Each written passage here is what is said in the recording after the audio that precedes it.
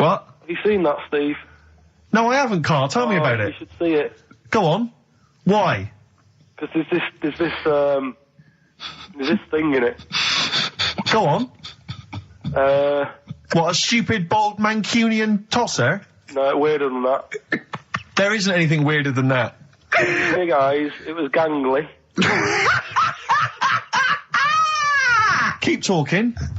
And, you've got to see it, because you wouldn't believe how the likeness and that. You've got to get the film out tonight. Right. It's not as weird, it had a normal voice, right? He's done you and he's not even here! I'll tell you what, mate, it ain't worth coming in next week. Oh, stay on the line, Carl. Play a record, Claire. Kings of Leon, Molly's Chambers. What do you think of that, Carl? Alright. There's a surprise. Oh, Another I tell you what, insightful remark. Steve is not a fan now. Not only does he know you've been slagging him off behind his back. No, I wasn't slagging Steve. If you get it out on DVD tonight, you'll know I'm not slagging you off. It could be your brother. I love the fact that it makes it worse, but he's thinking you're going to go, oh, he wasn't slagging me off. It does look like me. I do think I'm an alien. I love the fact that you hope Steve will go, he's got a point. It's a spitting image. Yeah. I am, seriously, Carl, I'm really angry. I'm so angry with you at the moment. You haven't seen it yet? No, I know, because I know what it's going to be, and I'm just... Why? I'm fuming. I'll tell you why I'm angry, because he doesn't do it in jest. No, but what do you think it's going to look like? What do you think this thing's going to look like? Going to look ludicrous. It's not going to look anything like me, but he's going to, like, pretend it does. Go on, what? Go on. No, it does look like you. Yeah, of course it does. And you looked like the, Human Z. Well, you know. I mean, to be honest, you did a bit, Carl. You walk like him, you're bold like him, you got a sort of gormless face like him. Any more? I don't smoke. That does. Anyway, I'm not arguing with you. I'm not well on that. Oh, you're not well. What exactly is wrong with you? You whinger. Well, it's just, do you know, like I always tell you about the restless leg syndrome I've got? It's like Yeah. that, but all over. So you're just shaking around the house? I'm just, yeah. What do you look like? Elvis? What are you doing? You're shaking around the house. I'll tell you, with your bald head, you probably look like an enormous vibrator. Oh, God. That's what you probably look like if you strip naked. Oh, you'll have the Scottish widow coming round. Oh, dear. That's, what's her name, by the way? I heard you talking about that. That's, Amanda Lamb. Amanda Lamb, who's in the Place in the Sun programme. Is she actually a widow? Is she a Scottish widow? Hoots, man, my husband's dead. Do you want any money and a bit of my clam? Brilliant. All right? That's the sort of quality you've missed out on today. Well, anyway, you're going to be back next week. We need you back next week. Yeah.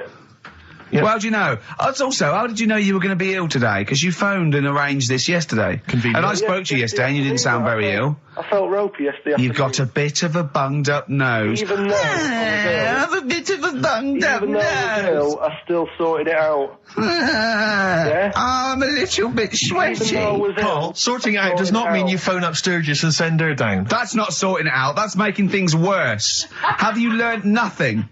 Thanks, Claire. If you're not part of the solution, you're part of the All right, problem. mate. Yeah. Oh, my leg's a little bit achy. Oh, wearing wet jeans. Oh, I put wet jeans on again. My lasagna it was frozen. Can you hear the venom and hatred in our voices today? We genuinely are upset and angry with you. Yeah. Can't believe it. I cannot believe that Right, well, the thing is, we'll be back to normal next week, right? We've got Billy Elliot doing the film next week. Right. Any prizes? Got some good stuff. Have you got any films with Burt Reynolds in to give away on VHS? And I'll see you then. Great, we're looking forward to it already. I'll see you later. See you later. Hot heat, bandages, XFM, we're off, innit? That's it, it's all over. Yeah. Back next week. Yeah. Thanks, Claire. Bye. Total Yeah. respect. Yeah, Yes. nice one. Keep it real. See ya. Carl, I need the phone number of your girlfriend. Let me explain why. I was lucky enough, once again, to be on your quiz team this week. Ricky... Still to beat me. He's still to beat me with his team, yeah. Second I came. We sort of, the gang here and some friends, we sometimes go down to a pub quiz in the local area, and I was very nicely, I was invited by Carl to be on his team. Twice now I've been on that team. Ricky's always on another team. And what can I say, Carl? do you mind me saying this now? Because I've analysed the team, and it's very much your team, and you've put the team together. You've recruited some excellent personnel. Your girlfriend's very, very good on the team, as is one of her work colleagues. And you normally bring in, someone like myself. I like to think I'm providing something with the entertainment section. I seem to remember last time I answered at least 6 or 7 questions that other people hadn't got. So I felt I provided something there. Karl, I rather like John Harvey Jones, who used to be called in to sort of troubleshoot companies. I see why you are not winning ever, and it's a rather pricey contest, isn't it? It costs a tenner to enter per person, and unless you get in the top 3, you're not going to get to see your money back. No. So I think you're going to maybe need to step down from the team, because Karl, I'm not sure. I am not sure. You consider yourself a kind of player manager, but frankly, I'm not sure you're providing enough. Right. See, this is funny, because as bad as I imagine you are, I don't think Steve would make it into my team, so he's getting a bit cocky here. I want to know what your opinion of him, because he's told me he's great on it. Well, you bang out of order, first of all. Okay. Do you have a good night when you're with us?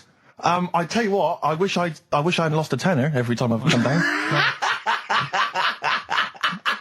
That would have improved it. You point out there about the football analogy. Mm-hmm. Alex Ferguson, when did he score a goal? Right. He doesn't. He tells the others how to do it. Right? That's my role. He doesn't take up one of the 11, though, does he? No, exactly. It's not like you can only field 10. Yeah. Because we only got 10 again. I want to be in the 11. Exactly. He's not running around in midfield, falling over. Yeah, shouting, "Oh, what have I told you?" Yeah. No. Right. I'll admit. And there's a limit of 5 players. We should explain that. That's the point. Yeah, there's only 5 players on the team. So. But it was pretty tricky on Tuesday, though, wasn't it? It was one of the tougher... Tell everyone the one question you got right. Something about... Well, tell us the answer. The 2 words you had to say to get the answer. Danny Minogue. Danny Minogue. That was what you provided, Danny Minogue. Is this valuable? Well, no, not really, because there was at least 2 of us who also knew the answer. Oh, well, we gave him. No, exactly. We gave it to Karl. We massaged his ego. I just feel Karl. Do you know what? I feel a bit bad now, because I just thought he had a crushed face. Then. Can I just tell you right now? He just can't believe this. Can I just tell you right now? I think the problem is this. I think there's that precious 5th position that is not being filled at the moment, I think, consistently enough by a decent player, right? You've got a solid team. I'm thinking if you want to remain on the team, you are going to have to pull your finger out and find a 5th member that is going to provide, and I'll tell you where the weaknesses are. I can tell you right now, mate. The weaknesses are natural history and science. Something which Ricky Gervais is scoring on week in, week out on his team. There is a few. Now, if he was available for a transfer, we could be fine. But we've got to find someone to fill in that space. Otherwise, I'm either going to quit, or you're going to have to step down. Because I don't think I can be on a team where there is these obvious deficiencies. There are visible deficiencies. And, you know, the £10. That's £10. I'm not made of money. That's once a month. I've seen him depressed for 2 hours when he lost £20 at a casino after 5 hours playing. Don't bring that back. Don't bring up that again. Yeah. That story. He doesn't like wasting money, Karl. You know that. What do you think? What's the solution? We've got to think proactively now. We've got to sort this out. See, there's always other things going on in my mind when I'm in that pub quiz. For me, it's just a little bit of fun. Sure. It's a night out. Do you know what I mean? Suzanne enjoys it. Yeah. Bit of a get-together. We have a chat beforehand. Yeah. We have a bit of fun. Yeah. But there was other things on my mind. Karl, I could do that here. I don't have to lose a tenner. Wait, what were you thinking during the quiz then, when the questions were coming out? What were you thinking of? Well, what it was, right, just before the quiz started, I had to go to the toilet, right? Because the rule is, right, people who don't go to it, once it starts, phones off, no more toilet. They take it dead serious, don't they, right? Yeah. So I went to the toilet. Now, I'm not being out of order here, it just got me thinking, right? I went to the toilet. The gay fella in there, right? There was a gay fella in there. Gay fella in the toilet. Now, how could you tell? How did you know? Just typical, everything about it, right? Everything about it, right, yeah. Oh. What, large handlebar moustache, leather cap. Butt plugs, amyl nitrate. Could I just say that these views do not reflect the views of the management of XFM or me and Steve. Or most of the people in this country. Go on, Karl. What's your problem? Yeah, but this is what I'm worried about, really. But this is why I only got Danny Minogue right. Right? Because this was floating around my mind. Went to the toilet. Big gal, now, go into the toilet. They have like men's cubicle and they have women's cubicle. Yeah. Now, without sounding out of order, is it wrong for me to think gay men should have their own little cubicle? Go in! They should have their own... Well, not cubicle, you mean an actual toilet, I suppose. When I was at the urinal... Yeah. normally, you know, there's a fella there and then you go, all right. And there's no pressure. But I couldn't go. I was thinking, should I wait? If I go into the toilet, it'll look obvious. Yeah. I had loads of pressure and But this was what were going you on. worried about? I'm so sorry. What were you concerned about? Viewers. I'm so Well, sorry. it's like, right, listen, when I was a kid, right, and it's all right for you to go into women's toilets when you're a kid, it's like, oh, it's a bit cute, right, as long as you're not, like, over 15 or something, right? Right. But when I was a kid, I went into a toilet, and women, when they use their little cubicles, they don't shut the door. Some of them just sit down on the toilet, right, and you see everything. And, no, seriously, that's probably one of the first times I saw, like, a woman. Yeah. That, right, and my Auntie Nora when she was staying over. What happened with your Auntie Nora? She was, she's into wearing caftans. Into wearing what? You know, caftans. Oh, yeah. What caftans? Big, bellowy sort of dresses. Right. And, yeah, I used to sit on the floor at home in front of the telly. Sure. She was on the chair behind. Yeah. She did a bit of a sort of a Sharon Stone scene. Oh, God. Yeah. Did you see it? There was no underwear. No. What age were you? What was it like? What age were It you? was like a ripped tennis ball. What? Right, we're off air. We're off air. Either that or put us in for the Stonys. Carl, why have you got a headache? You got a headache? Just a bit stressful because the moves on this week. Oh, you're leaving house? Oh, by the way, the XFM listeners came round to my house and bought the futon and table. Did they? Were they happy with it? Quite normal. They were well happy. Yeah. Couldn't believe the luck with it. What do you mean quite normal? What do you mean quite normal? Well, it's always a bit scared, isn't it, getting people round. I imagine they were scared. Well, And were they excited to see you? Could they? I mean, they were, you know, could you tell that they were pretty pleased to see you? no, I don't think so. I mean, you know, You're but- Karl Pilkington. yeah, but the fellas sort of, I mean, they brought the whole family round, which was a bit odd. Well, it's not often they get the chance to visit a living creek. Anyway, no, they were nice. They were And you're nice. moving now, yeah? He said he phoned me up today. You know, it was absolutely tipping it down. Right? He had to cycle in, right? Because he said, because of the move, he doesn't want to leave his bike round there. Right? And he said, and Suzanne, oh, I can't say this in case he's listening, can I? He won't know. He said Suzanne's hired the oldest removal man in London. You should hear him. And the thing is, right, we booked him because everyone else happened to be booked out, but this fella's free, right? So he called up this morning. I've never spoke to him, but he was on the phone. He sounded about 90. Yeah. Carl thinks that he's going to have to do all the work. And the thing is, right, Cheap. it seems He to be already cheap. wanted some Werther originals. Yeah. Right, yeah. listen, he seemed to be cheap because it's £50 an hour. But how long is it going to take him? Yeah. Oh, that's So, genius. When's the move on then? When's the? Oh, well, he's coming round. He came round today to bring some empty boxes, and he was struggling with them.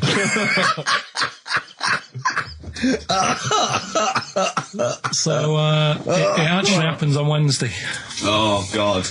Anyway, so Rick, I noticed that you were laughing and almost had a heart attack. Doesn't bode well for the boxing match, does I it? can't for the moment, haven't I? I've had my Lemsip. What are they again? is the tip included? Yeah, go on that one. Right, in Turkey, Nice. it's not actually. That's where I went, and there was them little fellas after Suzanne in the kitchen. What? What do you mean? We went to Turkey. You went to Turkey and there were some little fellas. Well, they had quite a few sort of midgets working in the kitchen. Why? Is it a theme? No, Was it a it's theme holiday? I don't know. Might get them cheaper or something. Was it? So they were get them working. cheaper? They were working in the kitchen, and one of them fancied Suzanne and kept sort of eyeing her up, and she was winding me up, saying, "Oh, Not iron up and down, just eyeing her up. fancy." Anyway, no. So What anyway, was she doing in the kitchen? no, it's like a pick what you want to eat type buffet, but you have people clearing the tables and that ready for you to come along, Are they low tables? and you know, he was just keeping an eye on her. What did he say though? Was How he? did he What make was he? this Was he? clear? It was Turkish, so I don't know what he was saying. But he was. Was he? He was. Little fella, yeah, Did he talk What do you to mean, a little fella? What do you mean, little fella? sort of dwarf-like. What do you mean, dwarf? Like he had magic powers, or he was 4 foot? No, What do you mean, A Carl? little bloke, just like a normal bloke, but small. If you stood him in the desert, you wouldn't know. But TV hot and messing thirsty. around Right, Carl. You should watch out for the monkeys. Yeah, underground. There's underground monkeys. Look, you can't just say there was a little midget fella who was eyeing up my girlfriend and then leave it. What do you mean? What was happening? This is a story to us. This is much more interesting to us than, and she was deaf, right, and she hit her head. That's much more I don't interesting. understand how it manifested itself. Did he come over and say something? No, do you know when it's like girls know, don't they? When someone fancies them. What do you mean there was lots of them as well? Do then? they? That's worth knowing. Listen, right, go on, right. So you went into this holiday, yeah? Yeah. And you went into the dining room or something? Yeah, downstairs. And you looked over You thought, this is all, there's no one serving. Yeah, and they go, Wait a minute. hold on, you looked down and there was a little waiter. There was loads of them running around busy. Why though? Why did they It get was summer. What do you mean? Because it was There was loads of them. summer. They had more of them They on. come out in summer. They come out in summer. What do you mean they had more? What do you mean? Because it's busy, isn't it? no, but they So- hibernate in the why winter. were they all midgets? I don't know, maybe it doesn't heat stunt your growth or something. No! Well, they just happened to, maybe it was a thing that they did for tourists or something, I don't know. I just got on with my meal, it was a holiday, do you know what I mean? God. Right, So it's a midget serving. I'm not going to ask any questions. Right, okay, yeah. So they're all little fellas running around, and this one always was like, you know, oh, do you want a new serviette? You know what I mean? Going out of his way to sort of... for turning on the charm. Yeah. Yeah, he was going out of his way, the others weren't. Right. I think what was happening is he'd been working with Santa all the winter. Yeah. This is sort of little summer break. This one He was hadn't seen your a girl. waiter, and so he was being polite to you. Maybe. But what did Suzanne say then? Well, she was using it to wind me up. What was she saying? Oh, Oh, just like, you know, look he may be small, but he's well, built like a... Yeah, he's all man. so Were you jealous of a midget then? You were jealous of him? it is a bit annoying, isn't it? Why? It wouldn't bother me as much now, because I've been with her for ages. Right. But at the time, that might have been one of our first holidays, and it's like, you don't know, want to be what's going thrown on? I away paid by for this holiday. And then you get off with a midget. Yeah. Oh. So anyway, But it doesn't matter because you got chatted up by a bearded lady. So. yeah. tell you what, no, that's got nothing to do with that. What were you going to say? No, What were you going to I say? was going to say the hotel was half board, and maybe. Oh, right. I thought you were going to say it's just one of her shortcomings. So listen, right? Play a record. Right. Badly drawn boy, born again. Right, just get this educating Ricky out of the way. So, Turkey, yeah. So what is this again? This is educating Ricky, is the tip included. Right. Apparently a fellow was on holiday in Turkey. It's just having a normal holiday, weather's good, you know, he's having a good time. Waiters are all normal height. Yeah. He's having his meal. He hears a load of screaming going on in the kitchen. Hold on. Has his girlfriend wandered in there? And they do, With a stepladder. the circumcised people in the kitchen, and apparently... What are you talking about? Whoa. Slow down. We were Sorry, sidetracked there for a minute. what are you talking about? I'm excited about two things at once here. One, they circumcised people in the kitchen. Two, I guessed it was someone losing the end of their knob. He did, yeah. I started thinking like Karl Pilkington. Extraordinary. That is amazing. Apparently it was going on. It wasn't just a one-off either. Well, when I say a one-off, I mean they did it more than once. Yeah. Right. And there was it was there for a week, and apparently the first night it was quiet, and then the rest of the week, every day it'd be like having his breakfast, or even his lunch, or even his tea. Yeah. Right? He'd be doing it all day. Oh. You'd be hearing Lunch and screams. breakfast, fair enough, really. Yeah, Circumcision at tea time. Don't do that. And apparently it's a tradition over there.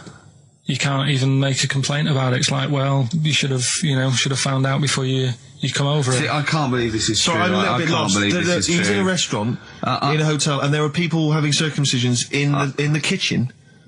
Is that right? I'm even worried that we're bordering on the racist here, suggesting that is position that Turkish people cut the end of their cocks off in the kitchen Yeah. at meal times. I think you're wrong, Carl. This just sounds ludicrous, Carl. No, I don't think it happens everywhere. Right. I think this Just in Oh, particular this is this restaurant. hotel. certain places, Certain hotels. certain hotels. What, is it like 2-star? Yeah. I don't- that- Why did he go to the Foreskin Inn? It was his own fault, wasn't it? so that Sorry, that's it, is it? Have they closed? Sorry, no, wait. That's the story. You educated me, right? Once a fella saw some Turkish people cutting the tip of their knob off in the kitchen. Thanks very much. Thanks very much, Carl. Got any more? Well, there's things you can learn from it. Either don't go to Turkey, No. don't have calamari when you're over there. here. Carl, you've done it again. Well. But we're talking about MTV, right? And I was feeling a bit nervous, wasn't I? About like, you know, the way I look. Right. And what have you. And then I watched a bit of Celebrity Big Brother and all the fuss that Mark Owen's getting. And he's not that good looking, is he? He's very. I want to be Mark Owen's mate. If anyone who knows Mark Owen or Mark Owen's listening, I want to be his mate. I think he's brilliant. I think he's a nice lad. But what I'm saying is, right, all the girls go mad over him. Yeah. And he's not that. That's what I'm saying. Right, we've got who's that on the line? It's Rob. Rob, are you a doctor? I'm a final year medical student. I'll be a doctor in 2 months, touch wood. That's close enough, isn't it? Yeah. Excellent. So, where do you study? Do you want to give more details, or do you want to remain anonymous as you're calling in to I study at Barts Hospital.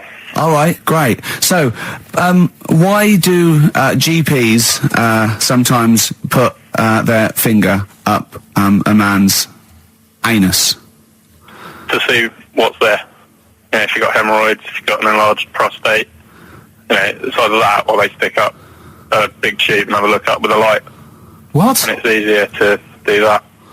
Now, are you dumbing this down for us, or are you going to fail your medical exams by saying stick up a big tube with a light? I'm dumbing it down. Okay, come on then. We're all intelligent people here, and Carl. So you tell us what's that called?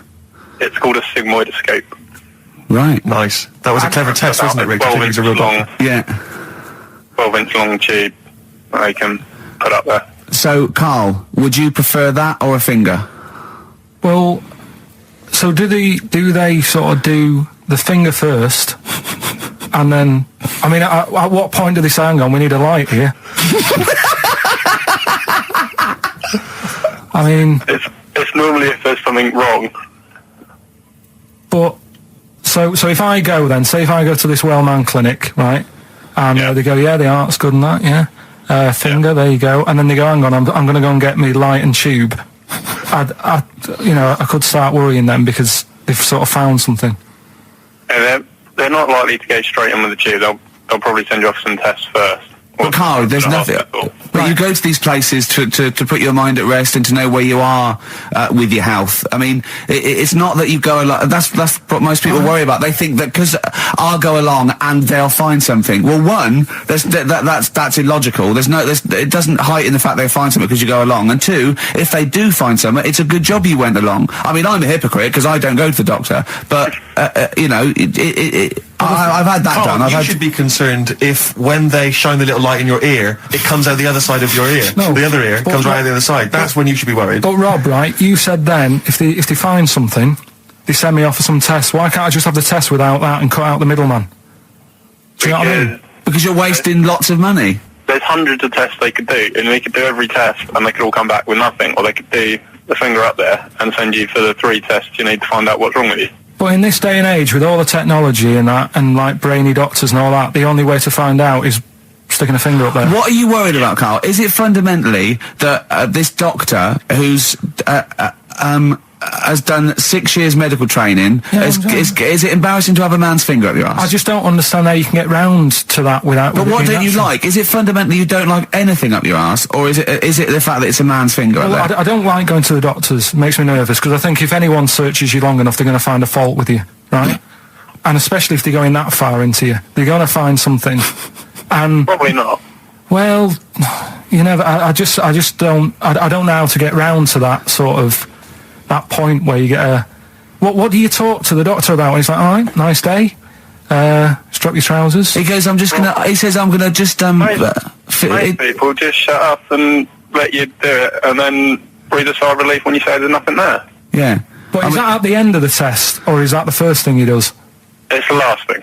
So that trousers up out the door. Because he knows it ends conversation. He knows it's a bit of a faux pas. The doctor says, I better not kick off with a finger up the arse. What I do is I'll start on with the, the head, and then we're down and go, one final thing, Mr. Pilkington. So Rob... He drops his keys and he goes, pick them up. And as you bend over...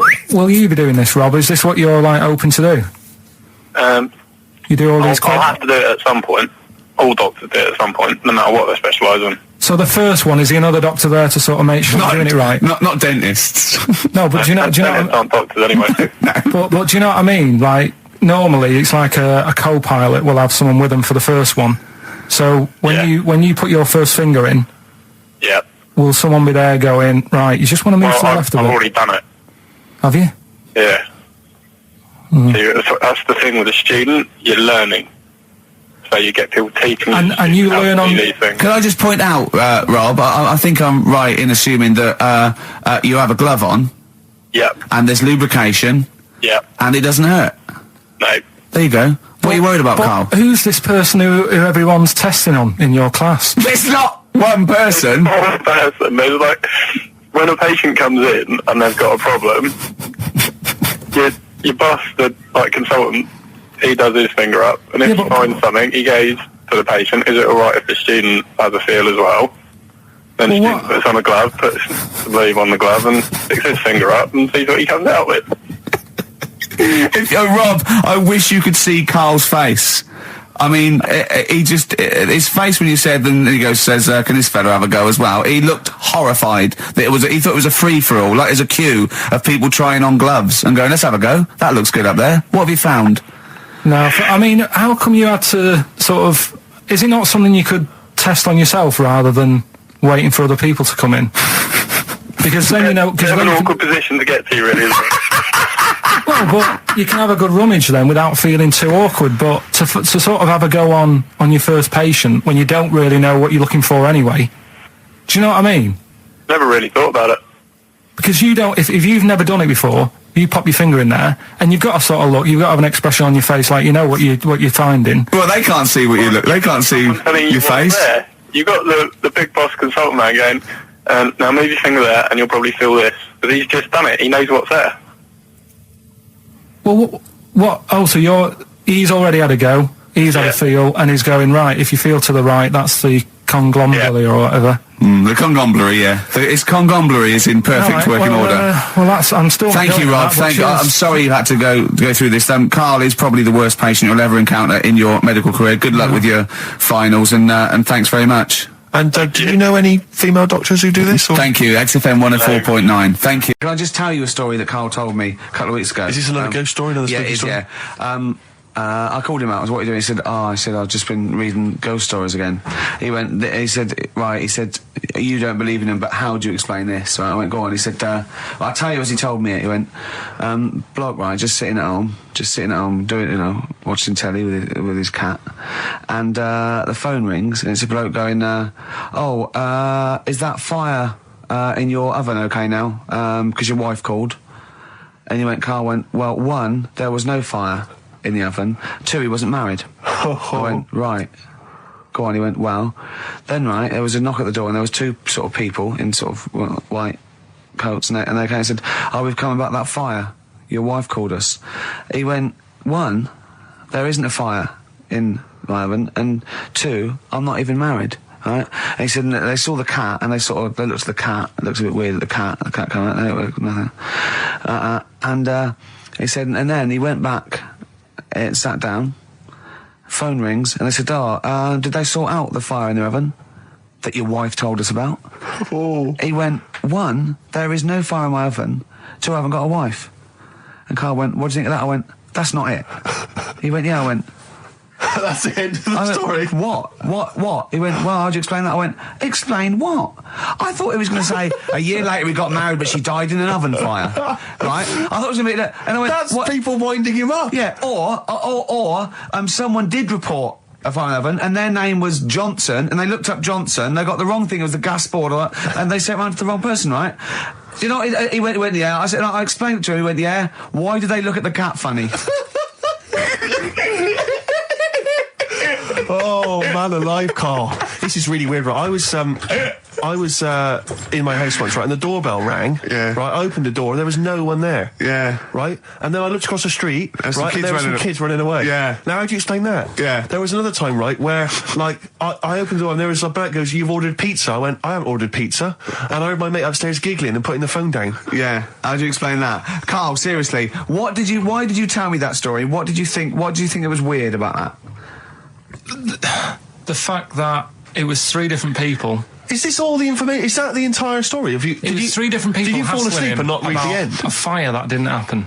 about a wife that didn't exist and a cat that didn't look happy.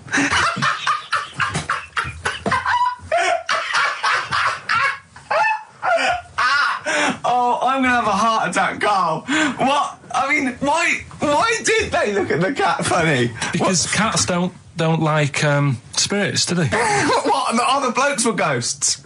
Yeah. Yeah, that's it. So these are kind of beetle about type ghosts. These are ghosts who walk the earth as the undead, just winding people up slightly. That's lovely. That is lovely. Seriously, and a cat that did not look happy. But seriously, why would ghosts wander around just like winding people up? Oh, Maybe something did happen there years ago. Some fire, some woman might have died in a house of a fire or something. Yeah. And it's sort of all happened again. Bit of a- Yeah, it's certainly a mystery. Well, if you don't it's a believe mystery. I mean, I can't. What's this book you were reading? So I did some research, right? Let's just recap again. There was a guy you read about who had his head chopped off. He was guillotined. Yeah. He had said to the people around him, Count I am going blinks. to blink once I've had my head cut off to So show the brain that life, can still... or the brain Yeah. can continue to work after Yeah. death. Okay, so yeah, we queried that. So you weren't having any of it? Well, no, possibly for a few seconds till the oxygen stops being fed to the cells because the blood has drained away. But, you know, nothing spectacular. So Right, go on. well, along the similar sort of lines, right? This is quite a few years ago. This fella sort of upset the royal family doing something, right? So they said this isn't good. Wasn't Ben Oughton at that Jubilee thing, was it? I can't remember what it was, and they said, right, That was terrible. we're gonna cut your head off. You know, you gotta show people like you can't be doing what you've been doing. What was this, the 1970s? When you say a couple of years ago, you mean maybe sort of... Was it the olden days when the Ages phones ago. weren't very good? Ages ago. Yeah. Ages ago, sure. So yeah, fair enough. Yeah. So Very philosophical. Yeah, imagine that when you watching this. Take your head off. This was literally ages ago. Yeah, exactly. Yeah, go Simon on. Sharma's History of Britain. Yeah. Oh, So- and even before that, which is yonks before, when it was all mental and different. Sorry, Carl, go on. So he's having his head cut off, and he's resigned to it. it's the day before. He's kind of got it into his head now that I'm not going to have my head much longer. Sure. So he said, let's make use of this. Yeah. He said, I wonder how long like the body can stay alive without my head on it, right? So they were like, oh, I don't know. So Who were? so The jailers? whoever he was asking. These jailers with one eye. Yeah. Get out, pal. So he said, No, wait a minute, I've got an interesting scientific experiment, jailer. Well, Yeah. fair enough. What is it? So he said, what I want to do, right? He said, you know, surely it's my last right. You know, I'm going to be dead tomorrow. Sure. So let's He do a didn't test. draw it out this long, did he? Yeah, he said, let's test this out. You know, he said, do us a favour. He said, you know, it's my last day. What I want you to do is, you're going to cut my head off. Let's put a white line on the floor Right. and see if, you know, because there's no point asking how far he can sort of walk without an head if there isn't a line, because you don't know what to count. Do you know what I mean? If he loses his head and he's running around all over the place, you can't really count That's that. not impressive enough, yeah. So they said, let's make a white line. Sure. Yeah. Who said this? He did or they did? I think they started to join in with him and saying, well, let's make this a... you know. Sure. You get it. Go on. So, They got Norris McWhirter down. The Guinness people. Oh, yeah. so they said, let's get this white line. Yeah. And Dedication's all you need. we'll do this tomorrow. And he said, all right, then I'll see you in the morning. So we go- I'll see you in the morning. Night, sleep tight. Bye. I love the fact that Carl knows exactly what was said. Oh, that's beautiful. Yeah, he doesn't know the story Yeah. or what order it is in Yeah, or when but it he knows was. exactly what or was who said. said what, but he knows the intricacies. All right then, see you in the morning. Bye, little kissy. Oh, I'm not like that. Oh, you joker. Don't let the bed bugs bite. Yeah, anyway. So he gets up. Do you want a paper tomorrow? No, I'm alright. Go on. He gets up and they say, right, you know, today's the day and that. And he said, well, you know, I've got used to the idea. So here's a white line for you. You see the idea. Go on. So they go, right, you ready then? And he said, I go on. And they cut his head off. And the body walked 32 steps without a head. Wow. 32 steps. Incredible. And that's the lesson, really. Did it get as far as it walked along the white line, did it? Yeah, he stayed along the white line, did 32 steps, and then started to stumble a bit, and it just fell over. yeah. But, It you know, will it was do. a test that your body can still keep alive for a little bit Yeah. when you've lost your head. Absolute twaddle. Absolute twaddle. What do you reckon you can do then without an head? How many steps? Nothing. There'd be muscular spasm, right? Yeah. It would twitch a bit. It would, yeah. You could not distinctly take 32 steps. The body well, don't... Yeah. Is the doctor still on the line? Yeah. The fella that bought 6 parrots. Yeah. And, you could have got 32 steps. Right, so you don't Beheaded believe man that. doing a bit of line dancing. Right, you don't believe that, but something that you do believe that a cockroach can live a week without an head. It can. Slightly different kettle of fish there. Why? Wow, insect to human is what I'm thinking. Yeah, that difference. There's not that much difference in of some course there insects. is. Do you know that a snake has a heart and lungs and kidneys and stuff? Go on. No, well, I'm just saying. So? You're making out as if like they're a totally different Species. I am making that up. I mean, call me old-fashioned. Do you know what you're talking about there? I don't want you embarrassing yourself, Rick. Yeah, I am suggesting they're totally different beings. Yeah, that is. Yeah. Now, Carl, the cockroach is a very different thing. The interesting there is that it lives without its head, because a lot of it's on. There's some of them are phototropic, chemotropic. Some of them just literally have irritation and muscle memory. I mean, they do have a central nervous system, but it's very different. So if you lose the head, it bypasses a lot of that anyway. All this is running around. The reason it dies is because it can't take on water. But it's very different to a man, right, having consciousness and then losing that, and the body's still going, no, I think I remember what I was going to do here. Yeah, so I'm going to carefully walk 32 steps along this white line. Imagine just looking down going, oh, missed a bit. Yeah. Maybe the head was in the corner going, left, left, left, oh, he's now, ooh. Well, let's just put it out. I mean, if anyone listening has maybe had a relative beheaded, maybe in a horrendous car accident, but they got up, maybe they went for a walk, they had a little chat before they passed on. Carl. Get in touch. Carl, you are my favourite being. You are my favourite species. Now, you, Carl, may not be particularly different genetically from a cockroach. You are. Why can cockroaches do that? Why whoever made them went? Let's play a record. Do you know what? When I told him this fact, I send him little facts on text messages just to inflame his, interest. I just sent him a cockroach can live 9 days without its head. He texted back, "What's the point of that?" Yeah. What's the point of They're that? not doing experiments. These cockroaches. He's a boring last week to have. And he went, and on top of all that, you're thirsty. So it's the worst week of your life, isn't it? That week without your head. Just get this educating Ricky out of the way. So, Turkey, yeah. So what is this again? This is educating Ricky is a tip included. Right. Apparently a fellow was on holiday in Turkey. He's just having a normal holiday. Weather's good. He's having a good time. Waiters are all normal height. Yeah. He's having his meal. He hears a load of screaming going on in the kitchen. Hold on. Has his girlfriend wandered in there? And they do, With a stepladder. they circumcise people in the kitchen, and apparently... What are you talking about? Whoa. Slow down. We were Sorry, sidetracked there for a minute. what are you talking about? I'm excited about two things at once here. One, they circumcised people in the kitchen. Two, I guessed it was someone losing the end of their knob. He did, yeah. I started thinking like Karl Pilkington. Extraordinary. That is amazing. Apparently it was going on. It wasn't just a one-off either. Well, when I say a one-off, I mean they did it more than once. Yeah. Right.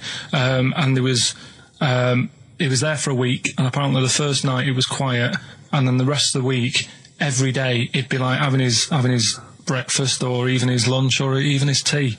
Yeah. Right? He'd be doing it all day. Oh. You'd be hearing Lunch and screams. breakfast, fair enough, really. Yeah, Circumcision at tea time. Don't do that. And apparently it's a tradition over there. You can't even make a complaint about it. It's like, well, you should have found out before you come over See, it. I can't believe this is Sorry, true. I'm a little I bit can't lost. believe this is He's true. in a restaurant, in a hotel, and there are people having circumcisions in the kitchen. Yeah. Is that right? I'm even worried that we're bordering on the racist here, suggesting that is tradition, that Turkish people cut the end of their cocks off in the kitchen. Yeah. At meal times. I think you're wrong, Carl. This just sounds ludicrous, Carl. No, I don't think it happens everywhere. Right. I think this Just in Oh, this at this hotel. certain places, Certain hotels. certain hotels. What, is it like 2-star? Yeah. Why did he go to the Foreskin Inn? It was his own fault, wasn't it? So that's Sorry, that's it, is it? Have they closed? Wait. That's the story. You educated me, right? Once a fella saw some Turkish people cutting the tip of their knob off in the kitchen. Thanks very much. Thanks very much, Carl. Got any more? Well, there's things you can learn from it. Either don't go to Turkey. No! Don't have calamari when you're over there. Yeah. Oh, Carl, you've done it again. Well, good story that happened. Basically, I don't know if I told you about it last week when we were having our spaghetti, but No, I think you did. Right, I know what it is. I know what this is. Yeah, I've not heard this. right, there's a little midget. Right, there's a circus, I'm loving it already. Circus going on somewhere. I think it was in America. And is that present day or old times? I'm talking like in the last 3 weeks. Okay. Right, little midget. Circus, really packed out show. People are loving it. Steve, you'll ask the same question I did. I know. So there's a little midget jumping up and down on a trampoline. That's what circus is. Right. I'd pay good money to see it. So everyone's clapping, and he's getting carried away. Because he can't believe they're loving it. I didn't know they'd like a little person on a trampoline, but they love me. But you know what it's like when, if there's a crowd of people sort of encouraging you to sort of go higher and stuff. Yeah. And I'm sure he knew it was getting out of hand. But he was jumping and he was coming down the road going, higher, and he's going really high in the air, right? So he's doing this, crowd are clapping. There's a hippo, right, just sat next to the trampoline getting ready to come on and do his act. Oh, right, I thought he was in the audience. That's it. Getting ready to do his act, Steve. Yeah. So he's a ventriloquist. What do you mean he's sitting by the trampoline waiting to do his act? Because why does he sit in the dressing room and they go, 5 minutes, Mr. Mus, 5 minutes, Mr. Mus. So anyway, right, so the hippo's there. He's getting annoyed, is he? Because the midget's He's going, how can I follow this? This is really annoying. They're going to be, no. So he's thinking, he's already done the trampoline, my pogo stick out, he's never going to work. Yeah, go on. So there's a hippo waiting. It's a great story, and I just know he embellishes it or he gets slightly wrong. Go on. So there's a midget jumping up and down. The hippo's getting annoyed. The crowd are going mad. The midget's loving it. Can't believe his luck. Although you think he probably knows he's dicing with danger. Yeah. So next thing you know, they're all saying higher, higher. He gives it one big, heavy sort of landing on the trampoline. Goes really high, but goes off at a funny angle. Oh, hypotenuse. Okay. Yeah. And sort of flies up. Hypotenuse! Sure. Flies off at a funny angle. Ooh, dear. Hippo's there, swallows him whole. Crowd are clapping, thinking that's why the hippo was waiting there. Rubbish. Rubbish.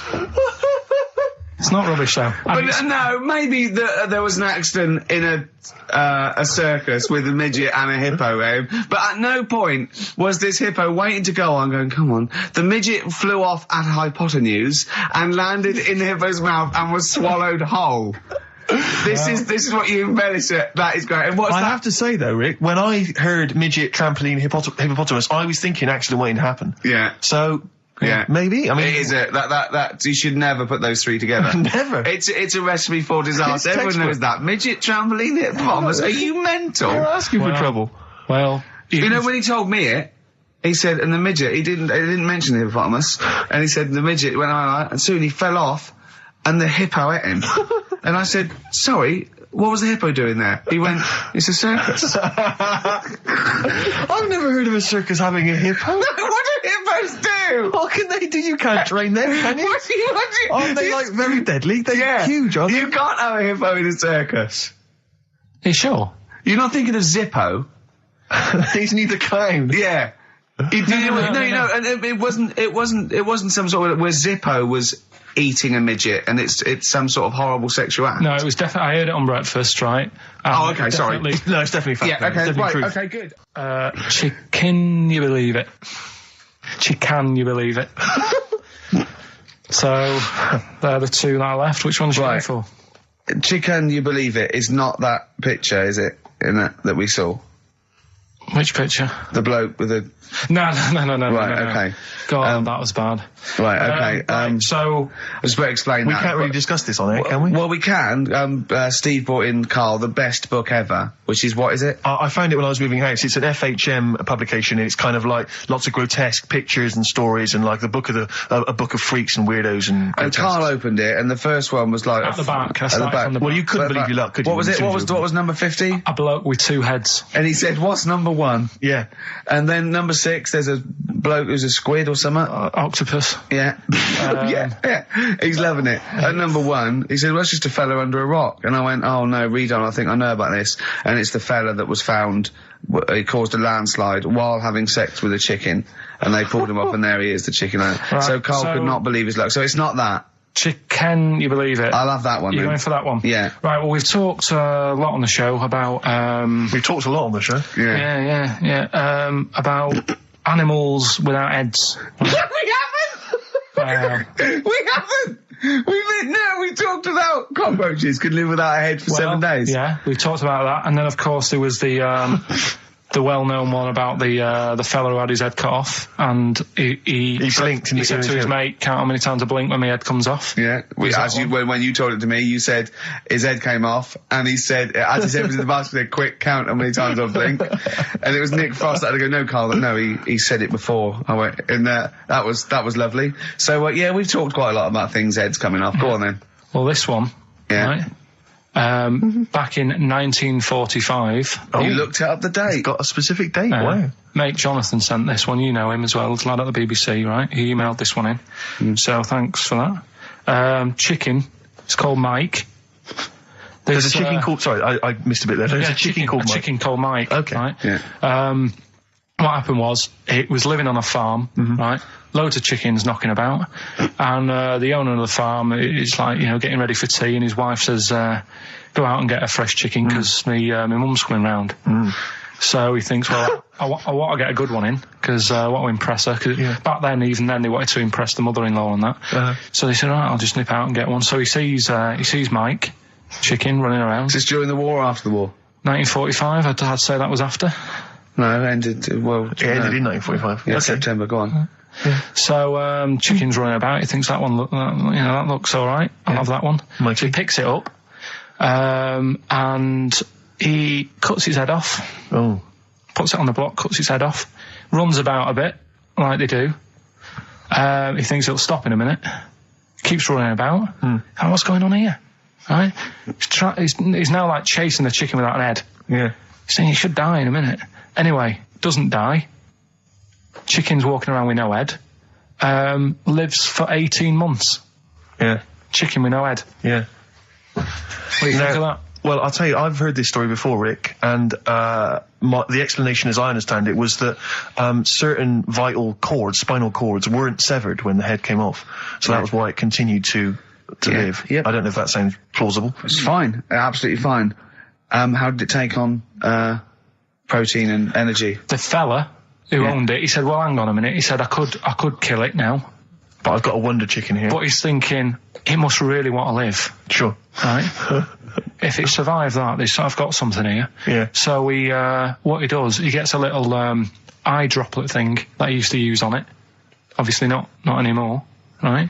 And he filled it with grain and water, and it had a big hole in its neck where its head used to be. And he incredibly. And he dropped. You know what? I mean, that is possible then. If it, without infection, without infection, if he was taking on things, it is possible, right? Why? Why what? Why did he do it? How cruel is that? I mean, it's not cruel, because the chicken obviously, He said if he thought it was a bit fed up, he would have killed it. He said, but it was running around quite happy. Well, it wasn't fed up at all, because it had no brain. Well. What do you mean, wow? I'm just saying what... It was nothing. It was just sinew and nerves and electrical impulses breaking down energies, right? That's all it was. It didn't have a brain. So it was... But I'm worried about the psychology of keeping a pet without a head. I'm worried more about what the farmer was thinking than the chicken. I tell you this, the question I'm asking is, was the mother-in-law impressed? I mean, that's why it's out. That's why it's out to shot Mike's head off. This is lovely, but it's just the head where you don't kill a chicken like that all at once. I thought we were having chicken for dinner. Come and look at this, running around the yard. Yeah.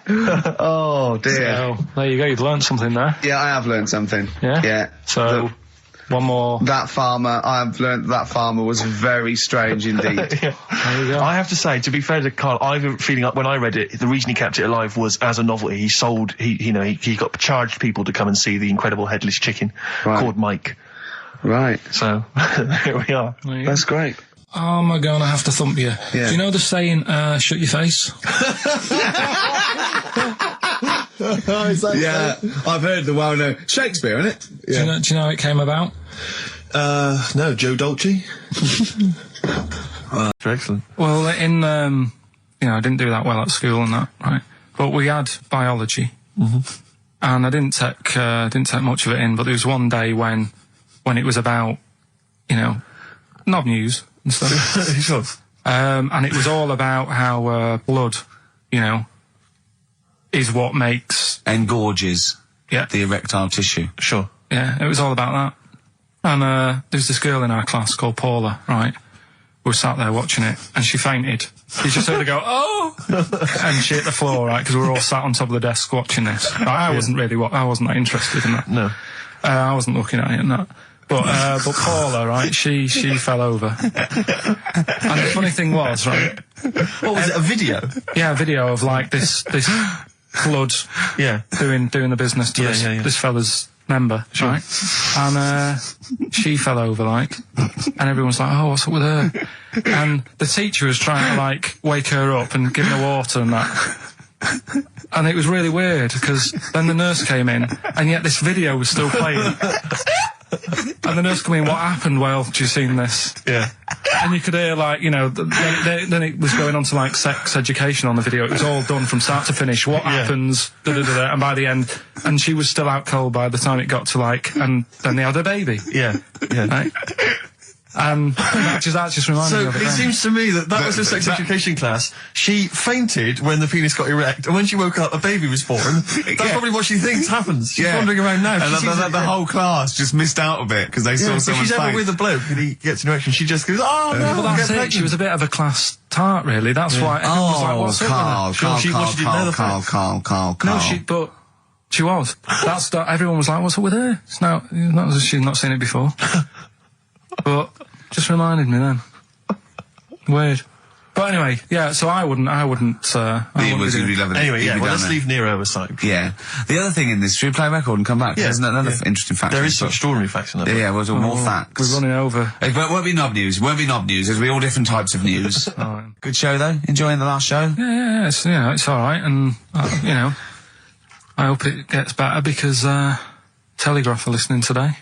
The Telegraph, the paper. Yeah. Are they? Why did you say that? Just, Jenny, the PR woman, said to me yesterday, she said, do some good topics and that, so you don't have to worry there. What they phoned up to say, hello, it's Telegraph here, we'll be listening tomorrow. I don't know what they're doing. Are they doing a review of it or something? I don't know. Why would they do that? There's no reason to. I'm a bit. Why didn't you mention this earlier?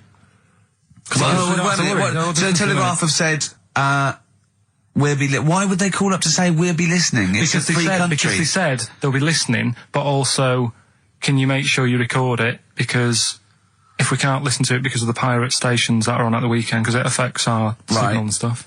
Whoever's listening must listen and know there's a problem with pirates, and they said, can you... Well, they're probably just doing a feature about radio shows or something then. They're going to tear us to shreds. Listen to... seriously, the drivel we've talked today. I mean, what are they going to make the broadsheet newspaper. I think I know what Monday's headline's going to be. I don't think it's going to be like, they're going to forget about the power cuts. It's not going to be about, the inquiry or terrorism or anything. It's going to be, no more to knob news. Yeah.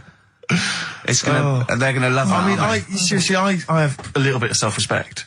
And if I'd known a quality newspaper was going to be listening, I wouldn't have turned up today. Because, I'm an award winner, and I'm a respected television writer. And I've, won awards, sort of classy. Don't worry, though. And what have we talked about? Knobs. We've had the worst quiz on radio. Yeah. We've had you trying to explain relativity. You didn't even understand what that word meant. Yeah. You just mentioned there about sort of no knickers and that. Is this going to be your Auntie Nora? No. Right. It's just, like the last flat that I lived in, I always had a good view across the road and I could see, it was the hairy... There was a hairy Chinese not a hairy Chinese kid. He was just a Chinese kid, actually. Yeah. Because that's rare, isn't it? Hairy Chinese kids are very rare, isn't it? Yeah. There's only one official sighting, isn't there? In one of those shit little magazines that you buy.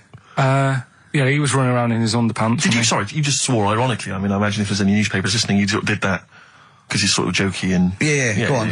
Let's not swear. And there was the old woman who didn't move. She was just sat there reading a book all the time. Who we think possibly died and no one came round for weeks, But now I've moved, right? And it was quiet for a bit. I always look at what view I'm getting, right? Looks across and it was just sort of empty, sort of flats ready for people to move in and that, right? Anyway, people are in there now, right? And they've put all the furniture in, but I haven't put any curtains up. Oh. Right. So anyway, I'm sort of washing up, just having a look out the window. Yeah. Right. Girl sort of wandering about, knickers on. Right. With no knickers on? You mean naked? No knickers. Well, she had a bra on. Right, okay. But, she's probably looking for a knicker. So, I thought, and I don't know how long I was looking. No. Right. But anyway, she looks across. Oh, God. I think she spotted me. Yeah. I think, oh, God. I felt really bad. Yeah.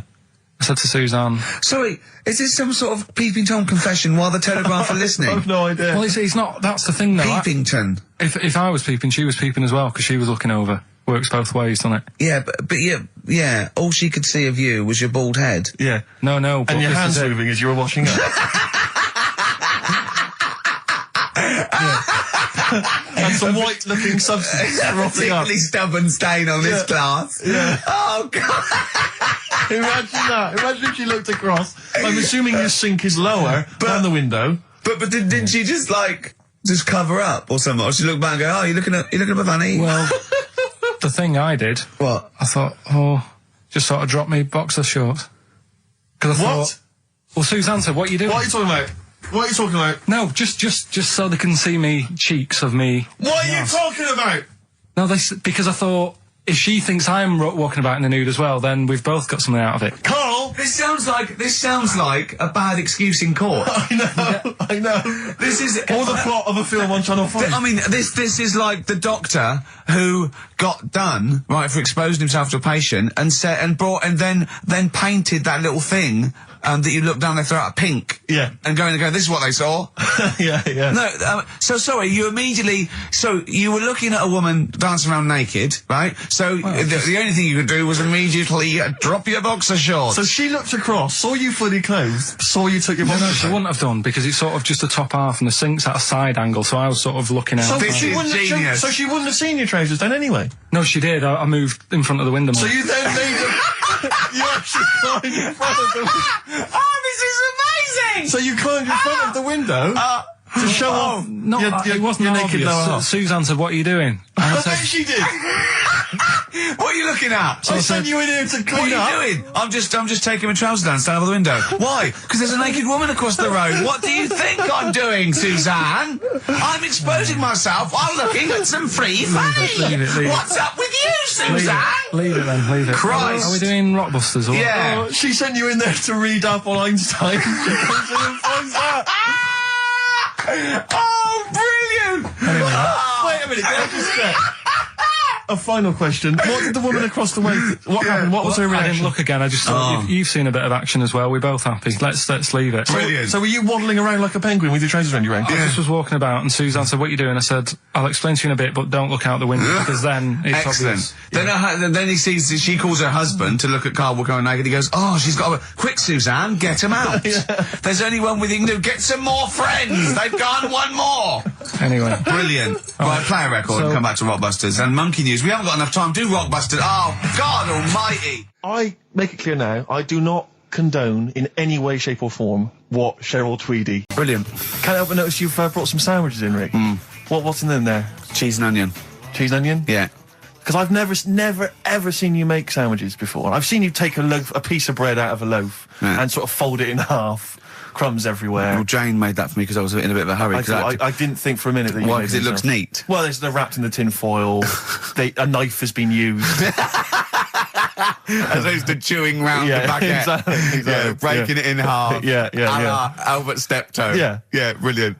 Yeah. Nice. It's great, but the onions are strong. Are they? Making my eyes water. Yeah. If I come and breathe on you, it'll cure any sort of skin disease you might have. Skin disease. We watched that, Karl, that Karl was raving about that thing about parasites, about worms coming out your brain and that. And I watched What is this? Is it a TV show? Yeah, called Body Snatchers. Right. And it was pretty fascinating. And, amazingly shot as well. I mean, it's got to win an award for photography. Yeah. And there was one bit that this little girl had been bitten by a mosquito and it laid her eggs, and it went to the doctor. She had a lump on her neck, like a boil. And they pulled it out, and it was like a bullet, this maggot. And they put it down, and it was wriggling in her blood, right?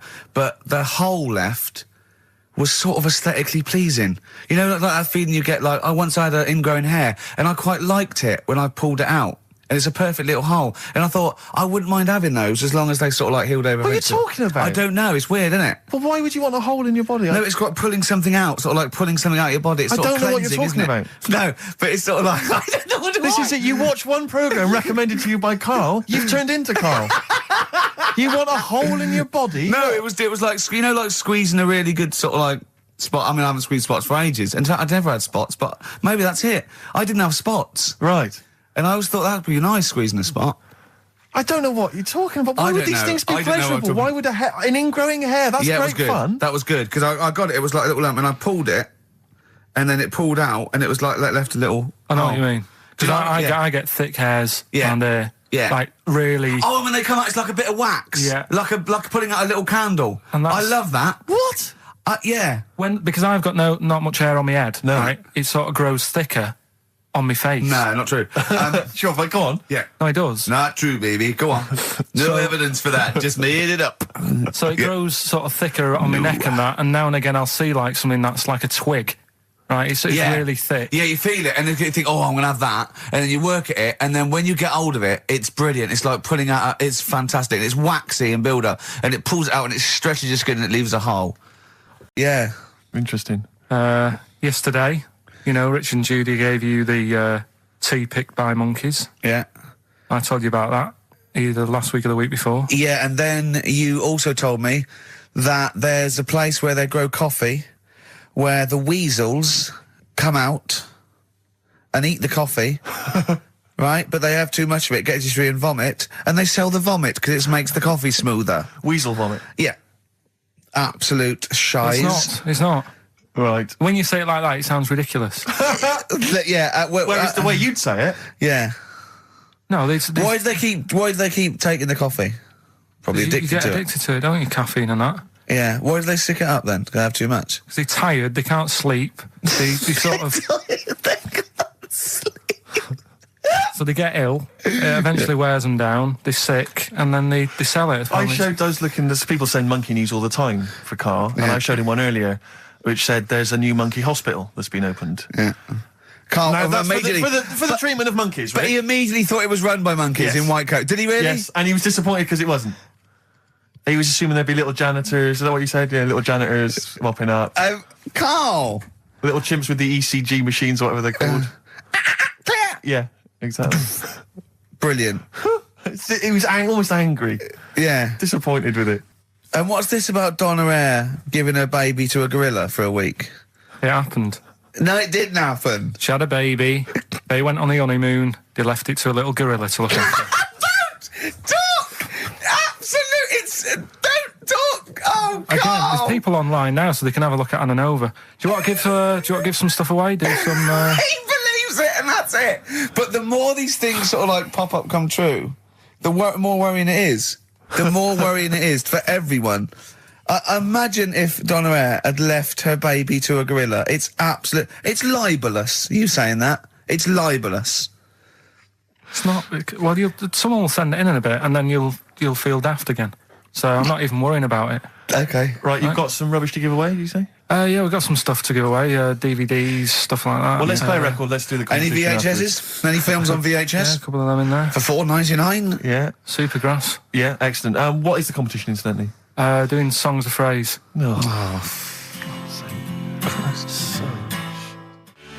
Supergrass late in the day on XFM 104.9. There's too much to get through here, Rick. Go on. There's too many things. We've got to systematically. Am I going to eat my list. words? Well, before that, you know, we get emails all the time. They're coming through all the way through the show, and I open them, and a lot of them, because everyone's contributing, it's brilliant, but we can't really absorb everything. There's too much coming through. So I tend to open them quickly. I have a look, see if there's anything we can sort of make sense of, and close them again. Sometimes Carl looks at the emails as I'm opening them. One opened just a minute ago. You saw his face? His face, yeah, what was it? His face was just stunned. He was just absolutely dumbfounded. It was like he'd just seen something extraordinary, right? And you closed it quickly. I did close it quickly. I'll tell you why, right? Always got to bear in mind how Carl's mind works. All he saw was the name of the band that this email was promoting. So all he saw, all Carl saw, and you can imagine how excited he was all he saw was Half Man, Half Biscuit.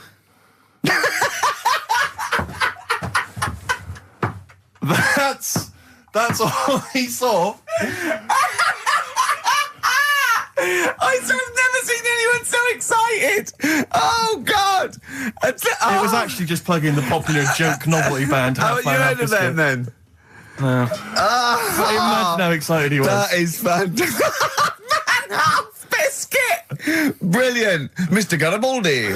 Oh, half man, half biscuit. That is genius. Oh, amazing. I just saw it, and when you closed it again. Yeah, but the thing is, if he hadn't have told you that, and he'd have erased it, next week you'd be saying about what they've done in scientists, they've cloned a man with a biscuit. He's got currants for eyes. Never go swimming. What? Never go swimming. Anyway, just to, I don't know what the world's coming to, but someone sent us a link to one of the web news pages. Go on. The headline, Donna Eyre to hand her baby over to a gorilla. Well, it's not. It's not going to be what he thinks. Listen, Donna Eyre and her zoo owner boyfriend, Damien Aspinall, intend to place their baby daughter in the care of a gorilla.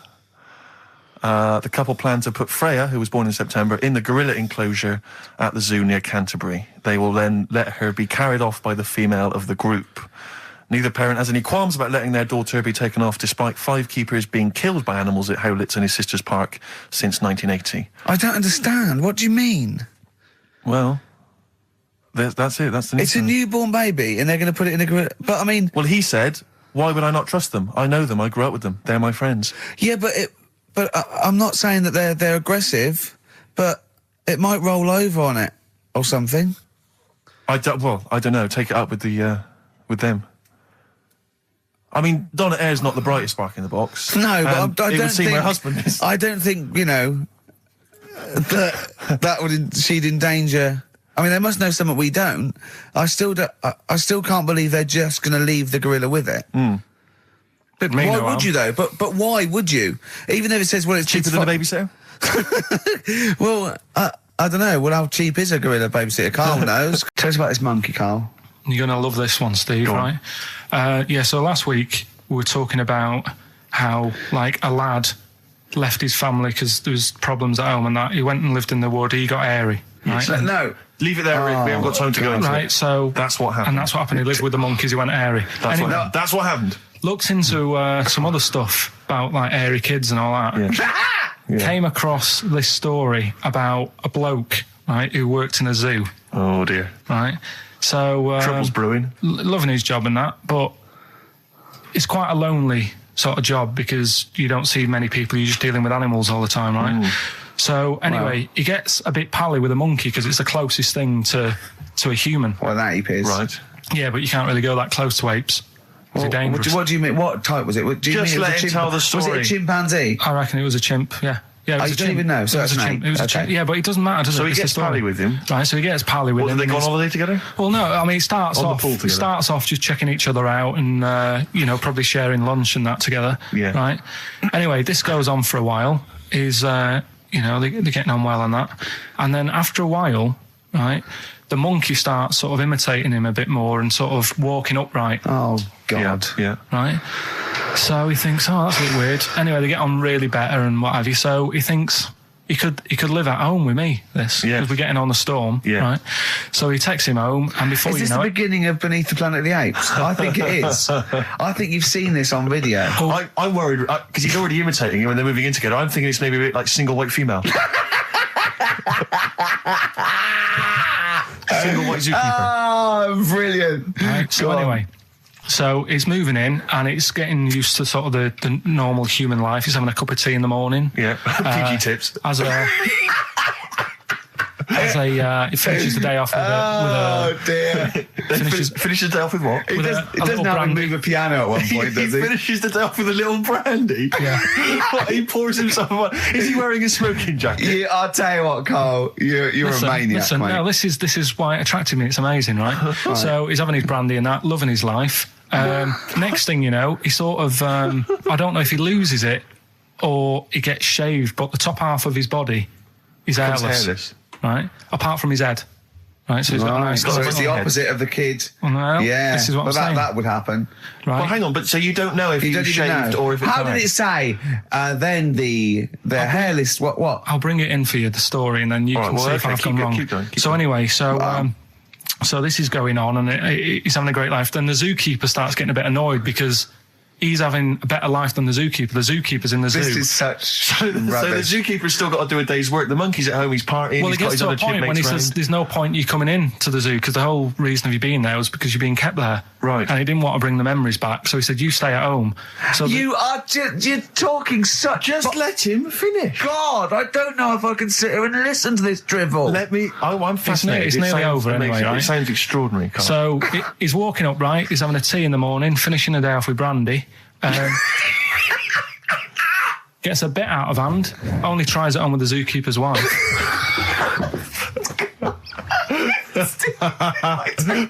Make him go away, Steve. How does he do that? Well, because he's around humans a lot, he becomes a bit of a charmer. And, But what is it that he could do to seduce her? Pick fleas out of her?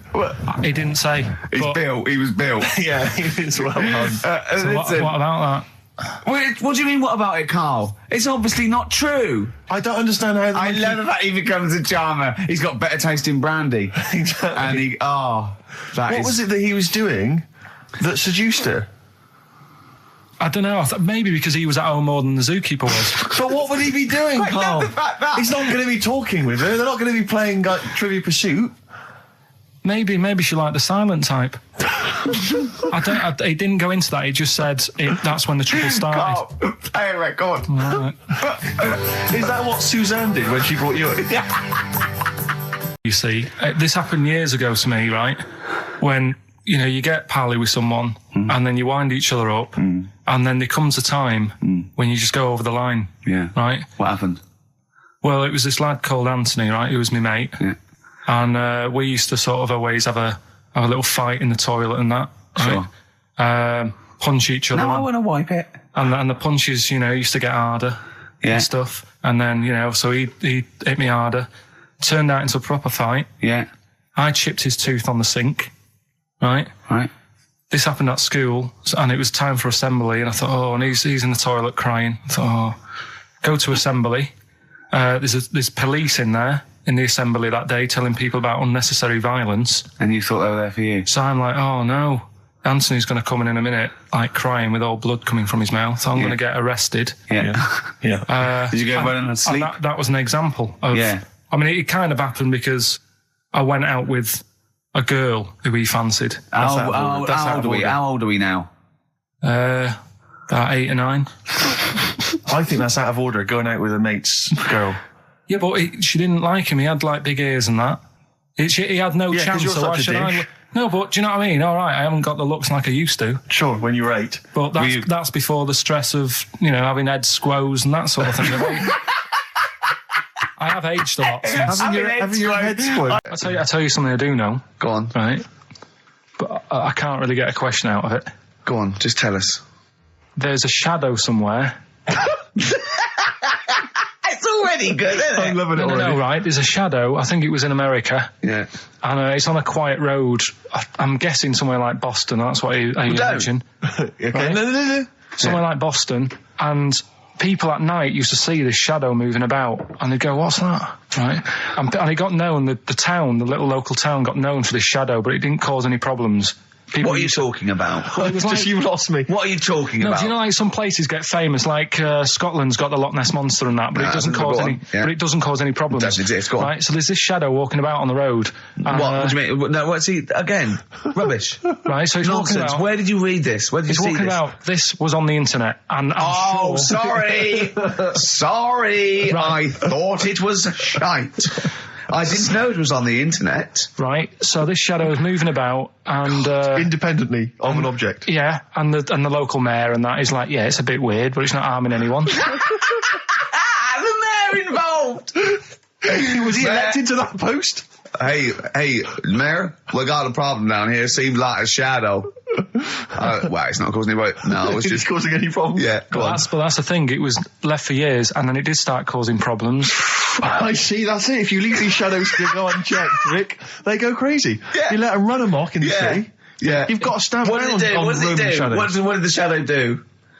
It was pushing people off the bikes. It was what? It was pushing people off the bikes. Oh, I'll find out more for that next week.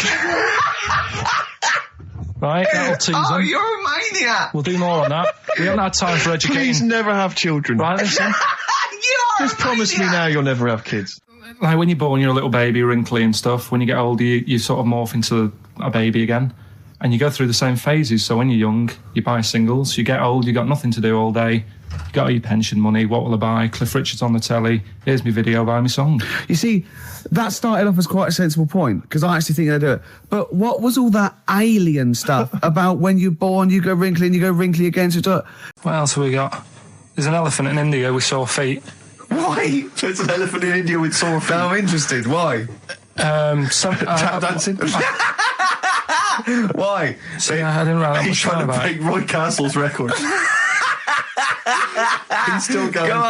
Go on. What is it? What is it? Think. It's an elephant, and it was really old. It was about 76. Right. And it had sore feet because it's old, and They don't make stair and the lifts that roads, big, do they? roads are bad and that. Yeah, go so they said, what are we going to do? And the town was like, oh, you know, we're used to seeing it around. It's part of the thing, you know, we don't want it to have sore feet. Yeah. So they got some slippers made for it. And it had like a picture of the elephant looking happy wearing some slippers. I love him. I love Carl. His world. Think of it. Where did you see this picture? That was on the internet. Right. That's a lesson, though, for any elephants listening. You know, don't wear stilettos to work every day, because it can do your feet in. So that But it's don't elephants have really bad memories? no, they're great really good memories. memories. Oh, do they? Yeah. Oh, well, that's good then. No, I just thought they'd forget where they put them. I thought there was something about elephants having bad memories and that. It goes on. Where's my slippers? Yeah. I'm sure I left them by the taxi. So sorry, there's an elephant walking around wearing slippers. Yeah, that's in What India. kind of slippers? Those sort of old man ones with the sort of checkered well, round design. ones, I imagine. Yeah. Big round ones. He's only got a beard. He hasn't. You sure it wasn't someone else who got in the car and he was still standing out there? Right. What? And it turned out Yeah. he got home and said to his wife or his girlfriend, it's a bit weird. So I just got out of the car to look at a bright light, and I got back in the car and I grew a beard. And she said, never mind your beard, where have you been for 3 days? And what had happened is... He passed out because he was pissed. No. The UFO had taken him for 3 days. Yeah. But he'd only thought that he'd only looked at it and it went away. Yeah. But what had happened is he took him and he grew a beard because he hasn't had a shave. Right, okay. I mean, was Will Smith or Tommy Lee Jones anything to do with this at all? Did you see this on a video maybe and thought it was an educational film? No, it's from a book that some kind person sent in to me. Here. Can I just ask again, just again, I'm just throwing this right back at you. Do you think there's any other possible answer here? Right? A man is absent for 3 days from home. He's grown a length beard. of time that it could take to grow a beard, lest we forget. What if he hadn't actually seen a bright light in the sky? What if he he'd was been lying? What if he drunk? was lying? He'd got knocked unconscious. He'd had a car crash. Just any number lying. of other No, things. just lying. Or he was just lying. Yeah, he'd been on a bender, getting pissed for 3 days and that with was his an mates. excuse to his wife. And they went, Dennis, what are you going to tell your wife? Well, wait a minute. Wait a minute. You're not going to believe I was out with you, lads. Just say you're only away for a minute. No, I wasn't away from it because of the beard. Oh yeah, look, it looks like you've been out for 3 days. Well, we have. That's Exactly. right. Okay, we've got to cover that then. Alien abduction. Great one. Okay, let's try that. Do you see? That's a little scenario there that could have been played out. So, when you say educating Ricky, what have I learnt from this? Never listen to you again. That's all I've learnt so far. Never listen to you. Yeah, we'll add a little bit more in here, right? To Well, spice this no, up. what do you mean add a little bit more? We'll add a bit more to this what I'm educating you about. Go on. Right?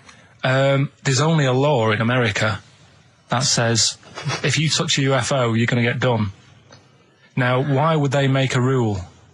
I don't know that. Do you know, like, all their rules have a code? Carl, I genuinely do not know what you're talking about. Right. Do you know, like, how here they might have... Do you know I what? have no idea. Right. Okay. Do you know, like, over here... I'm listening to Capital and these headphones. I got Foxy on from yesterday. Right, let's bin that. No way, it's great. I want to hear about Airy Chinese Kid. Let's play a tune. And Okay, then come play a back tune. with Come back with Chinese Chinese Kid. Kid, definitely. Some doors. Yeah, I Yeah. just thought I'd go back, Oh. take it back to the 60s. This is a tune that a friend of mine sent If me. you touch a UFO, you get done. Soul Kitchen from the Doors. Shambles today, this. Right, okay, educating Ricky. What have we got? Airy Chinese Kid, go on. Right, yeah. This is the... I didn't want to do this. What do you really. want to do it? Well, I wanted to give you three, and I gave you one. It was like the alien man gets a beard or whatever. Yeah, And- which was total rubbish, so this one should be better, maybe. Hairy Chinese kid. Right, well, we've talked about hairy people in the past. True enough. Haven't we? Yeah. You know, the little kids who grew up in woods and hung around with wolves and that. Yeah, again, you're confusing it. Yeah, they're not, there were some people that were born very hirsute. They were not the people who were brought up with wolves. Yeah. You just put that together in your Homer Simpson type mind. Right, well, this is like a sort of close to that sort of story. But the weird thing is, right, Chinese people aren't that hairy as a nation.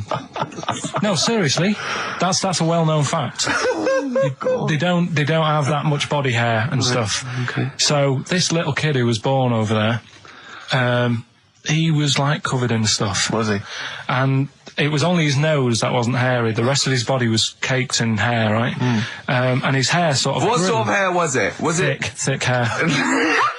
No, what I mean is, was it sort of like a pony's mane, so he just looked like an Ewok? You know what I mean? Just like hanging down sort of straight, dark hair. In the picture, it looked like it grows was it from his downy? eyebrow. It grows from his eyebrows quite thick, and then it just goes all the way over You his don't head. think it was just really long eyebrows that he'd done a comb over? No, it was all over his body. It had a picture of like his back and that. Yeah. And Had he styled it? Had he styled it at all? Did he have it in a quiff or? no, it was just hanging everywhere. all over him. Yeah. And they were like, you know, this is a bit weird happening in China, where we're not normally that hairy. That was the scientist speaking there. Yeah. And the local press and that were getting him down, calling him monkey boy and all this. Oh, And thinking Chinese press. but the doctor, Yeah. Oh. They're cruel, aren't they? The It's like those game shows. That's Japanese, isn't it? Yeah. That's what, yeah. and the doctor said, Was Carl talking through all that time while we were just like talking to each other then? Because I turned round and I still saw he was talking. Go So on. anyway, the local press came in to see the hairy boy, the monkey yeah, boy. and they were like being tight, and taking the mickey out of him. And the doctor said, Showing him nuts. he's only hairy. Said he's a healthy young kid. The only faults he's got is he's got a little bit of eczema and a boil. And he said everybody should just treat him the same. And I think he grew up a healthy kid. Yeah, so that's the. That's the end of the story. That's not a story. Why? But I've got nothing. I don't know what to say to that. So someone in China was born slightly hairier than the rest, and he was normal apart from eczema and a boil. That to me isn't a story. But if it is, I've got a million. I mean, it's sort of like bloke from Manchester went a bit bolder than the rest, got a job on radio. He was normal. I mean, that's not a story, is it? Because my auntie Nora, she same thing. Pumped her with loads of drugs. She used to have a cabinet next to the bed is like boots. She's got loads of stuff, right, for all sorts of stuff. And I mean, she's not that old, but she's on loads of stuff, right? She's and a bit coked up, is she? she called up my mum once. And, Yeah, you told us this. Go on, tell it again. And she said, "Oh, how are you doing?" And that. She's all right. Bit worried though. My mum said, "Why? What's up?" She said, "I've been breaking wind." So she goes, "Well, you know." She says, no, but this one is going on and on and on. And she was like, she was like, what do you say? What's like passing wind, farting for 5 minutes. one thing, not like, trumping and then nothing. Yeah. Continuous drone of a fart. Yeah. I don't think she had. How big was she? She must be the size of a barn. No, she's not that big. She's good for her age. No, but I mean, quite slim. No, but fine for 5 minutes. Where's all the gas? Was she circular breathing? Was she sucking it in with her mouth? It was just, I don't know that much about it. But she called up my mum. About 2.5 minutes in. Could you hear it in the background? 2.5 minutes in! 2.5 minutes in, she called my mum up, and it went on for a further 2.5 minutes. Oh. And she just stayed on the phone, did she? Where was going? Well, can you hear that? Well, did she hold the phone next to her arse? Listen to that. She was off the ground. Trying to work a tune down. she was actually hovering. She was 4 foot off the ground when they found her, the ambulance men. The cat's dead. Don't light a match! Don't light that cigarette! Yeah, it's like that advert. The kids come home from school, switch on the light. Yeah.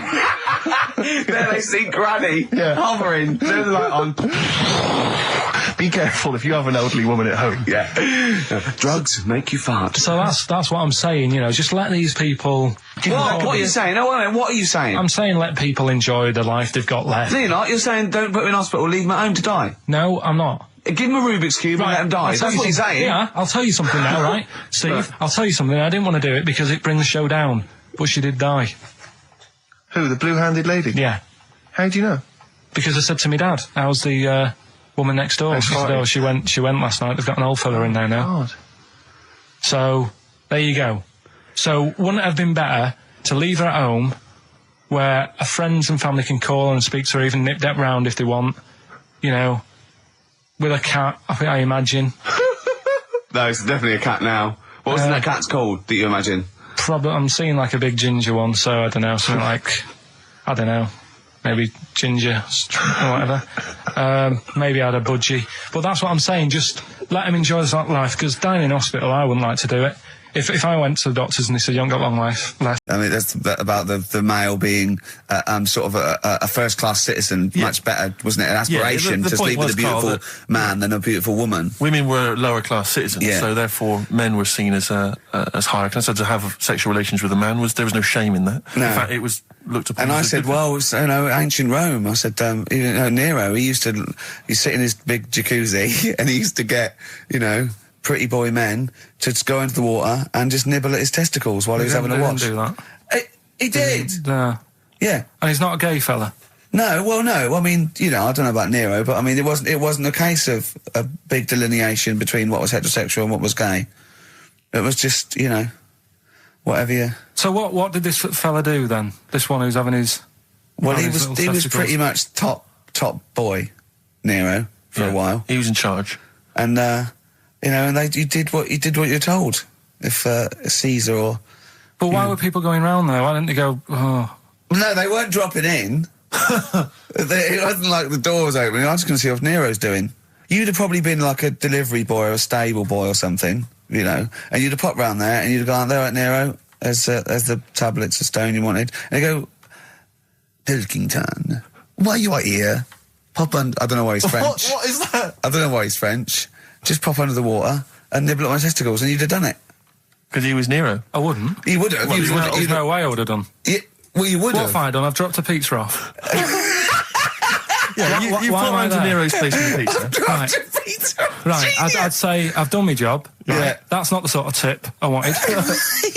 No, he'd have said, get the little baldy chap to nibble at my testicles, and you'd have been under the water. I wouldn't have done it. No, Well, you would have put me head under water. Right. I wouldn't have done it. Can I just say this, Steve? Not only would you be nibbling at his testicles, you'd have been going mad. You'd have been noshing him just for extra. You'd have been doing everything he wanted. You'd have been going, he'd have gone, I didn't ask you to do that. You'd have been going mental. They'd have been chewing, slurping, smacking, poking. You'd have chopped, you'd have gnawed his packet off. You think you're eating Walker's crisps. There'd be bubbles, there'd be flood. Oh, it'd be horrible.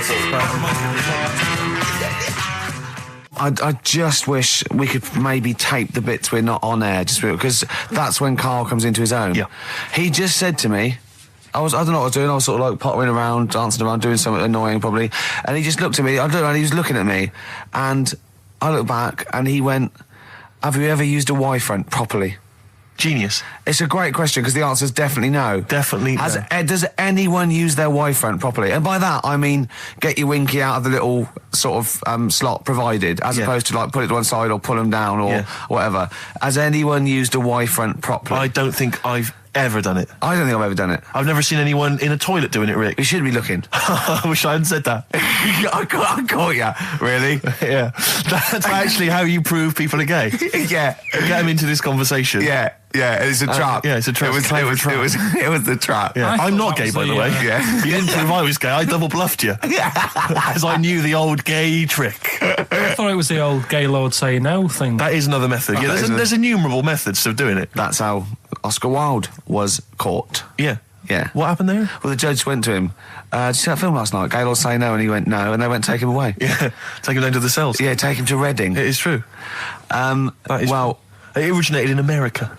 Yeah. So many of these things do. It's a brilliant point, Carl. I'd like to hear from anyone listening who's, and I mean, well, they'll just lie, wouldn't they, I suppose? Yeah. I don't even use sort of flies. No? Usually. I sort of pull my Y-front, my sort of tracksuit. So that's why I wear sort of like elasticated waistbands all the time. Exactly. Just sort Speed. of like... Yeah. You got to get in there with the minimum of effort. Yeah, and out. Sure. Often I won't shake. No, oh no. To my detriment, because it often leaks out a little bit later, doesn't it? Ever been out on a date with a girl where it's just trickled down your leg and you wish it hadn't, and you're thinking, what if she gets my trousers off later? She might smell or see it. What? What? I don't know. I don't know what I said there. Right. Yeah, but it's all the time. It's not just, I mean, you haven't done that with me, taking your clothes off and that yet. But, like, last night we were sat in the pub and I was saying, right, you know, let's not even worry about new features then. Let's get the current ones, you know, going. Like what? Good. Like, the one that was trying to work out, the cheeky freak of the week. Think of that! Yeah, but Think of that, though, as a normal conversation. Yeah, I'd looked online, right? I didn't find that much. I found, actually, I'll tell you what I found later. Brilliant. We're looking for them, right? And then at one point, I think you said to me, go and, you know, what about the Guinness Book of Records? Yeah, you know, they'll have, like, the best freak in the world or whatever. The first time, and we went bowling at this place. Where was it? I mean, Finsbury Park. And I'd never been before. And he goes, you got to wear special shoes. I went, all right. He went, so. He goes, have you got size 14? And she went, yeah, I've got one pair. And she put them on the table, and they look like crusty. Honestly, honestly, it looked like... It was. I just started laughing because they're so long and thin anyway, and they're multicoloured, aren't they? They're two colours, and it looked like Krusty the Clown's feet. And then this teacher just went, all right, 14. That is big, isn't it? It is a huge size shoe. You're right. Yeah, and it was just the one cleaner in them. Just the one, sadly. She did have loads of kids eventually and brought them up in there. I wanted to buy a laptop computer, and everyone said, go up Tottenham Court Road, and I was reading like magazines and stuff, they were saying haggle, make sure you haggle, make sure you're planning to haggle, get the best deal you can. And I found a shop which was selling the computer I wanted, and I went in there, and I had this whole plan in my mind of what was going to happen. He was going to say, like, it's worth this. I'm going to go, well, look, I can get it cheaper here. I want to buy it from you. I'm going to haggle, and off I went. So I went in the shop, and I said, yeah, looking for this, interested in this Toshiba. How much is it? He went, oh, it's 1,500 quid. I went, sure. Okay. I said, I'll give you 1,300. He went, it's 1,500. And I said, sure, but I'm willing to give you 1,300. He went, 1,500. And I was done already because he hadn't even begun to haggle. And I was assuming he'd at least go 1,400 and we could start, but nothing. So now I was screwed. My whole plan went out the window. Yeah. What did you do? Just leave? No, I said to him, the thing is I can get this computer cheaper down the road, but, you know, I like what you're providing there. I like your service. I've had good stuff about you. And it was amazing. I said, I've heard good stuff about you. And he went, I said, seriously, I can walk down the street, I can buy it there for cheap for like 1,400. And he went, well, see you later then. And I was like, right. So I walked out the place. I said, well, I'm going to have to leave then. And I walked out the place, and of course I wanted to get it from there because it was still the cheapest, so I had to walk back in again. I went, yeah. I've just had some second thoughts. Listen, I'll tell you what, I'll pay the 1,500. Can I get a free carry case? He went, the carry case is free anyway. I said, I'll take it. Carrot cakes is free. I got anyway. nothing. No, but how much would you charge for that if it was on sale? Carrot cakes a tenner. Well, let's just say it is a tenner. Give it to me for free. And he went, no, it's a tenner. And you went, well, you said it was free a minute. Yeah. Oh, it's just pathetic. That is lovely. It's having to walk out making a big statement and then come back in again. Oh. So it was last week when there was a little bit of confusion over the one for Holly Valance. Right? Of course.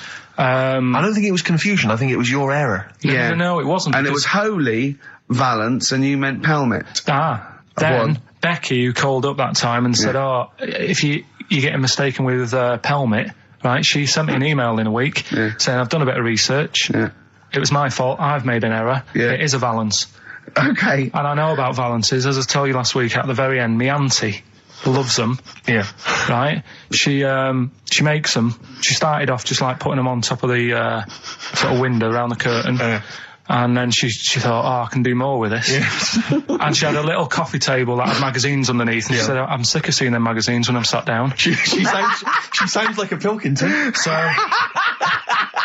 I'm sick of seeing them magazines when I sit down. So she put a Valance around the table. She just got Valances around everything now. Right? Then, next step, she tapes everything. She never actually watches telly. She tapes it all because she gets sick of listening to the adverts and that.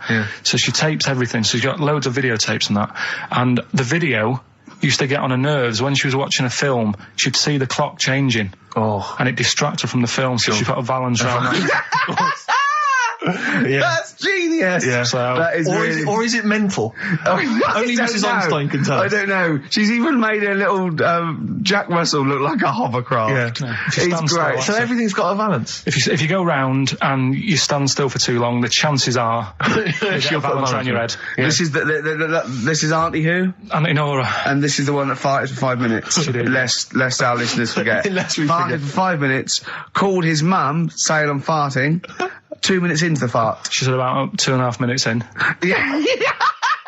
She said I'm about 2.5 minutes into the my fart. mum said, how long's it been going on for? She said, well, it was about 2.5 minutes before I called you.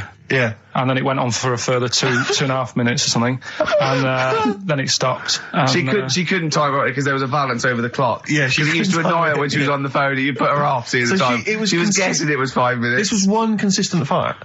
Yeah. I mean, it wasn't making a noise. It was just... Oh, it wasn't making a noise? Just gas. Right. Endless gas. So, there you That's go. fantastic. Well, we started off with a new one. A little bit of Foo Fighters. Spotted the Christmas theme. Yeah. Carl's not really in festive mood, but... I can't imagine Christmas is your time of year, is it, Carl? Well, I'm not sure any time of the year is, really. I liked it when I was about... I think when I was about 7, I enjoyed it. Was that the one? Was that the year, the big year for You you? get loads of stuff, you don't have to worry about anyone else, but once you've, got a job... What did you get when were you doing your paper round? How old were you then? I was about 13, 14. Well, that was then you were a man, weren't you? I had to buy stuff. Oh. But you're still not You're having quite a good selfish, time. man, aren't you? I didn't realise this. No, it's just that And Christmas... that's coming from him, Carl. My dad always said... All right, steady on. Dad said Christmas morning was for like that got a load of attention in the press, but the Trisha programme got nothing. Okay. Which, I know, was that? Steve called me up in the week, right? 10 o'clock in the morning, I was at work, and he goes, What do you think so at 10 o'clock? Preparing this show. Most people go to work about 8, 9. Are you watching Trisha and that? I said, no, what is it? He goes, oh, you'll be loving it, right? Freaks. Was it, Help Me, My Mum's a Freak? Siamese twins. Right, so I couldn't watch it, but he said, oh, it might be on again, because they repeat stuff on ITV2. Right. So I had my dinner late, right, instead of having it at 1 o'clock like I normally do, I had it at 2:30, sat in the office, put the telly on, ITV2, these Siamese twins. Did it blow your mind? It was amazing. You know, we talk about a lot of things on the show quite a lot. The Airy Kids crop up a lot. I was waiting. It's been 10 minutes and you haven't mentioned the Airy Kid. Right, and last week we were talking about Siamese twins, weren't we? So it was weird that this programme was on, but it was amazing. I mean, what I think you can't refer to them as Siamese twins. I think they're known as conjoined twins. Why? I think Siamese is maybe considered derogatory or as an old antiquated phrase. Yeah, I think it's because the first famous ones were actually from Siam. Right. And that doesn't exist anymore. No, it's conjoined, Carl. Yeah. Get the phrase right. But you'd think that if that's happened to you, that wouldn't be that sort of offensive. The names that you must get called. Right. You think that's the least of your Siamese worries? twins, I'd say, well, that's, Now, were you stunned by where they were connected? Just live with it, we'd say. Because they were connected, of course, at the forehead. Oh. sort of, which was quite extraordinary. Well, there was one set of Siamese twins. One had a job and the other one didn't. That's ludicrous. Yeah, the other one was unemployed. The other one had a job. She had to go to work. She had to get up at 6 o'clock on her day I'm off. supporting you, literally. Yeah. Then they get done off the social for sort of... Yeah, because everyone was signing on. That wasn't a question that Trisha asked. Annoyingly, because I know that much of the audience was thinking that. There's a few things that didn't crop up. What questions would you have asked of them? Because what things did you feel weren't mentioned? I'd love to just watch Carl watching amazing things. Exactly. Do you know what I mean? It's like early learning thing. Mouth slightly open. Yeah, mouth open at dribble, looking round to see if anyone else has seen it. You know, I hate that. Like when a cat sees a bird land on the balcony. Exactly. It can't believe it's luck. I'd probably say, how do you buy her like a birthday present? A surprise gift, yeah. Because everything's ruined. Sure. Right? I'd probably ask... Yeah. Well, did you not think it was interesting that one of them had a boyfriend? Well, that was a bit weird, wasn't it? Uh-huh. But what was the other thing I was thinking when I was watching it? I was thinking if one got into crime and was sent to prison, right, what would happen? How would you handle that? It's brilliant. It is brilliant. If a chimp could talk. And what was the other one? The other thing was, what did he talk about? Because it's not as if you can say, oh, guess what I did today? Do you know what I mean? Yeah.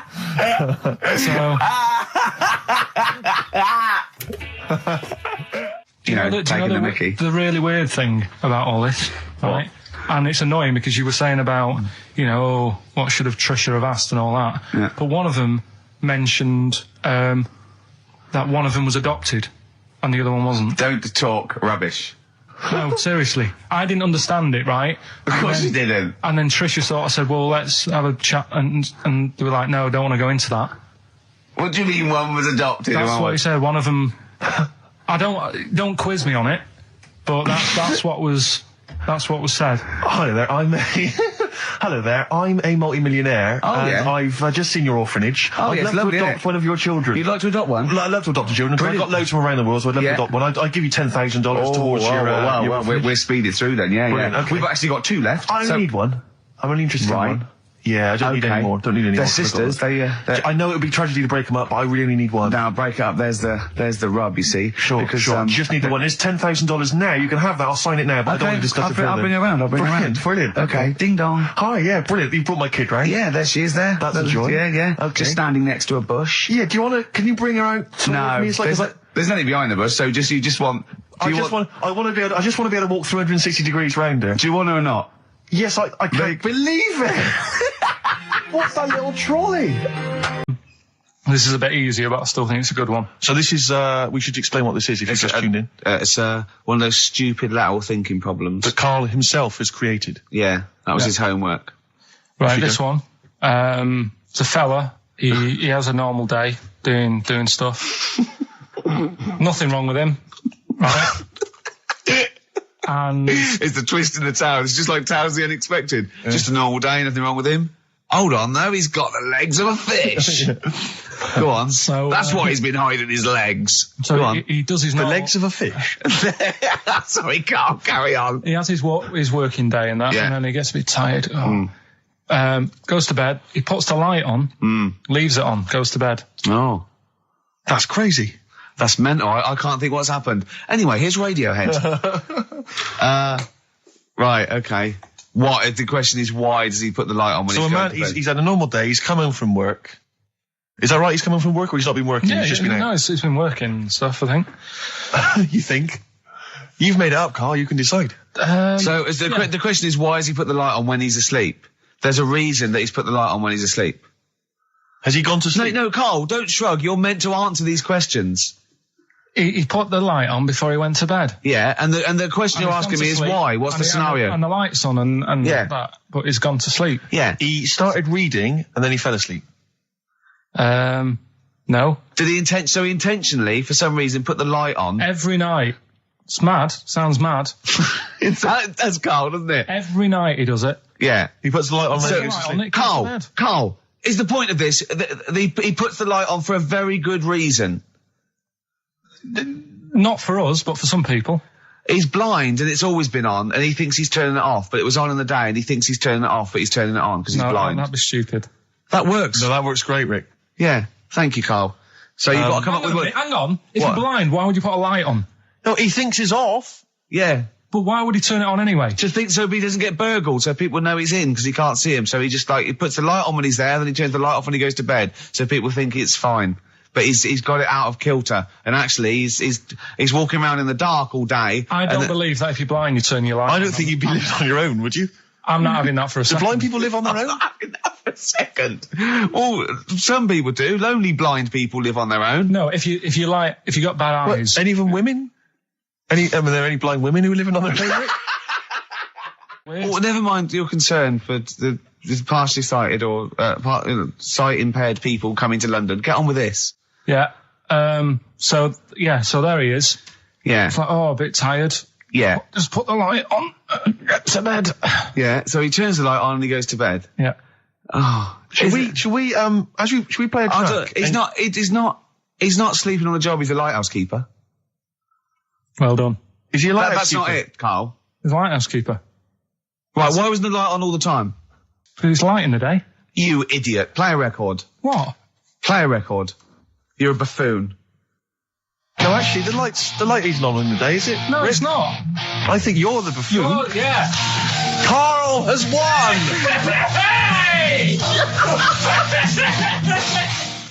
So this week's then, and don't say it if you know it, because the idea is that people can go on, right? There's this bloke, and he buys a new house, right?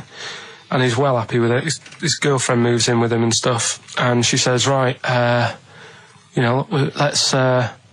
let's clean it up a bit. Yeah. And, straight away it'll be worth more money. Good idea. So he says, right, you do the kitchen and I'll do upstairs and that. She's stripping the kitchen down and he goes upstairs and he's in the bedroom and notices little hole to the attic. Oh, right, brilliant. Right. So he goes, I wonder how much room's up there. I've never weighed it up. So he goes up there and it's all dusty and a mess. And he goes, this could make a good bedroom, this. Yeah. So he starts cleaning it all out, puts all the rubbish, bins the rubbish straight away, and there's little boxes with bits in that don't belong to him. I wonder what's in here, right? So he opens one of the boxes, it's like a little lamp.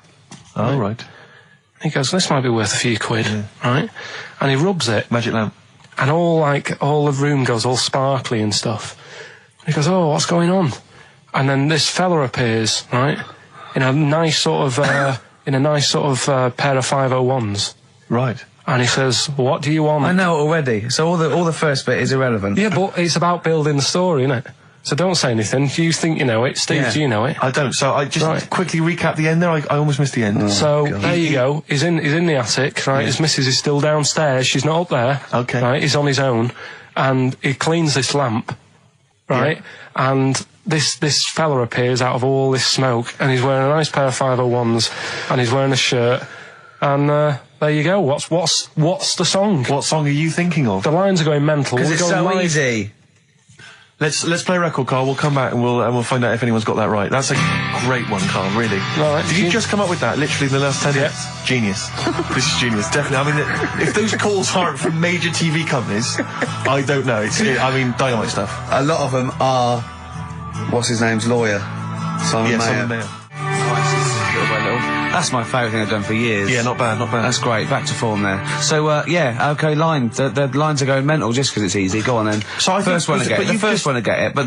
Well, it's not that though, Rick. I mean, Carl has just decided to revise the actual rules of the competition. Yeah. So that, we've decided, is very easy. So that's now a qualifier. And so then they have to answer one live. Exactly. So whoever gets that one right can play for big money. Is it a quick one as well? Because some people will lose the will to live. Yeah. Just cut to the chase.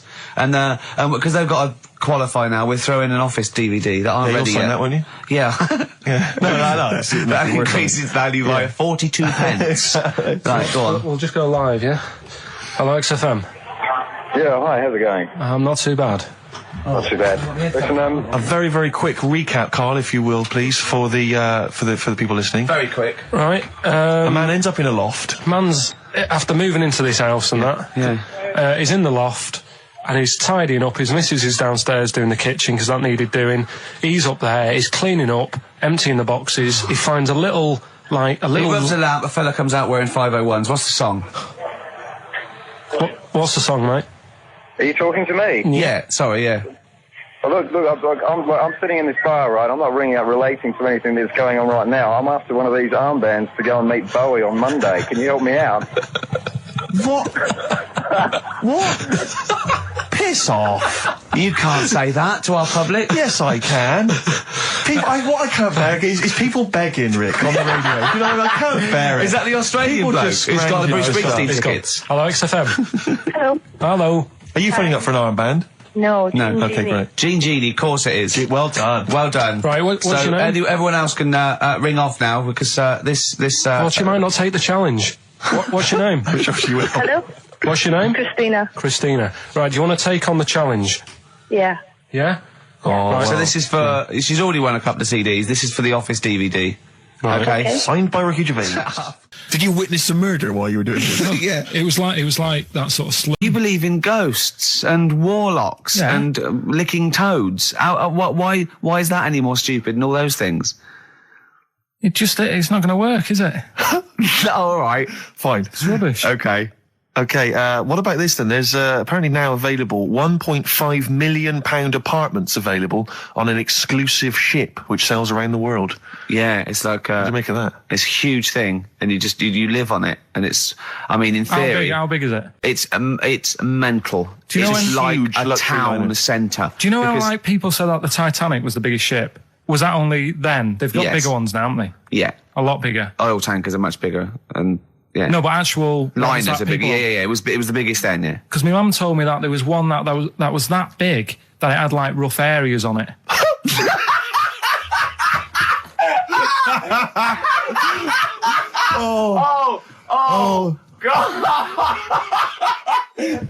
Don't go starboard. Oh God! No, but do you know what I mean? Great. It was like we're thinking of moving. We're seeing Yeah. the captain. We're thinking of moving to a nicer area. Oh, yeah. I've heard they're very rough in aft. Oh God! Oh, that's They steal your fantastic. tyres. A ship's so big there was rough areas. Oh, how big is this one that you're talking about? Well, I don't know. It doesn't give me the specifications here, but they're huge. They're huge. In theory, I mean, it's that thing with it's obviously marketing, but they're going to solve the overpopulation crisis, where soon we'll all just be floating around the sea. Yeah, But yeah, I can see that. Shining on XFM 104.9. We're doing White Van Karl. Got another one there? well, it's just your thoughts really on the Queen Mum's very British send-off that she was given this week. Yeah. What do you make of all those people queuing up to see her? Did you think that was incredible? Right. Well, what we said last week, there was I don't quite understand why there was so many people there who were like getting really upset. Do you know what I mean? Really upset, crying and stuff. And you can lose someone who's like related to you, and you don't cry like that. You sort of sit there and you think back to what you did with them and stuff, and then that's it. But the queue thing, wasn't it like miles long and stuff? Yeah. It was, yeah. Right. I was sat watching this with Sue. 12 hours queuing. Yeah. It never got to And 12 hours. It did, but It that was did. the estimated time. No, but how long is a queue when they're just like, walking along? Think how far you can sort of like, stagger in 12 hours. Incredible. It's been ridiculous. God. Yeah. But again, if they want to do that, it's their time and that, isn't it? And Yeah. it was at the weekend, so they could have. It's not as if they got out of work to do it. No. You know what I mean, they used their own time, so good on them. But I thought, right, what they could have done. Remember when I studied Che Guevara? Yeah. Right. And don't be offended by this. It was just an idea because they did it with Che Guevara. Remember when they cut him up? Yes, remember? they cut him up, yeah. What was the reason for cutting him up? Well, they cut up Che in order to try and... you told us that they were going to send bits of his body to Fidel Castro and various other people, wasn't that right? As a warning, wasn't it, though, to all the people, like, one to... Yeah, my understanding was that they cut him up in order to so they could bury him in different places, so that there'd be no shrine. There'd be not one place that you could go to in order Right. to Well, a sort little of make bit him into like a martyr. that. A little bit like that. I've like I can 6 vaguely queues. see where this is going. 6 queues, and it's like number 1, you can go and pay respect to her head or whatever. Oh, God. No, but I just was thinking the way of speeding it up. I'm not having a go. I'm not, because they haven't done it, so it doesn't matter. But God. they did it with Che Guevara. Yeah. Everybody would have felt like they've got close to her. and it would have speeded it up. No, I mean, I can understand. Can I just say that genuinely, Carl is not being disrespectful here. This is his best idea to cut down the queues. So don't phone in. He's not suggesting we should have done this. He genuinely is. But I mean, he's not doing it to be nasty or wacky or you know. He thinks this is a good idea. So can I just throw a thought at Che Guevara, who was like a powerful man. He did a lot for the world and what have you. Yeah. And are you aware that I feel slightly responsible for this because have you heard of the quote, a little knowledge is a dangerous thing? Yeah. Okay. Steve, next one? No, just a very quick question. I can understand those that have queued for 12 hours to see the head. I'd be a little bit annoyed if I got there to find a toe. I'll tell you what, though. I'll tell you what they could do without chopping her up. They could put about 9 queues. Each could see each hip she had. That's true enough. Because she'd had about 9 of them. Yeah. So it'd just be, if you want to see the whole body, it's a 12-hour queue. If you just want to see a couple of the hips. Here's another suggestion for you, I've just thought, right? What? Instead of everyone queuing to see her, why not put her on a trolley and wheel her past everyone else? Running. So you could have some students on Rag Week. They could combine it, like when they're always pushing a bed. You know, they could just run it along the queue. No, that'd be fantastic. That'd be disrespectful. Right, as opposed to the chopping up. So sure. No, Right. but just an idea. Just I apologise now. If anyone's offended. Anyone offended, I'm sorry. But Yeah. No, okay, we just do White Van Carl then. This is your opinions. You can't be wrong on this, can you? There's no right or wrong answer here. Okay. Right. But so this is where we ask Carl his views on the big news stories of the week. Basically, we've stolen an idea from the Sun newspaper, and So this isn't cruel, this programme, is it? I don't think so. picking on me. It's not, is it?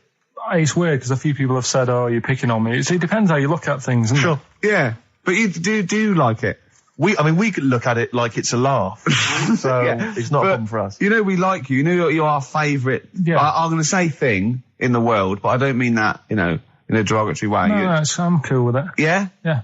Right. Okay. So your views, please, on the fact that attitudes are changing to the possible marriage of Charles and Camilla. Oh, what do you think of that? The roars at the moment, because the recent tragedies are apparently high in the polls, and people are coming around to the idea of Charles and Camilla getting hitched. What's your thought?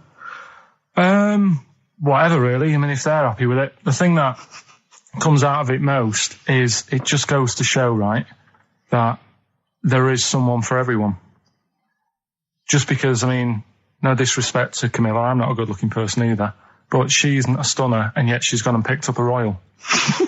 Right? Yeah. So I think it's good for things like that to happen, because it cheers you up.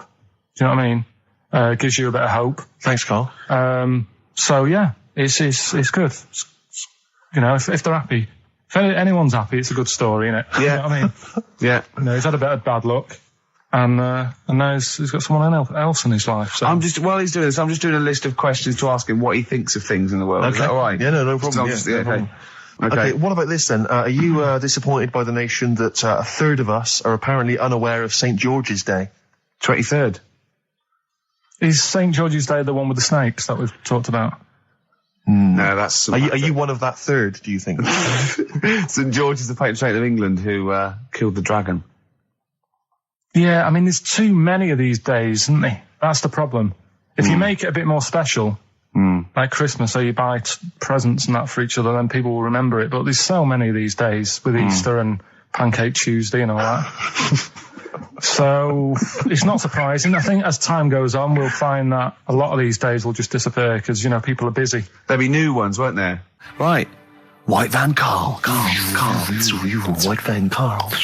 Yeah, this is where we steal the White Van Man column from the Sun and basically fire those questions at Carl, getting his opinions on the week's news. Okay, Carl. Okay, what do you make of this? David Beckham apparently was driving despite having an injured foot and just further threatening his World Cup chances. Now, obviously, you're a big football fan. Well, I'm not that big. I like the odd game. Sure. Would that hurt him? Would that hurt his foot? It can be good. Is it in a plaster? It's not it's a big cast, sure, is it's it? better to drive than it is to walk on it. Good point. Fair enough, yeah. Go. Can't argue with that. Can't get the bus, can he? Okay, and what do you make of this fascist leader who's having a lot of success in the French presidential elections? What's he doing? Have you not come across this story? No. Right, this is one of the big political stories. He's got a far right that got nearly 20%. He's a far-right fascist leader and he's having considerable success in the French elections. I don't think we should be asking Carl questions like this. Not something you've got to... I'm getting scared. There's all sorts of bad stuff going on in the world that we don't know about. Yeah. But we know about this. Yeah, but you're better off not knowing because there's nothing I can do about it. You're absolutely right, Carl. Fair enough. I can't argue with that. Oh, God, man that's alive. fantastic. That is brilliant. White van, Carl. Yeah, White Van Carl. I mean, for those that don't know, we do this. We ask week. Carl the questions that the Sun asked someone else. That's right. The Sun every day asks some, average Joe his views on the week's big stories. Carl, let me ask you now. What do you make of Prince Harry smoking openly at a polo club? Are you aware of this story? No. Was it? Go on. Prince Harry, you know that he's one of the royals. Yeah. And he was seen smoking openly, a fag, a cigarette, a polo. Third in line to the throne. Something like that, yeah. Imagine that. Someone smoking a cigarette is third in line to the throne. A cigarette, Carl. Is it a non-smoking polo club? Do you know, I don't know, but if it were, would that make things even worse for you? Well, no, yeah. seriously, what do you make of it? This is, the whole, the furore is he's a role model, he's a royal. Should he be seen puffing away in a public place? I don't think it matters, does it? Not a concern for you? How old is he? Is he old enough to smoke? I think he probably is, yes. Right, yeah. Well, I think the trouble with this role model thing, with anything that's legal, it should either be illegal or not. Yeah. I just don't think you can impose things like that, because you could say that it is bad for you, and it is bad to start smoking, and it really is bad for you, it causes cancer and everything. But everyone knows that, don't they? Well, yeah, but you should either make it illegal or shut up about it. So this is Carl you're asking, isn't it? I am indeed. Sorry, So we can throw these questions your way as well if you fancy. Sorry, yeah. But it doesn't matter. But Carl, what are your views generally? I mean, it's obviously cigarettes are perfectly legal and so on, but what about stronger narcotics? Because I know you're very scared of drugs and stuff, aren't you? I'm not a fan. I don't No, what's your concern? What's your worry? Just that you might get into them. It's like you might have them and go, oh, this is all right. Exactly, Carl. Exactly. Although I was talking to you about it earlier, and you weren't very sympathetic about a lot of young people who have perhaps gone to crack or smack. You didn't you describe it as their own fault? Sometimes it is, isn't it? Yeah. I mean, I could have turned to it where I grew up, but I said, well, don't want to do that. It's not good for you. Sure. And I avoided it. You turned to ghosts. So you've got no sympathy for anyone who's a drug addict? It's their own fault, is your... It depends, doesn't it? Sure. Do you know what I mean? You can be an addict if, I don't know, something... I'm trying to think of a nice way that well, you most might people end up... start on stuff like that because something really traumatic's happened to them. Very few people go out for a laugh one night and go, let's all try it. Sure. So, but... Yeah, just say no, I suppose, is the just attitude say no. in the end. Listen to the cast of Grange Hill. Now, this will scare you. Now, Carl, you will be a little bit unnerved about this. Have you seen the film Jurassic Park? Yeah. You know what happened there? Well, according to the Sun here, it says scientists are planning to clone mammoths for a theme park. Look at his face. Look at that. He looks like a dog caught in the headlights of a car. He's terrified. I love Carl. He's sprung to attention Carl. there. Is that the best news you could have? Man moths.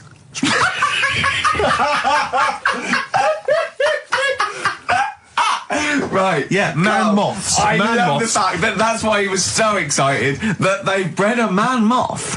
What is this? Yeah, it's a human being that hides in your wardrobe and eats an entire jacket in a day. Yeah. What do you mean, man moths? Mammoths. Mammoth, the big hairy cow from the Ice Age. I mean, elephant. You're not so excited about that, then? You can take or leave bringing back mammoths to life, but a man moth... A man moth is a different matter. Oh. If we'd have never brought that up, he'd have gone and told someone now, they've bred an half man, half moth. This is how things start. This is what we mean when you hear these ghost stories. Are you slightly deaf? Is that it? When you hear these stories, you're slightly deaf. And his head was in the basket, and he went, count how many times I blink. Is it... Carl, is English your first language? Are you actually foreign? Is that the thing? Yeah. Should we speak when we say foreign, we mean not of this planet. Yeah. Should we speak slower? Would that be a help to you? No, go on. Next What do you one. make of that? Do you think that's good? I think that my new TV is too big, Rick. I said that I know, when you I don't know bought what it. I was thinking. But I can't believe it. He talked about this buying it. He's got a bit of cash now, of course. And what is it? 42 inches? 42-inch plasma screen. What did it cost you? $3,000 or something? Don't tell us. That's wow, huge. it's ridiculous. $3,500, big spender.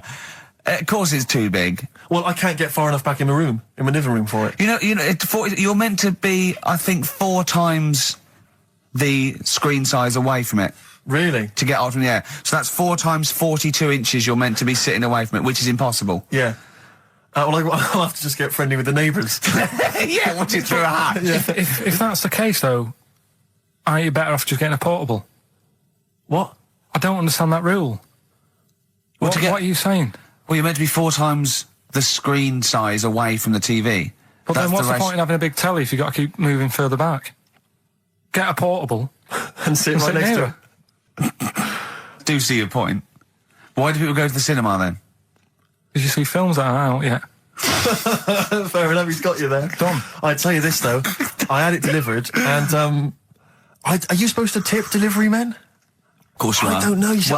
I've never had anything delivered before. I never spent that much money. Not if it's a courier with an envelope, but if it's a bloke who's struggled up the stairs, two fat blokes with a fridge, then give him a £5 for a drink. But the problem was, I didn't realise, and I was thinking to myself, I wonder if I've got to tip him. And the guy was leaving, and my mobile phone went off in my pocket, and I reached in to get it. He put his hand out thinking it was a tip. I went, it's just my phone. And I felt terrible after he left. I didn't know. What was I going to do? Run down the street and offer him a £5? No, of course not. No. I'm not made of money. I just spent it on TV. Yeah, I've got no money, mate. No. I just spent it all on this. To clean out my jar, everything, the drawers. Yeah, I'd take some bottles back. The problem was it took me forever to wire it in. I thought I'm not going to pay for someone to wire it up, you know. So it took me about 3 hours to wire it in, and it was huge. And I got it switched on, and the first program that was on when I got it wired in was Bargain Hunt. I'll tell you this, David Dickinson's tan almost took my eyeballs out. It was incredible. It was like X-rays. So the close. glow. You know, a huge plasma screen with this orange thing coming out, and he keeps turning to the camera, doesn't he? Just to get you. Yeah, he turns away. You get a bit closer. They go, "What's he doing?" He just turns around, takes the cornea off. What do you think, Bargain Hunters? Bargain Hunters. Oh dear, that's why I'd buy a plasma screen to watch Bargain Hunt. I mean, it's ludicrous. This is the problem, is because what do you watch? I mean, have you watched anything that's been worth having? The only thing I've watched really worth watching. 24. Well, 24 works great, but also films. Obviously, that's the main reason I bought it, because films just look amazing on there. Yeah, DVD on the plasma screen. There's that one that a bloke, right, was going to get a phone call at 4 o'clock to find out if his business was, okay, right? And if he didn't get the phone call, he knew he was broke, destitute. So dead on 4 o'clock, the phone didn't ring, so he went up to the roof of his office and he jumped off to commit suicide. And as he was passing his window, the phone was ringing. Oh no. Carl, it didn't happen. Didn't happen. Think it through. Who told that story? Who told that story? As he hit the pavement at 120 miles an hour. He's the only person who could have known that series of incidents. Also, why didn't he wait? As his life's at stake, why didn't he wait till 5 past? I'm going to give it 5 minutes just in case. In case the lines are busy. Yeah. And what sort of bloke goes, I'll call you at 4, okay, if you're busy. Well, call me anyway. No. If I don't call exactly 4, then, no, you commit suicide. Commit suicide. I would, because if I don't call at 4, that's the end of it. Well, call me anyway. No, that's not the way I work. Why can't you just call me and tell me the other way? Well, I'm telling you how I do it. If you're bust, I don't call. Can't you just call to verify in case something goes wrong? What if it's engaged? If you want to be engaged, just commit suicide at 4, please. It didn't happen, Carl. What exactly is there then? Is it just a kind of moon? Lou Reed, with a little help from David Bowie there in the background. Satellite of Love on XFM 104.9. I'm Ricky Gervais, with me Stephen Merchant and Karl Pilkington.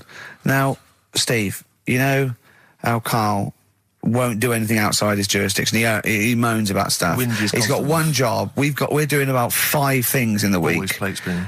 We just turn up and he's always available. He moans about it. He goes, "Oh, lucky you caught me," right? He's chatting. He's one of those people that whinges enough and people think he's overworked, so he got Mondays off, right? He's just a whinger. I haven't got Mondays off though, have I? Yeah, well, anyway, 2 hours on a Saturday. This is what the phone message he left me Wednesday on my mobile, but I just is chatting about certain things that are going on at the moment. What he does need to know. Duncan, who mentions, is my agent, and you understand a few other things, but this is the sort of message I get from Karl, right? Whinger. Old messages. Alright, 12:10, Wednesday. Just getting loads of people calling me all the time about shit. Yesterday, DVDs signing for BBC London. I don't work there, but I've been dragged into that. I've got a woman on leaving a message from Talk TR going on about, do you want to go and see Pop Idol again? Right? They're just saying, you and some listeners can go. So I'm sure you'll love that. I've got Jim Benner wanting you to introduce the tin buckets at the Astoria. So can you just like let Duncan know that I'm doing his job whilst he's sat on his arse with his thumb firmly up his arse? Can you let him know that I'm running around like a here sorting shit out for you? All right. See you later. Message left So, at 12. do you know what I mean? I know, but that's the kind of phone message he's leaving. Do you remember who he was before you? But he's started working even with him? annoyed that he gets a phone call. I remember he got a phone call for you to do a voiceover and didn't pass it on. You missed a voiceover. That was thousands of pounds. No, I did pass it on though. I told you. You I did. said a You woman. said someone had phoned. Yeah. That's not good enough. But who's that? Well, she didn't say, and I didn't ask. But Of it's course not my she job to do it. said. She didn't say. Rubbish. So you didn't take the number down? Just when she went, oh, can you tell Steve to call me? And you went, yeah. Yeah, well, I just thought you'd know her already. I should have known. It was a woman, so I should have known. He's having a go, you see? Unbelievable. I don't know how it's come back on me. You're the one who was picking on it. Yeah, exactly. I'm saying. I'm defending. Why is he having a go at He you? never Because picks on Ricky because he knows you are his bread and butter. Seriously, do you know what I mean? The only reason he's got Mondays off is because you're still doing this show. Yeah. That's why he's scared of you. That's why he's like, he has a go at you on the phone, but he always picks on me because he knows, you know, I'm a pushover, I'm a nice guy. He's scared of you. I can't believe, I don't know how it works. Is that true? Steve, I'm always sorting you out. I look after you. I'm not Sorted you saying out you with don't, tickets. but I I'm not sorted saying you you don't, out but I lager got out. you today. Why are you picking on me? What do you mean you're sorting about tickets and lager? What's this? Right, whenever you want tickets. Yeah, sorry, I don't want to use this as like moaning time and that because I don't like to moan. I'm busy and that, right? But I've sorted you out tickets for gigs. Yeah. Right? What somebody doesn't even turn up to. Yeah. We won't even go on about that. Yeah. Right? Lager. He was sorting out the Cure. He complained it was boring. Yeah. There was that big drum of lager that you had, and you said, oh, put that in your room for me. Yeah. Because I don't want to carry it home. Right? Lazy. So I said, all right, then I'll put it in my room.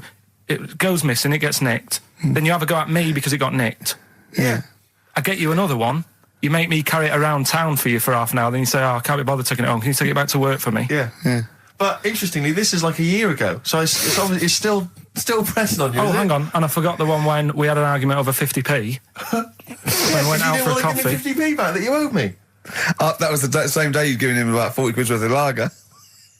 But see, this is my problem. This was my point at the time. It's not the 50p in terms of money is not what's important. The fact that you think you don't have to give me money back because it's only 50p, that was the point at stake. It's me who makes the decision. Oh, don't worry about the 50p, not you. It's only 50p. I'm not going to give it to you. Do you know what I mean? There's got to be rules, otherwise it's chaos, Carl. Come on, mate. All right? I don't want to fall out about No, it. that's not all right.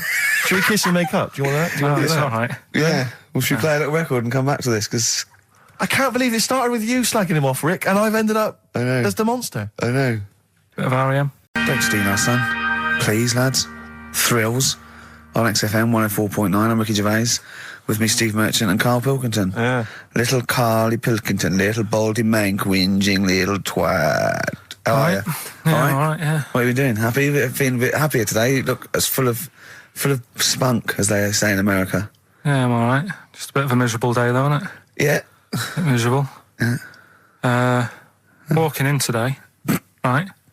Do you know I walked through, like, the sort of the gay district of London and that? Right. You don't walk, you mince, don't you? I'm just walking through on the way to work, and I'm always interested in their little shops and stuff that they have, right? Loads of Their little shops. That's don't be ashamed of. If you want to go in and buy something, go in and buy something. I'm just having a look at, looking in the windows and stuff. Little postcard just near the entrance. Yeah. That's meant to tease people in, to make people go, that sounds good, I'll nip in, right? Little postcard. Free butt plugs with every sale. That's great. How did we get from 5p off milk to free butt plugs with every sale? Wow.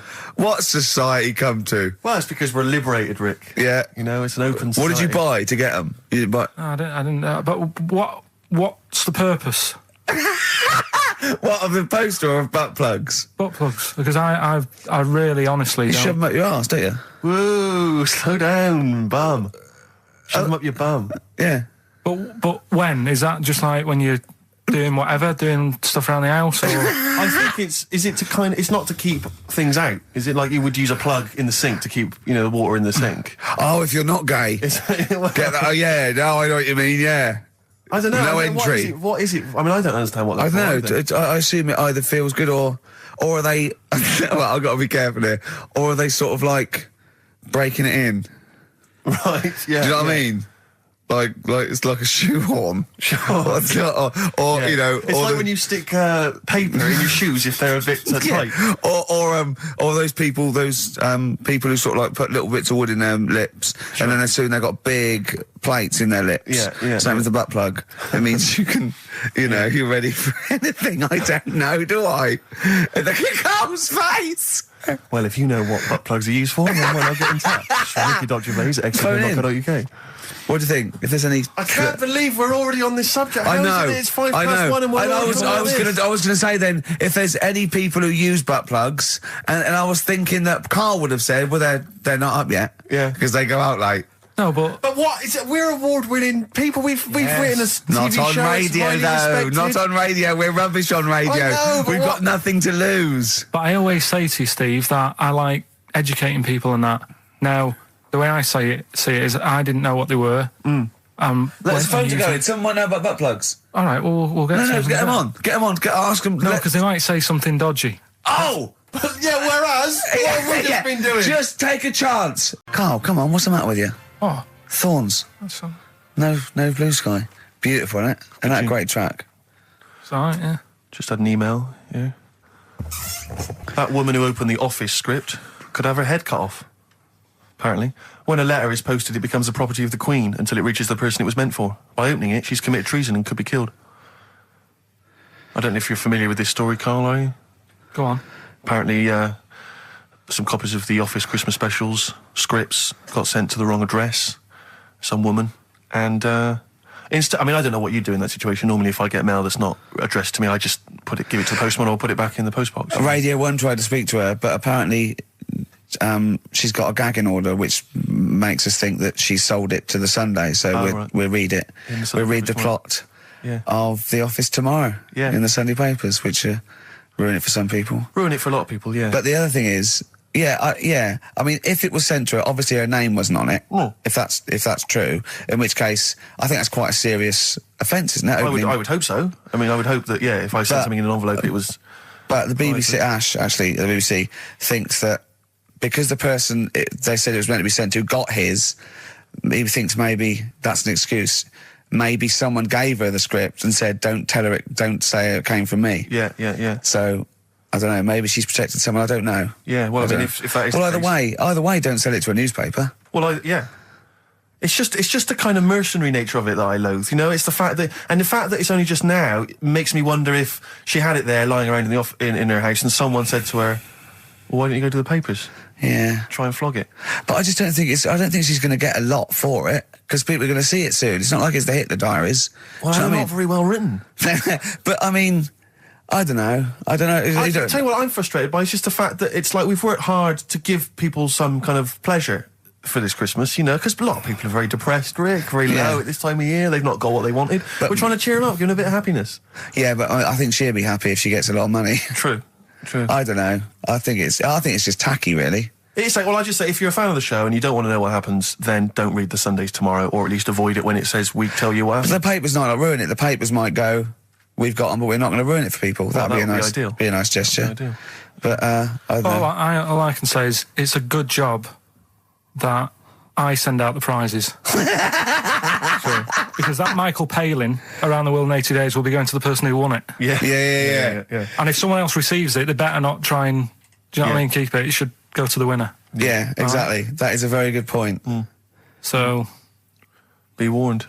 Don't open things that weren't addressed to you. Yeah. Pandora's box. There's some sort of lesson there. Yeah. What happened? All the evils of the world, wasn't it? Pretty much. What? Yeah. Oh, don't try and explain it to Carl. No, Pandora's box. Go on. Well, told not to open it, opened it, released all the evils that are in the world now.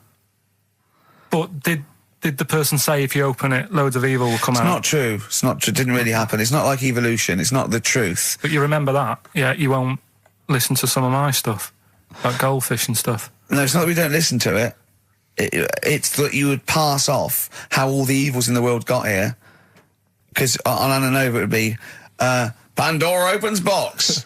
Outcast. Hey Ya on XFM 104.9. I'm Ricky Gervais. With me, Steve Merchant. And over there, Karl Pilkington. Now we've got a new feature. Well, I don't know if it should become a feature every week, Rick. I'm not sure it's got legs for that. But maybe in the absence of Rockbusters. Basically, I was looking through the pigeonhole, and we got a lot of stuff sent to us, a lot of junk, stuff we don't really want. Yeah. And a lot of people, for some reason, they send us... Begging letters, a lot of that. We get sent a lot of CDs by people, bands, artists, who have not yet been signed. Maybe they've knocked something together in their bedroom. They got a band...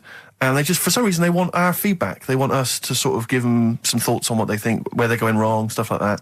And I just thought, I was having a clear out, and I thought, why not just give them a little chance, Yeah. Just throw them a bone, Rick. Honest critique? Honest critique of some of the artists that sent us stuff. Okay, go on. These are bands that have not been, they've not got a record contract. This is exciting. Okay, name the 3 bands Well, first. we'll go through them individually, and I'll hear a little snatch, and then I'll get your opinions, both from you, Rick. I know you've been in the music business, you've got a good general knowledge of music, you've got good taste. Big time, and also Karl Pilkington's views as well. Yeah. We know what to think of them. So this first band is called Kellerton Road. I'm sure they're very excited. As I said their name then, they probably can't believe it. They're phoning each other now. They're getting so excited. All friends are phoning them now. Yeah, Turn your phone off. They can't people in this band. You don't want to... Yeah. Well, okay, then Kellerton Road. Kellerton Road. Play a track from them. So that's Kellerton Road. I think that's a track called Secretly. And looking on the back here, there's 6 of them in the band. They all pretty much look the same. They got the long hair, the usual sort of look. What do you make of them, Rick? All right. Yeah? Quite like that? Good, yeah. I mean, bit generic. The chorus is a little bit simplistic, but I like good production, good Reminds you of something maybe like the Thrills, that sort of thing. Yeah. I mean, good. Jukebox or junk box? What's a junk box? It's just, I'm just trying to make it sound snappy. Jukebox or junk box? Don't, because you haven't got it. Don't ever stick to what you're good at. Okay. What, being sexy? Just sort of watching Doctor Who and stuff. You like that, don't you? Yeah, I love it. Okay, then, right, what's the next one? So, well, let's just ask Karl Pilkington's opinion. Karl, what were your thoughts? Yeah, it's all right. Yeah? That's it, is it? Yep. Is that why you're no longer right for the enemy? Go on. So what's this next one you've got for us then, Karl? Toffee. Toffee? It's called Born Depressed. Oh, dear. Brilliant. Is it about you? I quite like that. Yeah? That's sort of a bit glammy, bit underground. Yeah. What do you make of the name, Toffee? I don't like the name. It's not great, is it? No, but I quite like that track. Quite like the track. I'm just looking at the CD, they've made it themselves, and basically the band feature on there completely nude. Oh. What do you... Well, we know what we think of that. What do you think of that, Karl? I'm happy with that. Let's have a look, though. Have a look there. That's no point, is it? There's quite a lot of blokes and there's one naked lady. Just having a look, though, Yeah. What are you looking at the blokes? What are you looking at? Why are you looking at the blokes? That's knob. Just having a look. But you look at their knob. I can see by the way your eyes are looking. I'm looking at the woman's knob, though. Well, she won't be happy with that. No, that's a bloke, Karl. Yeah, that's where you've been going wrong. Yeah, that's the woman. Yeah. Yeah, that's what I was looking at, that one. The woman's knob, so that's all right. Yeah, good. So Rick, hit parade or shit parade? I don't know if it's going to be... I don't think it's going to be a hit yet, because I haven't got backup, but I think we're looking more about whether they get... A record deal. Do you think they deserve one? Yeah, thumbs up for both of them. Okay, excellent. Well done. All right, well done. Karl, play the last one then. What did you make of it? Sorry, we didn't ask your opinion. We weren't interested. Like to see him on CD UK. Just like that on the CD cover. Okay, okay. And this last act, I think, is this right? Picture Centre? Yeah. Picture Centre. Picture Centre. My favourite. You like that? Yeah, that's my favourite out of all of them. Good, there's a bit of Amy Mann in there. A little bit Cocteau Twins. Yeah, no, really good. I really like, really good, really intriguing, that. Karl Pilkington? Yeah, it's all right. If you didn't like it, what would you say? It's weird, though, isn't it, music? No, do you know what I mean? It's like, it depends what you're doing. Do you know what I mean? That's all right. If you're just having a game of crib or whatever, it's just on in the background. That's the thing with music. I don't think you can sort of slag any of it off. It's times, and it depends what mood you're in and stuff. Yeah. So this is a pointless feature. It's a pointless feature. We'll do it well, again, I didn't then. come up with it. No, I don't. All right, don't slag it off. Okay, we'll do that again then. I was quite enjoying that, but okay. No, do you understand what I'm saying? Well, that it's not worth having an opinion about music. Well, I'm not that bothered. I'm just saying... imagine if he was on the panel of Fame Academy or Pop Idol. Yeah. That'd be great. He'd go along, and Nicky Chapman go, yeah, you've really improved. I really like that. I don't know what you're wearing. Dr. Fox, you were hot, baby. I loved it. Like your legs, like all your boobs and all that. Brilliant. Come to Karl. Not bothered. All right. Yeah. Brilliant. No, we'll keep it up, you know. Play a record. Yeah. Oh, come on. This is my favourite. Can I change? Well, this is my favourite out of all four of them. Lynyrd Skynyrd. Yeah? Yeah. Slam dunk this puppy. Jet and roll over DJ on XFM 104.9. All right? Carl, just an email. A question for you. Can you please let me know which school Carl went to? What school do you go to? Cessav. What? Cessav. Cessav? Yeah. What does that mean? It was on Cecil Avenue. Cecil Avenue in Manchester. Yeah. It's just he says, I'd like to know so that I don't send my kids to the same place. He also says, he says, P.S. Does Carl look like Gollum in Lord of the Rings? Yes. He does, doesn't he? Yeah, that's very good. Yeah, in fact, I was just putting a little bald wig on you, wasn't I? Like he needs one. Yeah. So, if you Just want some to of the fun and games we have when the songs are on. Yeah, did it hurt? Just a little bit. The bit that worried me is when you said, let me just staple it. Yeah, well, I was trying to get it under your chin because it looked funnier. And he was scared. Oh. Can I just give you a little fact here? Someone's emailed in for you, Carl. They've sent an interesting fact for you. I think you're going to be interested in this. Don't read it on the email. Let me read it for you. I think you'll be excited. An interesting fact from Carl. That's from Toby. He says, Attila the Hun punished some fella who annoyed him by cutting off his arms and legs. You'll love this. And stitching his arms back where his legs should be. And vice versa.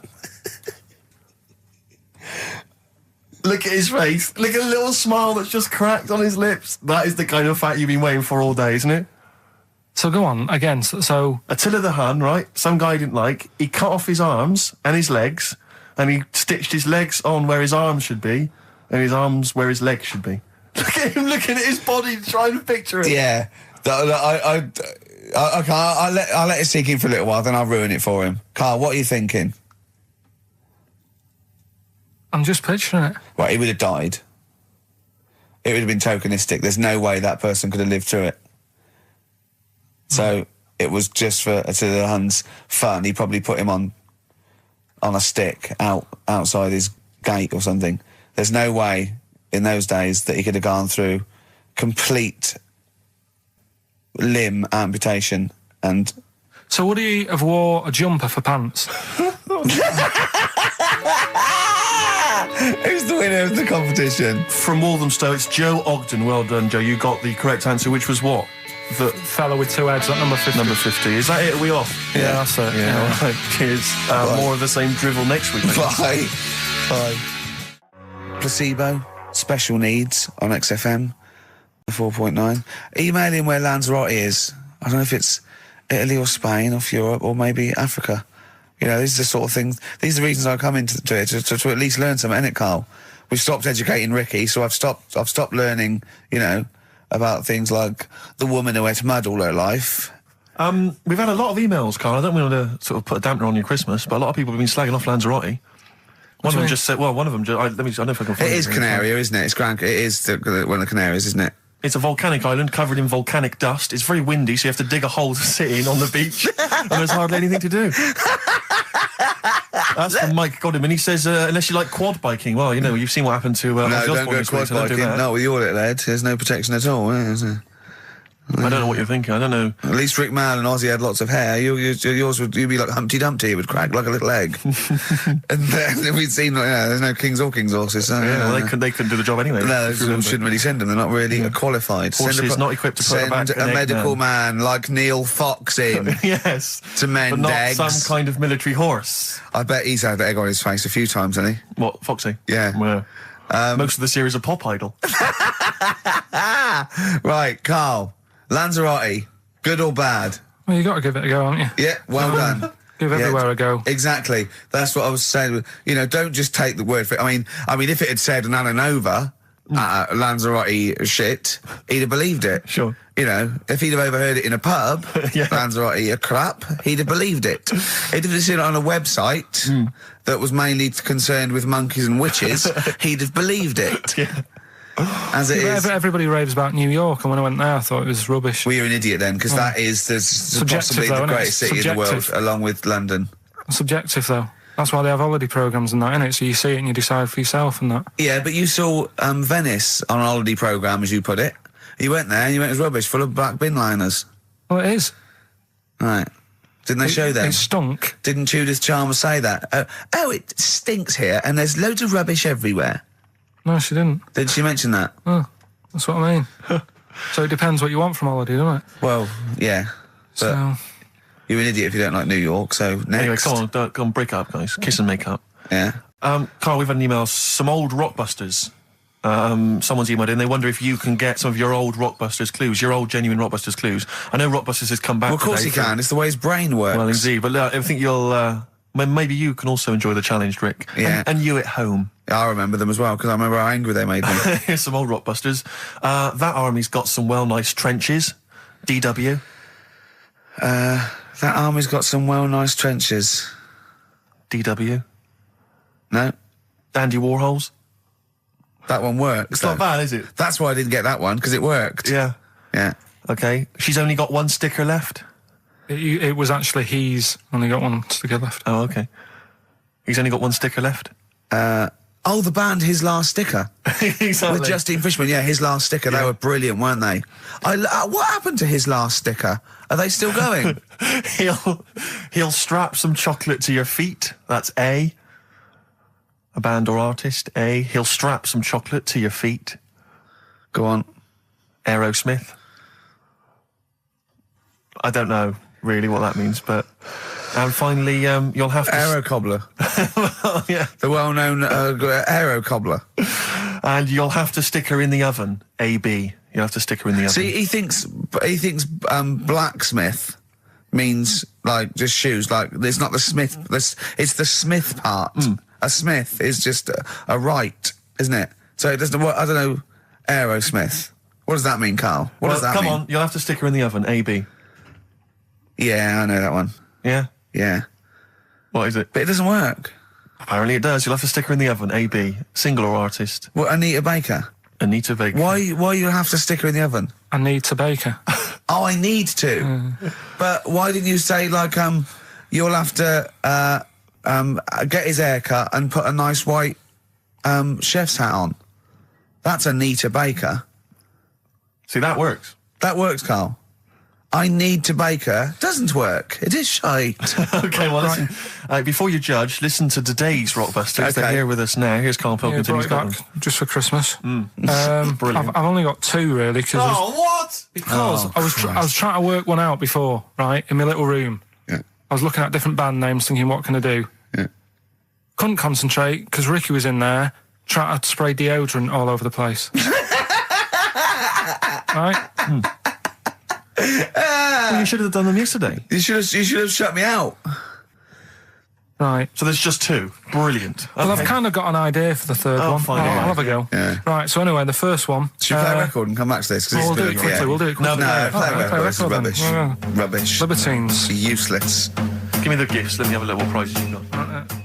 Libertines, Don't Look Back Into the Sun on XFM. Well, the general public are getting involved with Carl's holiday, and, I mean, this has been a damning report on Lanzarote. There's not been a positive word written about Lanzarote so far. Wow. It's volcanic, there's no natural water supply. Apparently there's no natural water supply. It's You all have to sit in a imported. hole. What do you think of this, Carl? What do you think of the people that want you to know that you're going to a rubbish place when you can't change it? What do you think of that? Rubbish though, will it? What do you mean? Be all right. What do you mean it'll be right? Because I'm going to go there thinking, oh, there's no water and that, and there will be water. No, they didn't say there's no water. What did they say then? There's no natural water supply. Whatever. I'm not bothered. Doesn't bother me. All right. I'm going to have a good time and that. What are you going to do? What's your plan to do? Got a book. What book you got? Rich Hall book. I'm just going to read that. So, Brilliant. and the weather's better than here, isn't it? Yeah. So... gonna have a good time. Someone emailed just now. They said they're listening online and there's a problem with their computer and everything's sped up. The music's sped up. Our voices, Rick, are sped up, except Carl's. That's how slow he speaks. So when everything's sped up, he sounds a normal. No Blue Sky, The Thorns. That's beautiful, isn't it? On XFM 104.9. Carl, you're losing your rag a little bit. What's the matter? Nothing, go on. See? What's the matter? No, what's the matter with I've Carl? got something to cheer him up. Someone's emailed in, Emma's emailed in, she said that for those that know, those in the know, they referred to Lanzarote as Lanzagrotte. Brilliant. He's a bit fed up. He's got 2 CDs for Christmas from a company That's he's been with for 6 years. He's a little bit grumpy about having to answer the phones. Letter to Hermione, David Bowie. Well, we've had the most convincing answer that it's about 290,000 actual words, but possibly 3 million in our vocabulary, using all jargon and scientific stuff and all that. Sure. 290,000. Still a lot, isn't it? It is a lot. We know so little, don't we? Apparently the average person has about 20,000 words in their is it? vocabulary Right. and uses maybe 2,000 a week. Really? Yeah. Carl, obviously, slightly bringing that average down. Carl, what do you think of that? Single figures. Doesn't matter, get by. Why have you got to use longer words messing about and that? Told you. That word about old, anti-dipuian or something. Just say old. That's a bit old, isn't it? That's a bit anti-dipuian and that. What's the point? Yeah. Get to the point. Sure. Busy.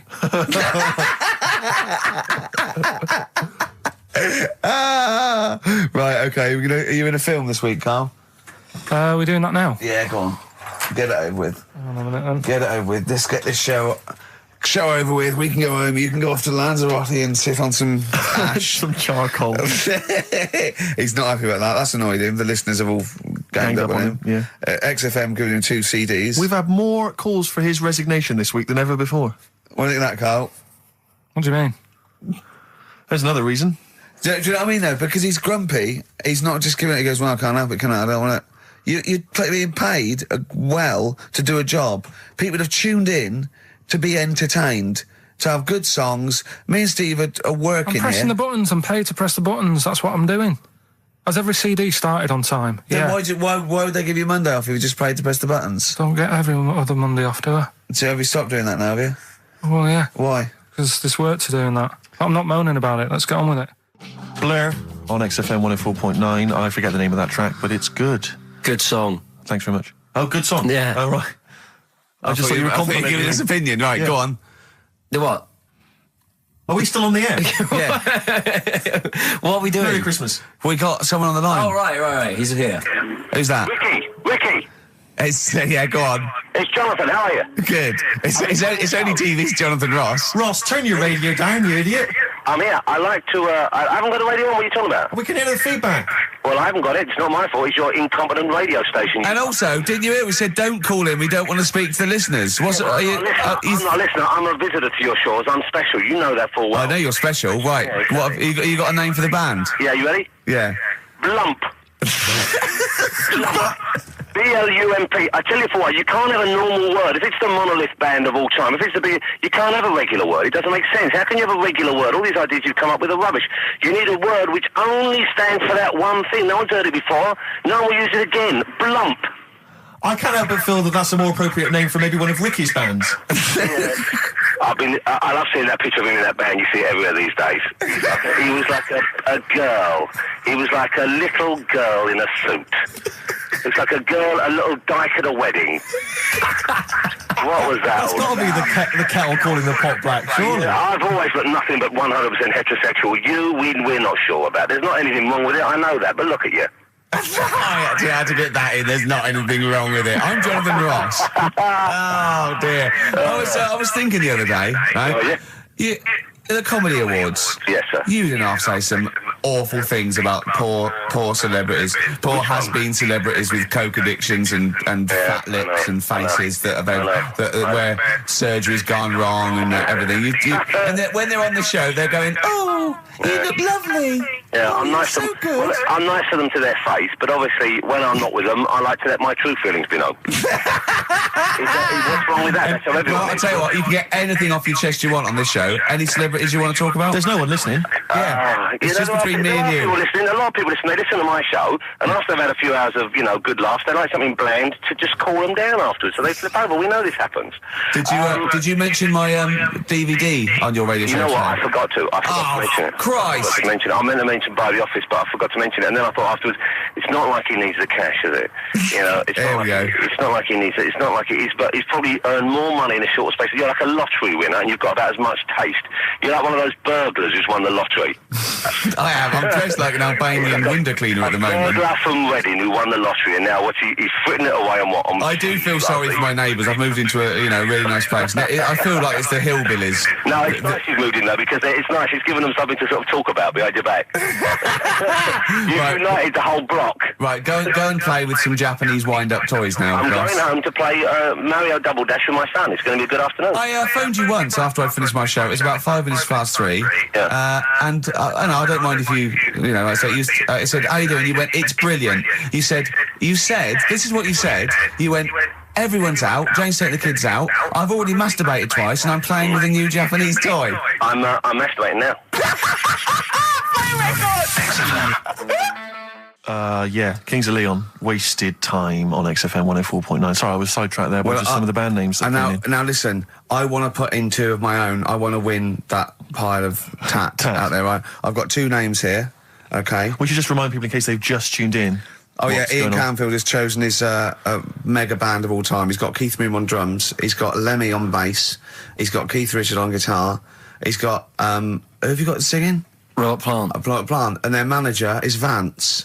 But he needs to announce them at Wembley Arena. They're already sold out. They're at number 1 in the album charts. They're the greatest rock band of all time. And I've got 2 suggestions. Okay. What about this? Please welcome to the stage. Tungsten lung hemorrhage. Yeah, good. Yeah? Please welcome to the stage. God dildo. God dildo, interesting. Nice juxtaposition there of God, the almighty creator, and a dildo. Nice use of some contrasting imagery there. Yeah. Powerful and topical. Tungsten lung hemorrhage. Yeah. We've had a couple also on the email. People didn't really include their names, but who cares? Please welcome to the stage, Balls of Steel. Balls of Steel, yeah. And we've had like Brain Hammer. Yeah. Brain Hammer's good. Lots of brain-related stuff. Quite liking the idea of tumour fish. Tuna fish, I like. Tuna fish is very good. I like tuna fish. I just wonder if there's one more contender. I don't know who this was, Ian, that phoned in with it, but possibly it's topical. Deathly Hem. Yeah. Deathly Hem. It's brilliant. Oh, it's Deathly Hem. Please welcome to the stage, Deathly Hem. It's Deathly Hem. Who's that? We've got to give it to I don't know who that was. Oh, well, if you came up with Deathly Hem, email again. Deathly Hem. It's the greatest name for the greatest rock band of all time. Will you please welcome to the stage, Deathly Hem. Turing Breaks, Mind Over Money, XFM 104.9. I'm Ricky Gervais, Stephen Merchant, little Karl Pilkington. Yeah. A couple of emails. Different people have visited various tourist attractions. Oh, yeah. Let me see who's this from. Not quite sure. But thanks very much indeed for it.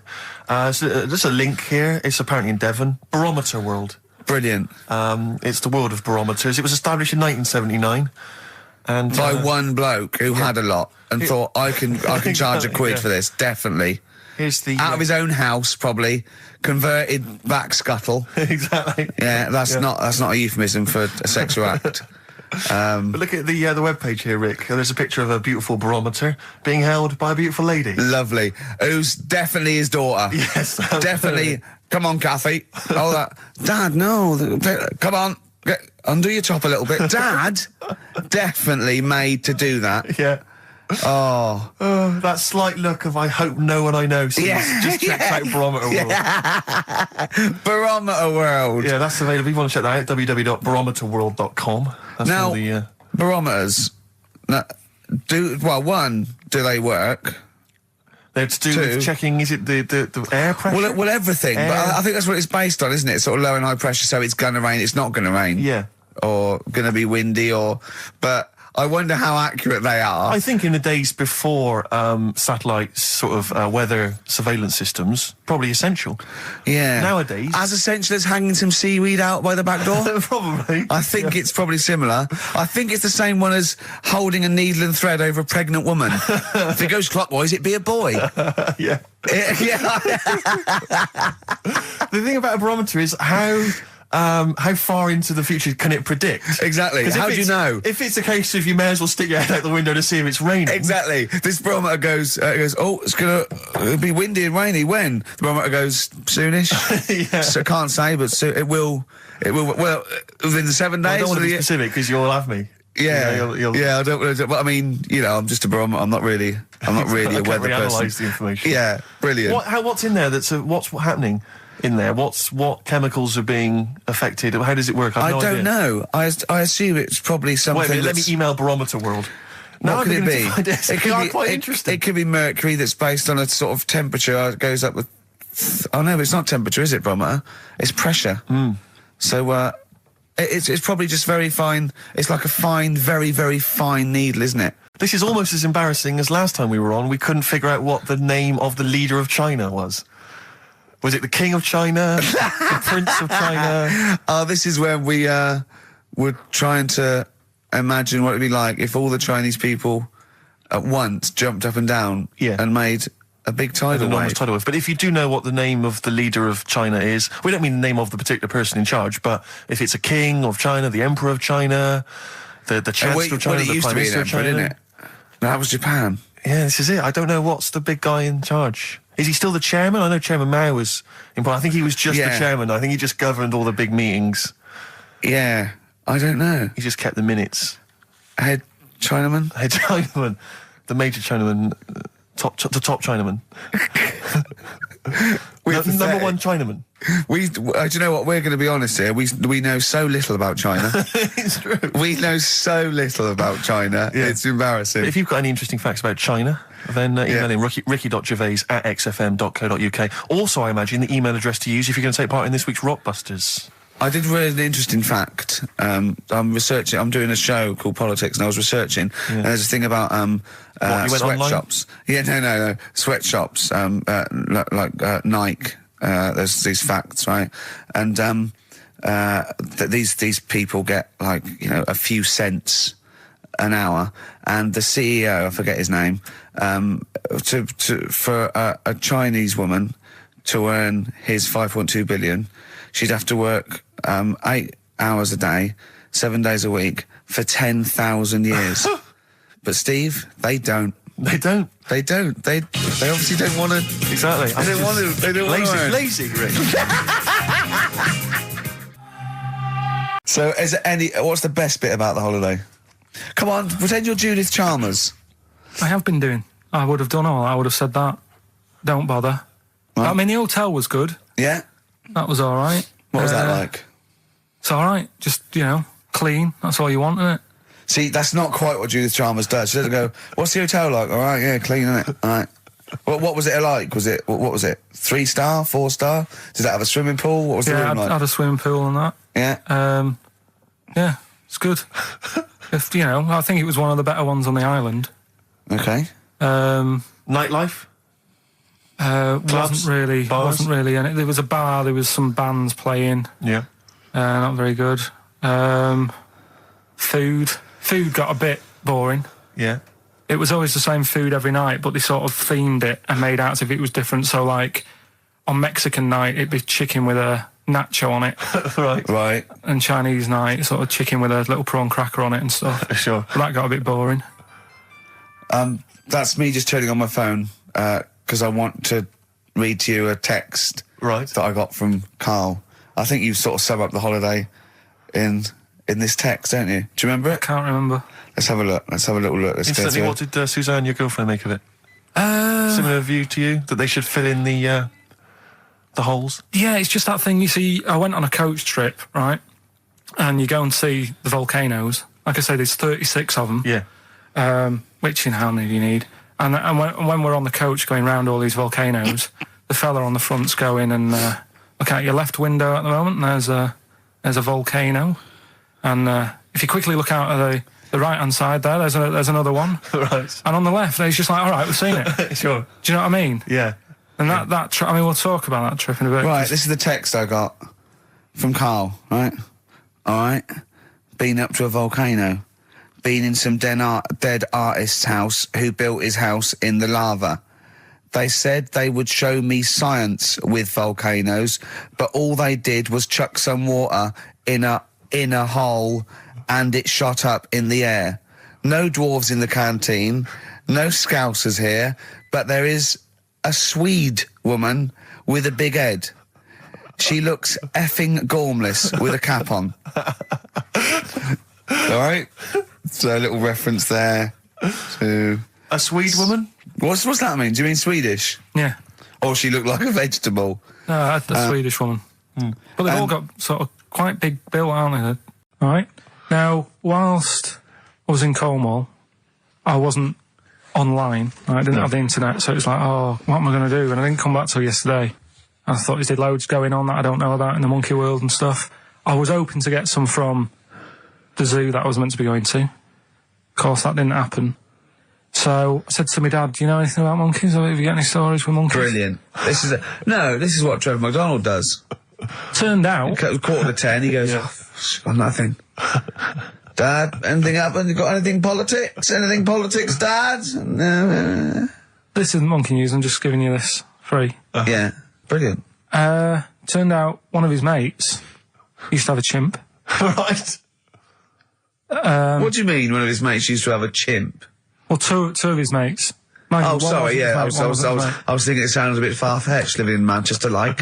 But if there was two of them... He had a chimp, had to thump it in the head. For doing what? Answering back? Oh, God! Tried it on with his wife. Had to thump it in the head for trying it on with his wife! I love it. It's a proper fist fight in a pub in Manchester. Oh. I'd call him up, but he's one of them who, like, swears all the time. Right. Oh. I mean, it'd be good to get him on and Let's interview him. Can we not interview him pre-record? We can bleep out the swear, and I'd love to hear his story. Do a lot of work, that. Yeah, well, we're not scared of work, are we? No, I mean, I'll get myself if you can't be bothered. Yeah, have a word, I'll sort it out. Yeah, try to sort that out next week. Sort that out, yeah. Well, don't tell us the rest of the story then, let's let him say in his own No, words. but there was another one as well. When you say you can get him on, but he swears a lot, you mean the monkey? I'm assuming he's more coherent than your dad's mate. But there's him, and there's some other fella who he knows who had a funny name. I'll have to find out, because you'll love his name. But he was a drag artist. Yeah.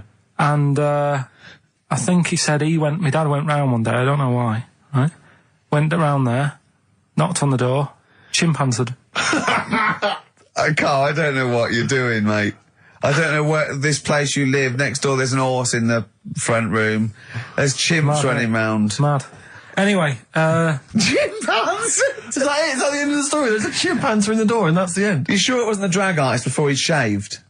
No, sure it wasn't your gran? Because I like the really airy ones that decide they can be female impersonators. Yeah, your gran.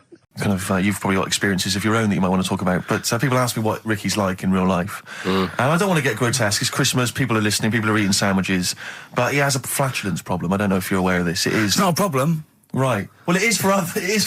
Yeah. You may not. Yeah. I think the problem with Ricky is Ricky hates to miss out on anything. He's terrified that there's going to be something going on that he's missing out on. A conversation, a joke, someone falling over, you know. And so he daren't spend any time in the lavatory because it's too. Any period of time he spends in there, he could be missing out on some fun. So he kind of tries to get his lavatory, occupying time down to a minimum, an absolute minimum. Plenty of pissing. There's loads of that, but none of the other activity, really. I mean, you keep that, really, it's like you're in, you're out, and sometimes I don't think you've done the full job, Rick. Yeah. And today, I'll tell you this, my eyes were bleeding. It's intense. It's just a word of warning, because the kitchen at XFM is out of bounds now. No one's going in there until the new year. A to J in the library. A to J in the record library. I'll tell you this, I don't know if, Tony Blackburn's in the building. His wig will fall off. But seriously, not that he wears a wig. He doesn't wear a wig. But if he's going down now, maybe he wants to play some Beach Boys. I mean, seriously, forget I'm a celebrity, get me out of here. Mostly. The problem with those adverts, like when I was growing up, they'd sort of give you ideas, because remember the Charlie's one, right? And we were on holiday, right? And I met these two lads who are knocking about with, mates and that. And that advert came on, and we thought it'd be a good idea to wind his mum up, because this advert had just been on saying, kids are going missing in Wales, right? Yeah. So we said, this will be a good laugh. We put the kid in the wardrobe. His mum came back from shopping. We said, he's gone missing. We haven't seen him for hours. That's terrifying. I know. That's an appalling. How old were you? About 13. And what was his mum? She must have been. Yeah, she was going mad, and that's when we thought, oh God, we've gone. Will we say anything? Will we pretend we don't know where he is? Oh, in the wardrobe, he'd suffocated. Yeah. That's horrible, Carl. I know, but Such it's a just what you do, isn't it? It's just what you do. Well, no, you do. What do you mean? It's just what you do. What was it? Was he in the wardrobe? Was he listening to this? Why didn't he go, Mum, it's all right, when he heard her crying? No, she wasn't crying, she was just panicking and screaming a little bit and that. Screaming a little bit. Okay, we'll tell her when the screaming starts. Exactly, yeah. And then, what's the other thing? Like, on the same, like, you know, all this was going on when I was growing up. And, one time we're on holiday, and my mum says, right, if you're going on the beach, it's a big beach. But, you know, if you're going to go out and play there, I need to know where you are. So where are these bells? Where this cowbell round your neck? She gave me a balloon. Good idea. A balloon, and it just, you know, sort of attached to my arm, so wherever I was playing in the sea and that, you can see the balloon and that. Brilliant. But then the problem was, everyone else thought that's a good idea. And it was just like loads of kids with balloons and that. Oh, I ruined it. So that didn't work. Yeah. Had to bin that idea. Well, my mum and dad went on holiday, right, and I stayed at the Rosses down the road. Oh, yeah. Only a kid, must have been about 5 or something, right? And, I was always running around in the house. I had a lot of energy as a kid. What the Rosses did, they had this cat that was dead violent, the most violent sort of angry cat I have ever witnessed. A tiger. It was honestly, Steve, if it was bigger, it would have been, because it was just always having a go at you. Yeah. If you went to pat it on the head, it went to bite you and stuff. And what they used to do with it, to stop me running around, I'd sort of be running around, and then I'd get a bit tired, and they'd say, have a lie down on the settee. So I'd lie down on the settee and I'd nod off. And what they used to do, I'd wake up and I'd put the cat on my belly. Right? So I'd be scared to move because it's like it's going to get me. But it would keep you there. It kept me there, and it used to sort of slaver on me, and they'd sort of, you know, go out or whatever, and I'd be lying there. That's not normal, is it? Carl, sorry, were you created by the Brothers Grimm for one of their fairy tales? What kind of a life is that? A cat paperweight to keep Carl in place. He keeps blowing around. It's windy. I think, Rick, I was the subject of a Christmas con in the week. What, you mean you bought something for £4, then saw it for £3.90 as you walked home? That would make me livid. Because I've seen you really livid. I'm absolutely furious. When I bought my PlayStation, I saw I could get it for £5 cheaper down the road. I was absolutely And fuming. you'd already walked to about 19 places, God, I remember. yeah. I actually left you after about an hour. Yeah. No, I do. I'm furious because I got to get a bargain. I hate the feeling that I'm being ripped off. Yeah. And I'll tell you this, I'm loving online shopping. Oh, the savings I'm making, Rick. Really? It's crazy. Really? Getting 15, 20 quid off some things. Is it really? Oh, amazing. But these things, I might point out, I like Jaguars and, Mitsubishi cars. Exactly. Yeah, but it's worth shopping round. No, this was not so much a con. It was a con, but it wasn't so much one of those, just a missed bargain. Yeah. Doorbell rings, answer it. It's a couple of girls. They must have been 13 or 14, maybe. Now, I've always had a problem with teenagers. I'm intimidated by teenagers. In case they call you a dork or something. Well, I mean, I told you before, I was walking down the street once, and there's 2 guys coming towards me. I mean, real losers. Do you know what I mean? Glasses, the spots, greasy hair. Do you know, really pathetic. And I was sniggering to myself. I was thinking, look at those losers. And as I passed them, I heard one of them look at me and say to his mate, look at that geek. I was furious. I was thinking, I'm allowed to call you a nerdlinger, but gee, I don't expect it back. I was really furious and upset. And so, as I say, these teenagers are at the door, and they were quite aggressive, quite aggressive girls. And they had a piece of A4 paper, and they went, "We're doing sponsored thing." Yeah. But I didn't quite catch what it was they were doing that was sponsored. I think they sort of fudged it. They went, "We're doing a sponsor." Oh yeah. And I went, right. And they went, "Do you want to sponsor us?" Boy, they picked on the wrong person. I was a bit intimidated. I don't know why I said no. I was worried maybe it was part of some kind of, hidden camera show, Yeah.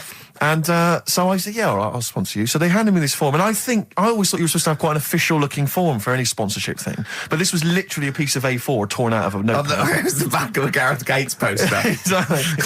And, with some blue tack on it. Yeah, well, and I looked at it, and I didn't really absorb it, but it had things like, Mrs. Jones, Mrs. Smith, £5. Yeah. And then no one's actual address, just Finchley Road, nothing too specific. Yeah. So I wrote my name on and put down £3. A lot of people were giving £5, but I thought, I'm not made of money, it's Christmas. I've got to buy gifts and stuff. So I gave him a £5 and asked for change. Yeah. Well, I gave him £3. I said, I'll sponsor you for £3. Best of luck. And they went, can we have the money? And I said, well, aren't you supposed to do the thing? And the woman the girl just looked at me, she just went, no. So I gave her £3. But what difference does it make? Well, I'm assuming though that it's not going to any charity. It's no sponsored But I thing know, at all. but then I'm not being funny. The charity that it's not going to, you wouldn't have given to it anyway. It's true enough. So all that's happened is you're £3 But down. I'm £3 down. Yeah, but if it would have gone to charity, you'd be £3 down. The fact that it hasn't gone to charity doesn't matter because you wouldn't have given it to charity. Yeah, but if he'd gone to charity, Rick, I'd have felt a little bit superior, a little bit smug. That'd have kept me going for another 6 months. Whereas now it's just gone to a couple of weeks off the street, you know, who are scamming people, possibly old people, Rick, and that's who I feel sorry for. They've not got a great deal of money. That's why I'm not worried about myself. I've got a bit of cash. But about the old people... Yeah. Although you are £3 down, which probably still hurts, doesn't it? It's still stinging. That's why I just like to tell you now, get off my chest. It's an Merry emotional Christmas. thing, yeah. Just be careful. If you're living up in North London, be careful. There's 2 girls that are going around. I expect, you know, they might come to your door. But they might be wary. be genuine. No, I don't think so. No. They were common. They were very common. Do you know what I mean? Was the giveaway things like, you know, Santa Claus had given £10, Exactly. Tony Blair had given £1? Yeah. Same thing happened when I was at school and I had to play drums in Little Donkey. I didn't tell my parents, right? But my dad turned up anyway. And what happened? He, How old were you, Carl? well, it was the school that I used to go to. Oh, yeah. Like, Oh, yeah. So- You went, well, you used to go to the school you used to go to? No, but what I mean Go is, on. I didn't go to secondary, did I? Sort of missed a lot of that. Sure. But primary, I liked. Oh, it was okay. all colouring in and stuff. Yep. And it was a Christmas play, and I managed to get a part in it. And, Did you audition? got a part in it, and I should have been playing the drums to the one about Kings. The We Three Kings. yeah, Yeah. I was meant to be doing that, but Little Donkey came on, and it was one of the. What do you mean came on? That was like next up on you know the next song, Right. and it's one of them songs that you can't help sort of. Tapping along to. Yeah, do you know like if I was to go Yeah, you'd have to finish it with... yeah, do you know that they actually send that into space? Do they? And What, hoping that aliens will respond with that? yeah, they do that because apparently it is one of them things that you can't help. What, even if you're an alien life form? Yeah, They know that, do they? but anyway, What, because they watch Star Trek or something? Hello. Knock, knock. Yeah. no, seriously, Is it true, like, if you send there? out knock into space, yeah, they have to say... Oggy, oggy, oggy. Ah, that do this, that is you look great. into it. Seriously. Oh, hold on, what's something out there? Was it a little green fellow? That is great. Yeah, so anyway, That is Little Donkey is like one of them tunes that you can't, and I was there and I had the drumstick and I thought, oh god, The drumstick. I could feel myself, and anyway, Just wanted to do it, yeah. I started going along and playing Little Donkey, which I wasn't meant to do, but it went down such a storm.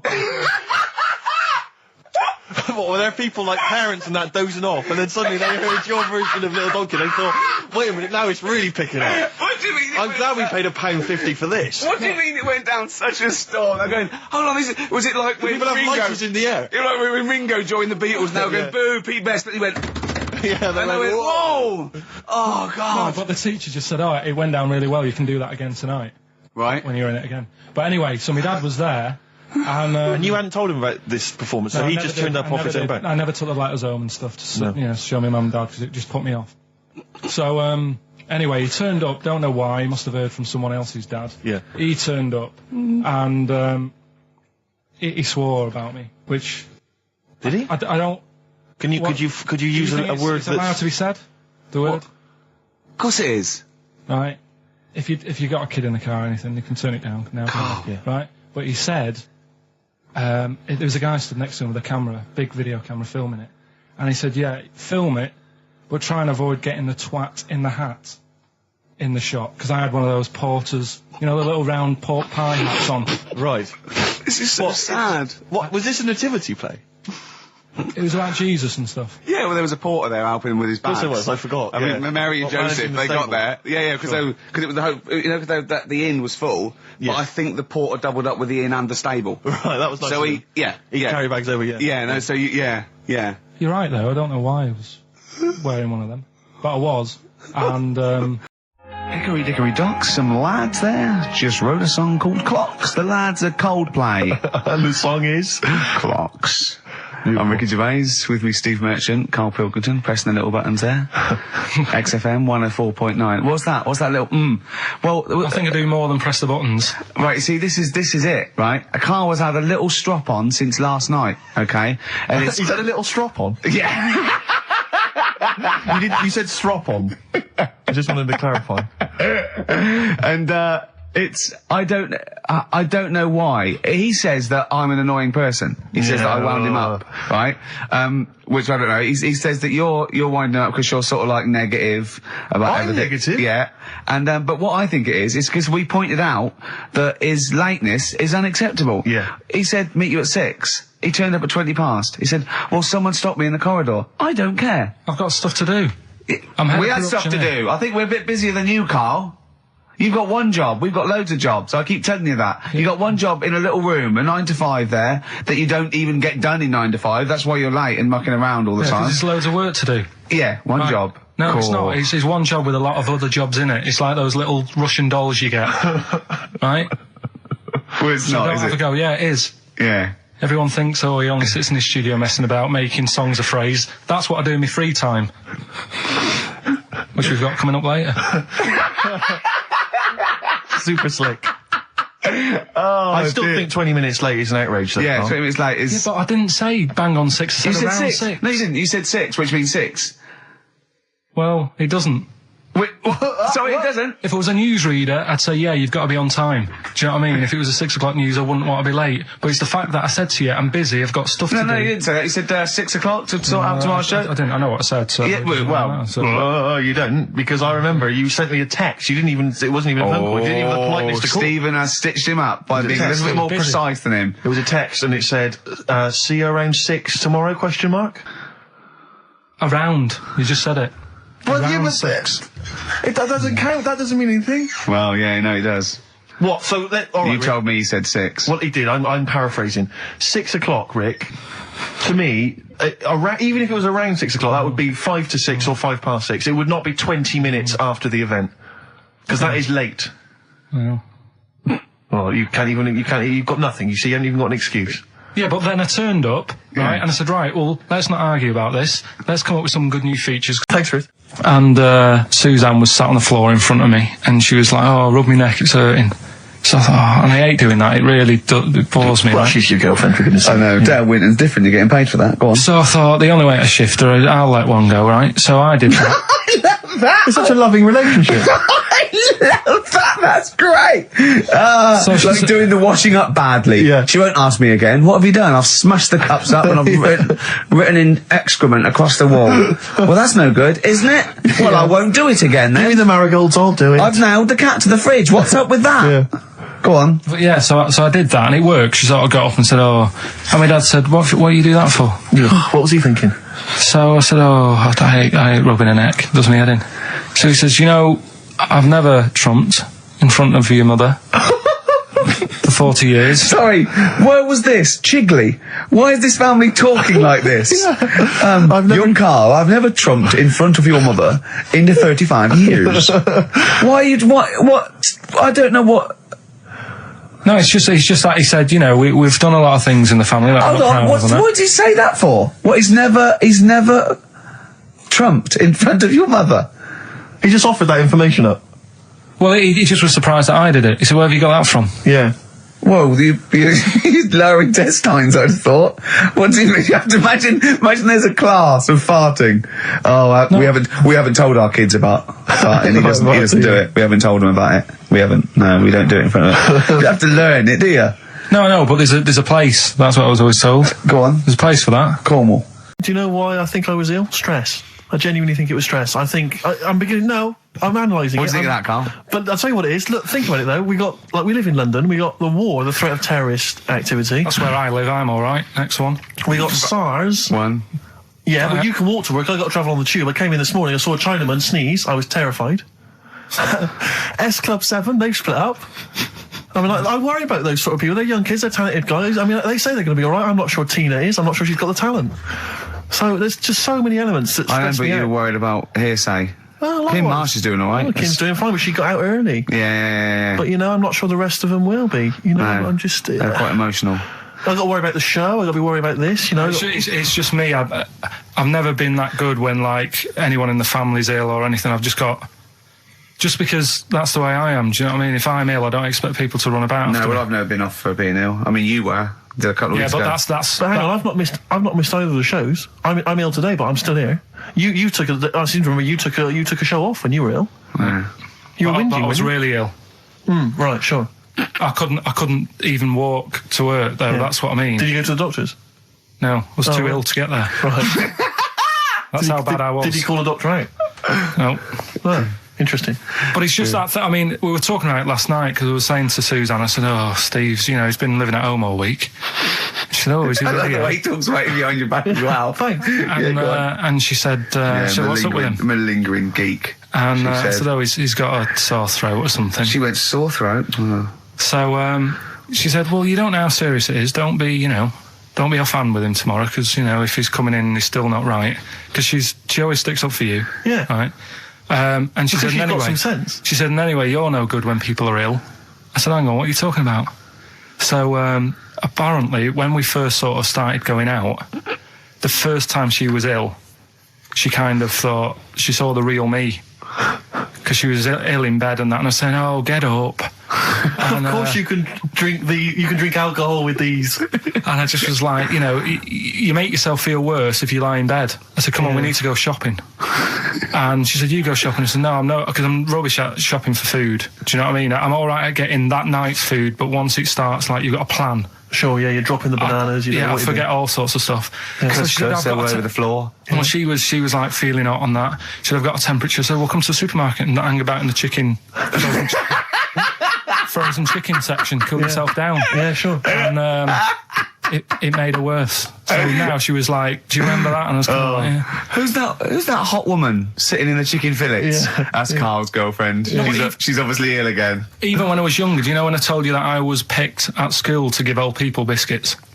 Right, yes. Because you had nice hands, Because wasn't they it? had nice nails, right? Yeah. And then because I went down a storm at that, I went down a storm at that. They said, "Bravo! Getting back with the Garibaldi's the best I've ever had. Bravo!" What do you mean you went down a storm? because I'm into biscuits, so you knew your stuff. I was talking to him about I'm them, into biscuits. right? So then Did you make sure that they finished the first layer before you dipped into the second layer? No, there's no rules like that. Just No rules. what do you want? What do you want? What do you fancy? Yeah. So then, because I was good at that, we were going to like an old people's home where they're a bit iller, rather than just being old. They were like ill, Yeah. and I said, "No, not doing that. Not going there. Because they're old people." They didn't want biscuits. Well, yeah, that's the They're most too thing, old to yeah. eat. So so Did you have that's- to dunk them in tea before you fed them to them? No, it was just like Did you feed them like Did you have to chew? pigeons? Did you have to chew their food, then stick it down their throat with your face? Like a little bird? Yeah, yeah. little trolley, right? A lad who I didn't really get on with, he had good nails as well, so he was serving the tea. Yeah. And I just had a chat and said, "Oh, do you want a biscuit with that? Yeah. What about this one? Do you like bourbons?" Yeah. Oh, you really did the whole. So, yeah. Oh, right, so you weren't just, it wasn't like their choice, you offered a selection. Well, I sort of sold them because the thing is, there's only so many, so you've got to handle the situation well. Sure. You don't want too many in one type, so it's No. like, well, you've had a bourbon. Yeah. What a great life they lead. They probably only pay about 900 quid a week to stay in that particular home. Yeah. And they get a free bourbon by a kid with clean nails. Brilliant. Whoop-de-hoo. So anyway, I found these things. Do you want to... Caught by the River on XFM 104.9. I'm Ricky Gervais, Steve Merchant, Hello there. Karl Pilkington and everything. No, I'm going to be honest with you. Go on. A little bit hungover, Yeah. didn't feel very well. Yeah. I don't know if I'm hungover or still a bit drunk, but I don't feel... You sound like you're still a bit drunk. Yeah, so But what then I'm worried you do about... every week, so. But what I'm worried about is that the standard will slip. Yeah, Sure. if I'm not right on the ball. And the other thing is, I haven't had a lot of time to prepare the show today, Okay. so I don't. I don't really. I don't feel, 100%. Yeah, I haven't done the Carl. Right. Look. Have you finished that sentence? I don't make me laugh because it hurts as well. And there's the other side effect to me being a little bit hungover and or drunk or whatever, right, is that I can be annoying. Right, yes. Because I just to amuse myself, I sort of like turn my body off a little bit and just poke and like that and annoy people and that. I want to sort of like. Well, you do the physical equivalent of freewheeling.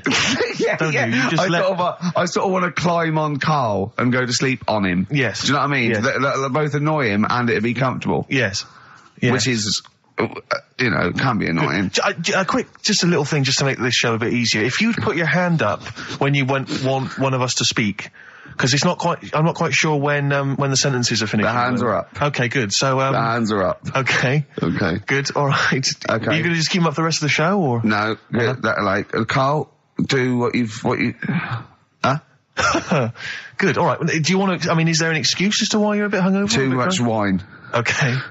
Last night, yeah. Yeah. Good. Thanks for that. Because this is the only work you've got to do all week, isn't it? It's like, unless I'm very much mistaken. You don't have to do anything. You just sit at home eating cheese. Yeah. And then occasionally you do a bit of sort of shadow boxing. And that's exercise. And then you sit out and watch TV. Yeah. Is that roughly what you did this week? Yeah. Uh-huh. So this is the only 2 hours you had to do anything for all week. This is, you had to prepare for this. Yeah, but who can plan a hangover? Tell you what, Steve. Go on. I did find out in the week. Yeah. World record, right? Person with the longest trump. With the longest what? Wind fart. Right. Right? 2 minutes 42 is the world record. Okay. Right? Well, I'm immediately thinking about a relative of yours who I'm sure did longer than that. Who still lives in Manchester. Auntie Nora. Now, Auntie Nora did it for how long? 5 minutes, wasn't it? Starfighter for 5 minutes. But, unfortunately, she was the only person in the room. Whereas I think, which one's alive, Ross or Norris McWhirter? I don't know, actually. He has to be there. Yeah, I think he actually has to He'd have to be there. Would you want to be there?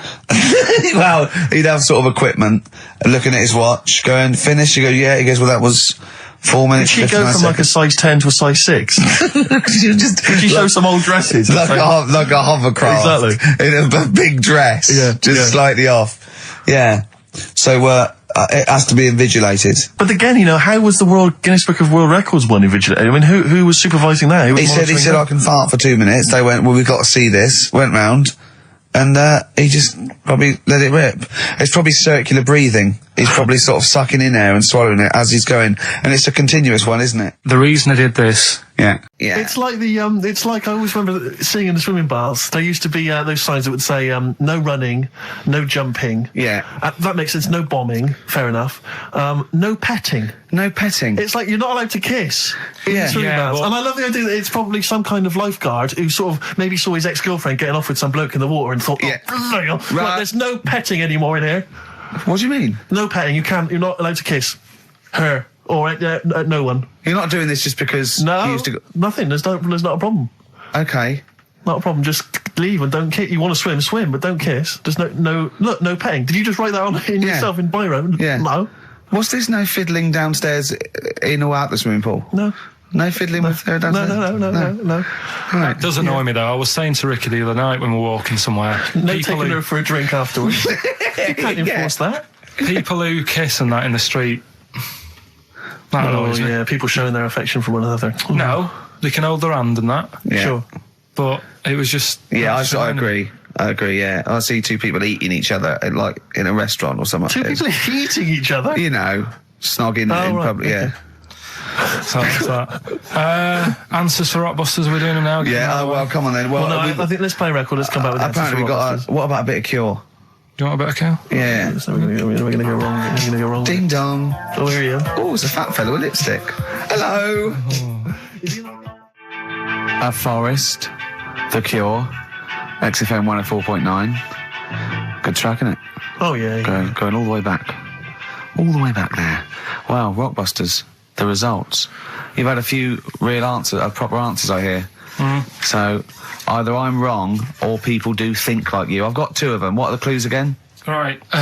First one was the gingerbread man has only got one leg. I got that. That was LB. Limp Bizkit.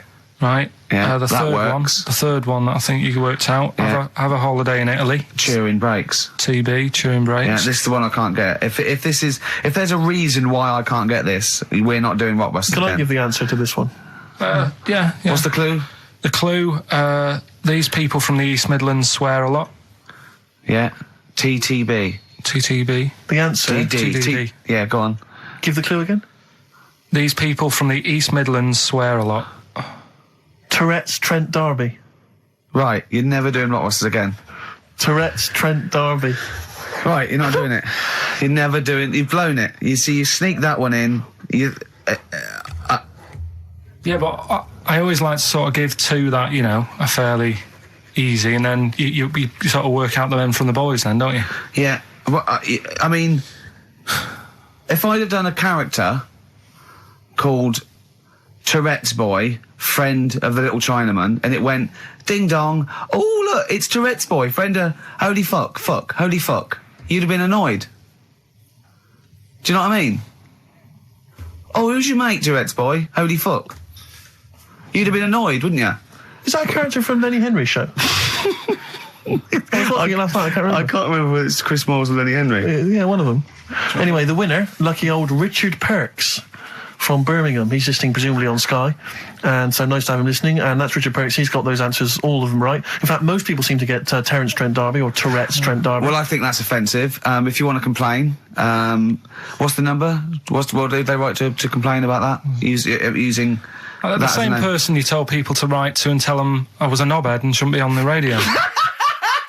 Last week when I was away. Did anyone do it? I think a few went through. Did you listen to the show? I listened back to the recording of it. Did you get any emails before you listened to the show? Yeah, when I got in. Did it upset you? What sort of things was it? Just stuff, I can't remember. Just it was weird because there was like a few of them in a row, and I just thought, what's happened here? Yeah. And because we said that, yeah, because you weren't here. So what did you say? I just said phone in. We had a couple of genuine emails that liked the show, didn't they? Yeah. And I said phone in and leave messages or email Andrew Phillips and Karl Pilkington and just say the show was great. The show was brilliant without him. But they went a bit too far, did they? What did they say then? Oh, I can't remember. I mean, it doesn't bother me because I'm not bothered what people say, am I? No. Do you know what I mean? No, you don't care what you say to people either. Poor little Robin, he looked crushed. Whatever.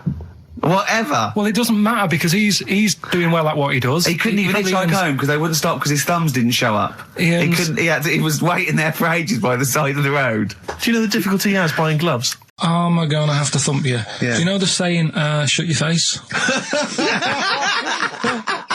Yeah, I've heard the well-known Shakespeare, innit? Yeah. Do you know how it came about? No, Joe Dolce. No, go on. It's ages ago. Oh yeah, literally. Like knights who wore armour. Okay. That's armour going after something. Yeah, that's how it came about. Okay, armour.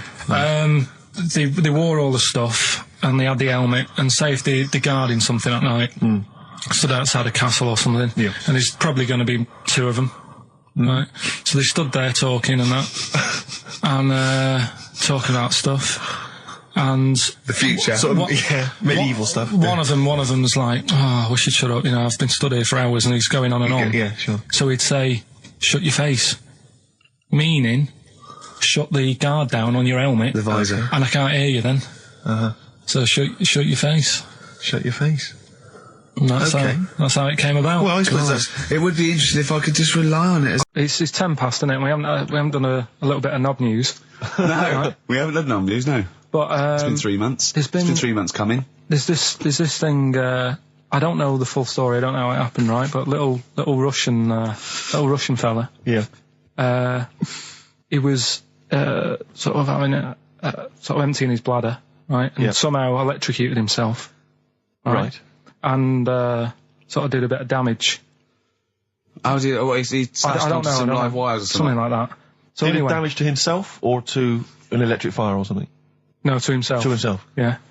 And so the doctor didn't slip and curling tongs went up his arse when he was pissed, because that's happened a lot. Yeah, we've all been there. We've all shoved the old curling tongs up the arse when having a piss. Right. So I can't even be bothered. No, go on, we're interested. We're interested. Come on, we're interested. You can't be bothered. You get Mondays off. Do some work. All right. So anyway, so the doctor says, "Oh, it's not looking good. We'll have to take that off." What? I was like, Novectomy. Yeah. Really? But the funny thing is, right? Nothing funny about that. They've done. You're doing me head in. Just tell the story. Just doing me head in. Oh, you can chill out on Monday. I've only got 15 minutes, but I'm going to talk to you every Saturday. I'm going to get the money's worth out of this, because you get Mondays off, and I can't bear the fact someone getting away with something like that, because it's terrible. So you're going to stick this out, or you're going to have to work Mondays. So take it on the chin, right? Okay. Just finish the story. Yes. I command you. Just do it. Anyway, so they said, he said, will you be able to sort me a little knob out? A prosthetic cock, yeah.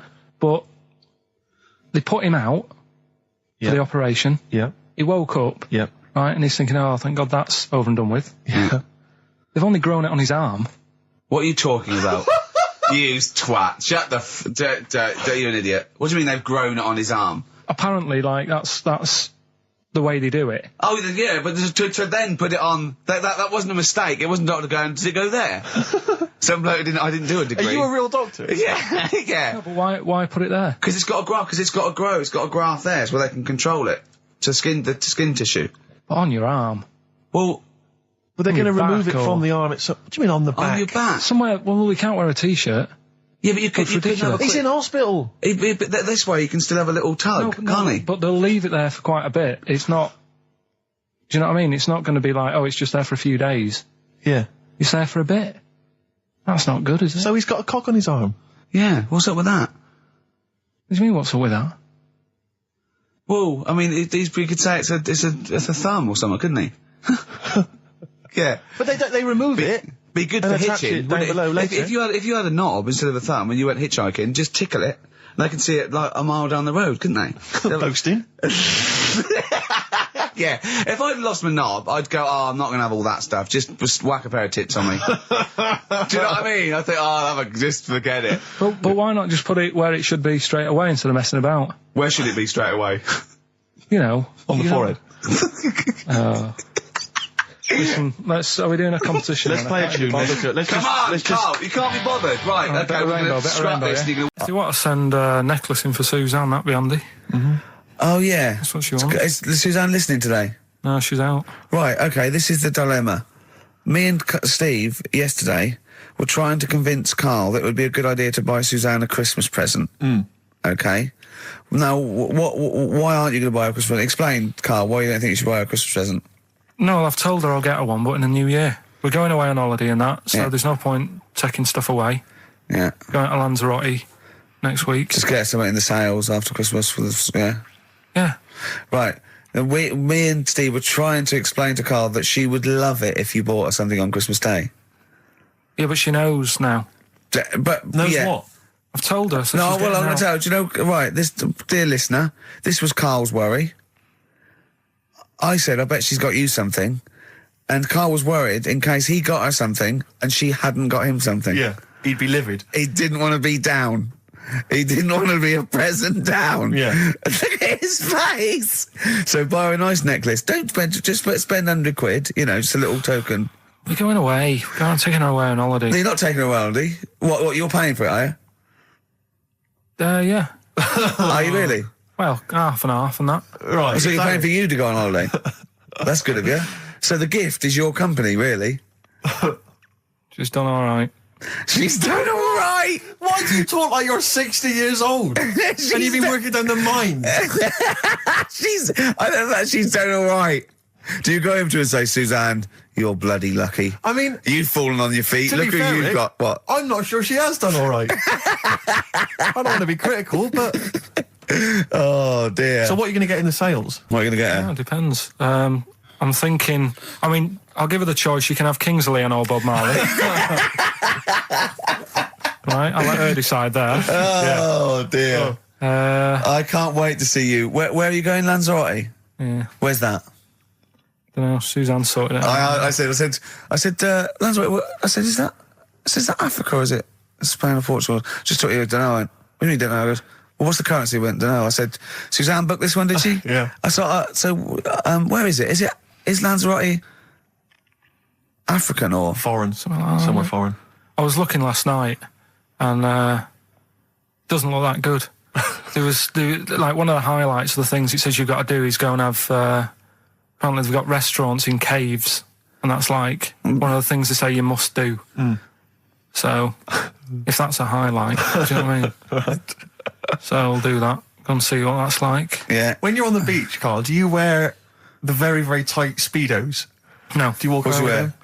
them? Sort of longish shorts, Yeah. t-shirt on, probably with a sort of a light shirt on top of that. Right, sure. So quite wrapped up then. Covered up. Do you wear a hat? Because obviously the bald head, there's risk of sunburn.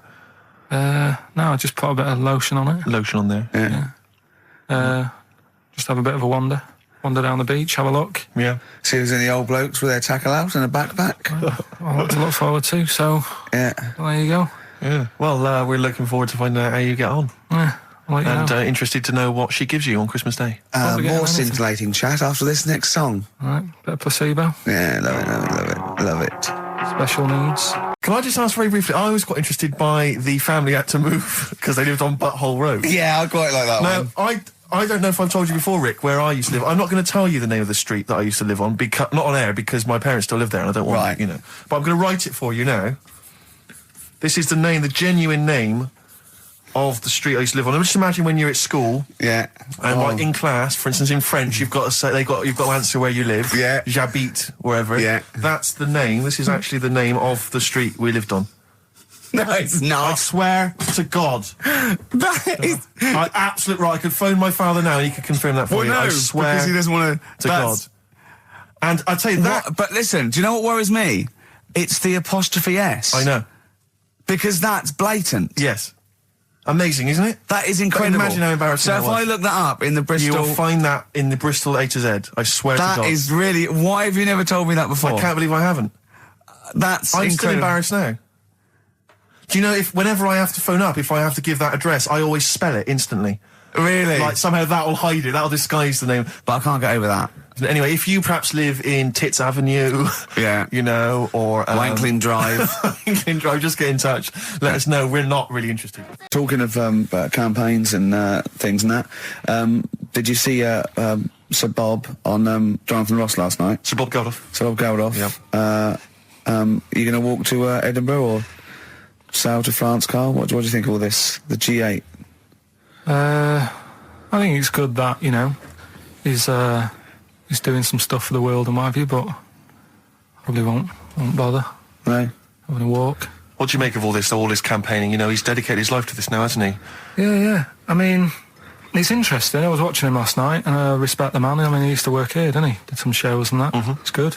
It's all right that he can do it, but... I assume that's not why you respect him. I assume you respect him because he's trying to save a nation, as opposed to used to work in XFM for a while.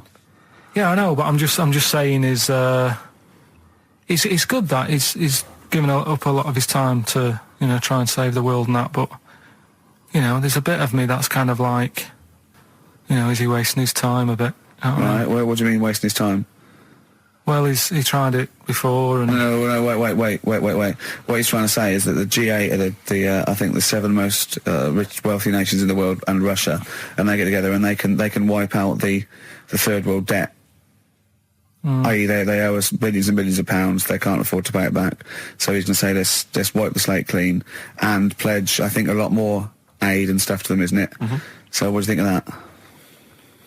But won't they just do it again? Right, what's you thinking? No, I just mean... I knew I had a little diamond in the rough here. I mean, obviously, you know, I admit, I brought this up because I really wanted to know what Karl thought of it. Sure. Yeah, I had ulterior motives. It wasn't just for awareness, for the very worthy cause. It was because I know... Look at him looking at me. Look at him, he looks at me like a cat. Honestly, it's like there's nothing behind those eyes. Right, what do you mean? They're just going to run up the debt again, you think? Well, what I mean is, right, when I was a kid, right, and I wanted to go to the arcade, I'd borrow £1 off my mum, right, and she'd say, don't come back asking for more and what have you. But I'd have a go on a pinball machine or whatever, game on a fruity, and then go back, and she'd go, can I have some more money? And she goes, I gave you £1 before. And I go, I know, but I'm on holiday. And she goes, there you go then. And then I go off and do the same thing. I didn't go, no, I wasted the last one, I'm going to pop this in the bank. Right. So you think that's what's going to happen with... That's a nice metaphor. So what do you think happening there? That the Africans are blowing it down the arcade. Instead of putting it towards a fishing rod, they're blowing it down the arcade. I'm trying to win a watch. Look, I've got 100 goals. I think this thing is dodgy. Yeah. I'm trying to win a fluffy toy. Bob's saying you're never going to get the Snoopy. You're never going to get the Snoopy. It's always going to fall out of the little claw. It's rigged. The claw is not strong enough. Yeah. Do not waste it. No, Midge. Midge, you have to write a song. Write another song, mate. They've blown it down the arcade. Brilliant. Carl, I need the phone number of your girlfriend. Let me explain why. I was lucky enough, once again, to be on your quiz team this week. Ricky still to beat me. He's still to beat me with his team. Yeah. Second I came. We the gang here and some friends. We sometimes go down to a pub quiz in the local area, and I was very nicely. I was invited by Karl to be on his team. Twice now I've been on that team. Ricky's always on another team, and what can I say, Karl? Do you mind me saying this now? Because I've analysed the team, and it's very much your team, and you've put the team together. You've recruited some excellent personnel. Your girlfriend's very, very good on the team, as is one of her work colleagues. And you normally bring in, someone like myself. I like to think I'm providing something with the entertainment section. I seem to remember last time I answered at least 6 or 7 questions that other people hadn't got. So I felt I provided something there. Karl, I rather like John Harvey Jones, who used to be called in to sort of troubleshoot companies. I see why you are not winning ever, and it's a rather pricey contest, isn't it? It costs a tenner to enter per person, and unless you get in the top 3, you're not going to get to see your money back. No. So I think you're going to maybe need to step down from the team, because Karl, I'm not sure. I am not sure. You consider yourself a kind of player manager, but frankly, I'm not sure you're providing enough. Right. See, this is funny, because as bad as I imagine you are, I don't think Steve would make it into my team, so he's getting a bit cocky here. I want to know what your opinion of him, because he's told me he's great on it. Well, you bang out of order, first of all. Okay. Do you have a good night when you're with us? I tell you what, I wish I'd lost a tenner every time I've come down. That would have improved it. You point out there about the football analogy. Mm-hmm. Alex Ferguson, when did he score a goal? Right. He doesn't. He tells the others how to do it. Right? That's my role. He doesn't take up one of the 11, though, does he? No, exactly. It's not like you can only field 10. Yeah. Because we only got 10 again. I want to be in the 11. Exactly. He's not running around in midfield, falling over. Yeah, shouting, "Oh, what have I told you?" Yeah. No. Right. I'll admit. And there's a limit of 5 players. We should explain that. That's the point. Yeah, there's only 5 players on the team. So. But it was pretty tricky on Tuesday, though, wasn't it? It was one of the tougher... Tell everyone the one question you got right. Something about... Well, tell us the answer. The 2 words you had to say to get the answer. Danny Minogue. Danny Minogue. That was what you provided, Danny Minogue. Is this valuable? Well, no, not really, because there was at least 2 of us who also knew the answer. Oh, well, we gave him. No, exactly. We gave it to Karl. We massaged his ego. But I just feel Karl. Do you know what? I feel a bit bad now, because I just he had a crushed face. Then. Can I just tell you right now? He just can't believe this. Can I just tell you right now? I think the problem is this. I think there's that precious 5th position that is not being filled at the moment, I think, consistently enough by a decent player, right? You've got a solid team. I'm thinking if you want to remain on the team, you are going to have to pull your finger out and find a 5th member that is going to provide, and I'll tell you where the weaknesses are. I can tell you right now, mate. The weaknesses are natural history and science. Something which Ricky Gervais is scoring on week in, week out on his team. There is a few. Now, if he was available for a transfer, we could be fine. But we've got to find someone to fill in that space. Otherwise, I'm either going to quit or you're going to have to step down. Because I don't think I can be on a team where there is these obvious deficiencies. There are visible deficiencies. And, the £10. That's £10. I'm not made of money. So let's take us back a few steps, Karl. What's the story? Right, so I did some research. Right. Let's just recap again. There was a guy you read about who had his head chopped off. He was guillotined. Yeah. He had said to the people around him, I am going to blink once I've had my head cut off to show the brain that life, can still... Or the brain can continue to work after death. Okay, so we queried that. So you weren't having any of it? Well, no, possibly for a few seconds till the oxygen stops being fed to the cells because the blood has drained away. But, nothing spectacular. So go on. Well, along the similar sort of lines, right? This is quite a few years ago. This fella sort of upset the royal family doing something, right? So they said, this isn't good. It wasn't Ben Oughton at that Jubilee thing, was it? I can't remember what it was. And they said, right, that was terrible. We're gonna cut your head off. You gotta show people like you can't be doing what you've been doing. What was this, the 1970s? When you say a couple of years ago, you mean maybe sort of... Was it the olden days when the phones weren't very good? Ages ago. Yeah. Ages ago, sure. So yeah, fair enough. Yeah. So... Very philosophical. Yeah, imagine that when you wasn't here story. This was literally ages ago. Yeah, exactly. Yeah, Simon Sharma's History of Britain. Yeah. Oh, and even before that, which is yonks before, when it was all mental and different. Sorry, Karl, go on. So he's having his head cut off, and he's resigned to it. It's the day before. He's kind of got it into his head now that I'm not going to have my head much longer. Sure. So he said, let's make use of this. Yeah. He said, I wonder how long, the body can stay alive without my head on it. right? So they were like, oh, I don't know. So, Hoover. So the jailers? Whoever he was asking. These jailers with one eye. Yeah. Get out, pal. So he said, no, wait a minute, I've got an interesting scientific experiment, jailer. Well, fair enough. What is it? So, he said, what I want to do, right, he said, you know, surely it's my last right. You know, I'm gonna be dead tomorrow. Sure. So, let's do a test. He didn't draw it out this long, did he? Yeah, he said, let's test this out. You know, he said, do us a favour. He said, you know, it's my last day. What I want you to do is, you're gonna cut my head off. Let's put a white line on the floor. Right. And see if, you know, because there's no point asking how far he can sort of walk without an head if there isn't a line, because you don't know what to count. Do you know what I mean? If he loses his head and he's running around all over the place, you can't really count That's that. not impressive enough, yeah. So they said, let's make a white line. Sure. Yeah. Who said this? He did or they did? I think they started to join in with him and saying, well, let's make this a... Sure. You guess it. Go on. So, they got Norris McWhirr down. The Guinness people. Oh. Yeah. So they said, let's get this white line. Yeah. And, dedication's all he needs. We'll do this tomorrow. And he said, all right, then, I'll see you in the morning. Yeah. So we go, I'll see you in the morning. Night, sleep tight. Bye. I love the fact that Carl knows exactly what was said. That's beautiful. Yeah. He doesn't know the story or what order it is in or when but it he was. knows exactly what was said. But he knows the intricacies. All right then, see you in the morning. Bye. Oh, kissy. Oh, I'm not like that. Oh, you joker. Don't let the bed bugs fly. Yeah. Anyway. So he gets up. Do you want a paper tomorrow? No, I'm all right. Go on. He gets up and they say, right, you know, today's the day and that. And he said, well, you know, I've got used to the idea. So here's a white line for you. Got used to the idea. Go on. So they go, right, are you ready then? And he said, I go on. And they cut his head off. And the body walked 32 steps without a head. Wow. 32 steps. Incredible. And that's the lesson, really. Did it get as far as it walked along the white line, did it? Yeah, it stayed along the white line, did 32 steps, and then started to stumble a bit, and it just fell over. Yeah. But, you know, it was a test that your body can still keep alive for a little bit. Yeah. When you've lost your head. Absolute twaddle. Absolute twaddle. What do you reckon you can do then without an head? How many steps? Nothing. There'd be muscular spasm, right? Yeah. It would twitch a bit. It would, yeah. You could not distinctly take 32 steps. The body could... Well, don't... Yeah. Is the doctor still on the line? Yeah. The fella that bought 6 parrots.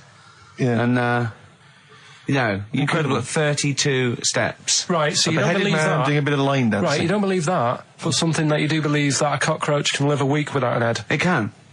Slightly different kettle of fish there. Why? Wow, insect to human is what I'm thinking. Yeah, that difference. There's not that much difference in Well, of some course there insects. Do you know that a snake has a heart and lungs and kidneys and stuff? Go on.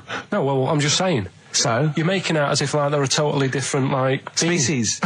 I am making out. I mean, call me old-fashioned. Do you know what you're talking about? I don't want you embarrassing yourself, Rick. Yeah, I am suggesting they're totally different beings. Yeah, that is... Yeah. Now... Carl, the cockroach is a very different thing. The interesting there is that it lives without its head, because a lot of it's on, there's some of them are phototropic, chemotropic, some of them just literally have, irritation and muscle memory. I mean, they do have a central nervous system, but it's very different. So if you lose the head, it bypasses a lot of that anyway. All this is running around. The reason it dies is because it can't take on water. But it's very different to a man, right, having consciousness and then losing that, and the body still going, no, I think I remember what I was going to do here. Yeah, so I'm going to carefully walk 32 steps along this white line. Imagine just looking down going, oh, missed a bit. Yeah. Maybe the head was in the corner going, left, left, left, oh, he's now, Well, let's just put it out. I mean, if anyone listening has maybe had a relative beheaded, maybe in a horrendous car accident, but they got up, maybe they went for a walk, they had a little chat before they passed on. Carl. Get in touch. Carl, you are my favourite being. You are my favourite species. Now, you, Carl, may not be particularly different genetically from a cockroach. You are, why can cockroaches do that? Why whoever made them went... Let's play a record. Do you know what, when I told him this fact, I send him little facts on text messages just to inflame his, interest. I just sent him a cockroach can live 9 days without its head. He texted back, what's the point of that? Yeah. What's the point of They're that? not doing experiments, these cockroaches. It's a boring last week to have. And he went, and on top of all that, you're thirsty. So it's the worst week of your life, isn't it? That week without your head. Educating Ricky, what have we got? Hairy Chinese kid, go on. Right, yeah. This is the... I didn't want to do this. What do you Really? want to do it? Well, I wanted to give you 3, and I gave you one. It was like the alien man gets a beard or whatever. Yeah, And- which was total rubbish, so this one should be better, maybe. Hairy Chinese kid. Right, well, we've talked about hairy people in the past. True enough. Haven't we? Yeah. You know, the little kids who grew up in woods and hung around with wolves and that. Yeah, again, you're confusing it. Yeah, they're not, there were some people that were born very hirsute. They were not the people who were brought up with wolves. Yeah. You just put that together in your Homer Simpson type mind. Right, well, this is like a sort of close to that sort of story. Yeah. But the weird thing is, right, Chinese people aren't that hairy as a nation. No, seriously, that's a well-known fact. They don't have that much body hair and stuff. Okay. So this little kid who was born over there, he was like covered in stuff. Was he? And it was only his nose that wasn't hairy. The rest of his body was caked in hair, right? And his hair sort of... What grew. sort of hair was it? Was Thick hair.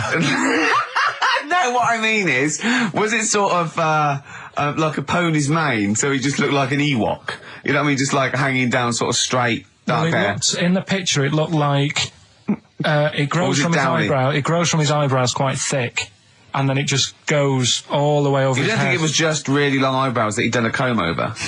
No, it was all over his body. It had a picture of like his back and that. Yeah. And Had he styled it? Had he styled it at all? Did he have it in a quiff or? no, it was just hanging everywhere. all over him. Yeah. And they were like, you know, this is a bit weird happening in China, where we're not normally that hairy. That was the scientist speaking there. And the local press and that were getting him down, calling him monkey boy and all this. Oh. And Thinking Chinese press. but the doctor, Yeah. Oh. They're cruel, aren't they? the Like doctor, those game shows. That's Japanese, isn't it? Yeah. That's what, yeah. and the doctor said, I was talking through all that time where we were just like talking to each other then. Because I turned round and I still saw he was talking. Go So on. anyway, the local press came in to see the hairy boy, the monkey yeah, boy. and they were like being tight, taking the mickey out of him, and the doctor said, Throwing him nuts. he's only hairy. Said he's a healthy young kid. The only faults he's got is he's got a little bit of eczema and a boil. And he said everybody should just treat him the same, and I think he grew up a healthy kid. Yeah, so that's the That's the end of the story. That's not a story. why. But I've got nothing. I don't know what to say to that. So someone in China was born slightly hairier than the rest, and he was normal apart from eczema and a boil. That to me isn't a story. But if it is, I've got a million. I mean, it's sort of like bloke from Manchester went a bit bolder than the rest, got a job on radio. He was normal. I mean, that's not a story, is it? Anyway, Educating Ricky. Good, we've settled that then. Go on. the titles that are meant to sort of pull you in. Yeah. We've got what was it? Stocking, Aitken and Waterman. Yeah. You've got It's Not His Fault. And Get a Load of This. Get a load of this. So, which pun do I pick first? I think I'll go for get a load of this. Get a lobe of this. Yeah, get a load of this. Yeah. Well, that's a story about a girl who she was deaf, right, for 4 years, and it happened quite a bit back this. What year? Or was it? I think it was ages ago. Was it? About quite a bit back. She was deaf for about 4 years, having an argument with her mum, it said, which I didn't quite understand, because I don't know how they do that. Yeah. But she was having an argument, and a man pushed her against a wall, and she banged her head, and her hearing came back. Okay. Was she wearing a Walkman and it fell out? And she'd realised, There's no explanation. There's no explanation. Well, why is that teaching me something Right, then? so I knew you'd say this, right? So I thought, right, I'll stick something on it. Do you know that bees are deaf? No, you can't just, no. If you ask someone something they don't know the answer to, they don't tell you something else. Just, I'll tell you something else then. I can't answer that, I'll tell you something else. Imagine that, if you asked a teacher. Look. How do birds fly? Wow, if you're going to do that, tallest building is... I mean, what? Well... That was the equivalent, Carl, of running away when we asked you a question. Yeah, the intellectual equivalent of going, look over there, there's a monster. Yeah. Listen, what do you mean? What she... Okay, so... Oh. So her There's hearing no came explanation. There's no explanation. Or you don't know. Well, there isn't one, is there, really? It's a bit What, weird. did the doctors not look into it? No, I think they just said, oh, that's good. So again, I don't... Where did this information... Is that... If you read this on the net, is that all they put on the net? There was once a deaf woman who hit her head and she could hear. Came back. It was bizarre things about being deaf. Was there I've got that book, yeah, it's a good book, that. Was there 3 more pages you just couldn't be bothered to read on? Yeah. No, it was just a little bit, and it was there a little picture, a cartoon picture? No pictures, I just read it. Ow. Look, ow, if you don't want to know, if you don't want to learn, you know. Yeah. Okay, it's not his fault. Let me have It's Not His Fault. You got to save this. This has got to teach me something. It'll be an interesting story. Right, it's not his vault. This fella... Yeah. What year? Ages ago? Olden times? I'd say in the 70s. Okay. Would you? Any evidence for that? And, does he wear flares in the story? Right. Is that your reason? No, it's a bit like Uri Geller, this fella, right? Where he's electric. He's electric. And, if he walks past the telly would fizz. Uh-huh. If he walked past the radio, it all goes like that. Ooh. His hair stuck up all the time. Ugh. And he'd be having a bath and everything would be all right, and then the power would sort of switch on in his body, and the electric in his body made him jump out of the bath. So... What do you mean, so? What is that so? What does that so mean? You've given us nothing. You've given us nothing. You'd have to at least give us the scientific explanation. Yeah. Electric eels have 400 volts in them. Oh, is this the running away again? What was that one called? Yeah, but it's not his vault. But there's a reason that not his fault. It's not his fault. I thought it was going to be something about. I think we should do these the other way round. I think you should tell us the story and then we'll hear the pun. It's not his fault. It's not his fault. Right, let's leave it. Play a tune. Forget it. Educating Ricky. Doing it. We're not doing it. No, we are. What are you going for? Oh, he can handle it, I think. Don't worry about him. He candle it. He candle it. Okay, let's hear this one. Right, are you familiar with the phrase burning the candle at both ends? Yeah. Do you know how it's come about? I know a man who does. I assumed that it was to get more light in the room. How would that work? Well, they'd put it sideways and light both wicks, so out of one candle they could get two. No, go on. No, what it is... It means you're doing too much, you're staying up too much, right. You're not getting enough sleep in your... Well, years ago... Yeah. When they didn't have light bulbs and that. Oh yeah, what year is this? Literally ages ago specifically? Yeah, quite a bit back. Mm-hmm. Okay. Didn't have light bulbs and that, so they used to have candles. When did the light bulb come in? Because I can't remember at the moment. Don't know. Okay, go on. So, yeah, so they've got a light bulb. You wouldn't know. You're a doctor. You're not a historian. Go on. And people who worked a lot of hours. Yeah. How many? Literally lots. They get up early in the morning because they have to be up early. Yeah. And it's dark outside, so they'd light the candle. Sure. And they'd wear it out a bit, and then they'd be getting in late as well. Yeah. And they'd be like, oh, it's dark. I'll have to light the candle again. And they're burning candle at both ends of the day. So that's where the saying comes from, burning the candle at both ends. So, all right, that's a little lesson. Yeah, lesson one. Okay.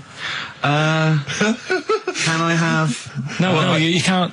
You can't rush into them, Rick. You've got to. I've got to soak in that. You've got to soak that one in. Any questions for Carl off the back of that? What do you think? So people were. I mean, basically, where this comes from is people would literally burning the candle at both ends of the day. Sure. There you go. So we've still got. Go on. I'm committed to this treatment. And I can't wait. This is like Christmas Eve for me. It's like Christmas. I've got to open another present now. No, I'm afraid we've got to save it. Rick, raw Nirvana. Amazing. We were just talking. We were getting excited about that. Yeah, weren't we? got an incredible brilliant voice he has. And Grohl drumming is brilliant. You know, you're right. The new one from Nirvana. Well, it's time for Educating Ricky Part 2, isn't it? I'm excited, Carl. I'm going to learn so much from this. What's the choices again? What you've got left. Still keep phoning your answers to email. Email, sorry, yeah.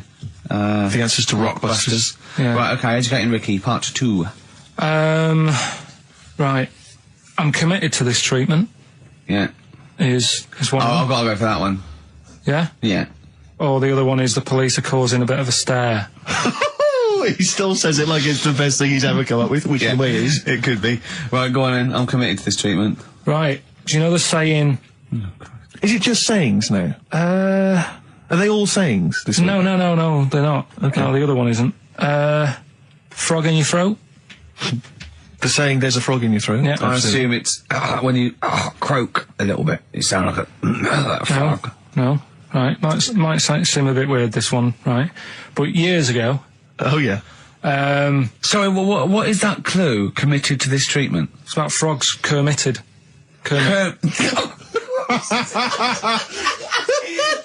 Probably works better with a K and an ER written down. Well, also, if you pronounced it committed, yeah, but not committed. Committed to this treatment! Right, go on then. That's genius. So, yeah. What? You go to the doctors and you go with throat hurting a bit. Right. And what they did ages ago. Ages ago? What year was this approximately? We are going back quite a bit with this one. Oh, okay. Go on. And the doctor would say... did history. Imagine years ago. Go on. And the doctor would say, right, keep your mouth open and you just look at your tonsils. And the jaw would ache a bit because they weren't as quick back then because they didn't have the technology and stuff and they'd have to, like, stare at it and study it and stuff. And, like, they get an achy jaw... Right. Keeping their mouth open. Yeah. Like you get, you eat a Mars bar or whatever. So, they'd sat there and they used to always close their mouth and it used to annoy the doctor. Yeah. Right? Oh. So what they did, they used to get a toad. Right. And put it in the mouth. Rubbish. Okay. Keep talking. Keep talking. And, that way they couldn't close their mouth because either they'd squash it. Right. Or, apparently, you're not allowed to lick a toad's back. So the doctor would have them for breaking the law? No, but it's poisonous, right? A toad's back. You should never lick a toad's back. Or put it in your mouth, really. Oh, just stop for a second. Wait. What? Can I just ask one question? Go on, yeah, just ask one question. I've got a few, but go on. Sure. My initial thought is, it sounds like a brilliant bit of sort of medical knowledge there. It's a great idea. Yeah. My only thought is, how does the doctor see past the toad? Yeah. Your tonsils? What's he actually looking at with the mouth open? Surely the toad is in the way. Hopping around in the way? It didn't say. Sorry, and my first question is, was this on the internet? Yeah. Yeah, okay. Carl, that is bollocks. That is, I mean... Well, alright then. Let's turn this round. Where does the saying, you got a frog in your throat come from? Probably because you sound a bit croaky. Probably that. Probably because you sound a little bit like a frog when you've got a sore throat. Carl, did you not question it just for a moment when you read it? Just for a second, didn't you think, that seems an odd approach? Firstly, why a frog, of all the different species? Because it's poisonous. A toad. So it's a toad as well? Yeah, well, it worked. I'm committed. Worked. No, my point is a frog in the throat. I was going to change it to, have you heard the news Toad Day? But I went with the frog. Oh God! Right, so that's rubbish. So that's rubbish. Next, can I have? Let's play a tune. Let's come up with the God. Can I just say? No, just play it. Just play it. Yeah. Yo, Carl. I have to thank my mate Dave, who sent me an incredible 4-disc compilation. That was one of the tunes on there. It looks professional. It's amazing. It's incredible. Yeah. Oh, he's gone to too much effort. Ben Queller. It's a track called "In Other Words" from his album Sha Sha. Open wide. Oh dear, that's interesting. Oh, hey, doctor. Look, you've actually got a frog in your throat.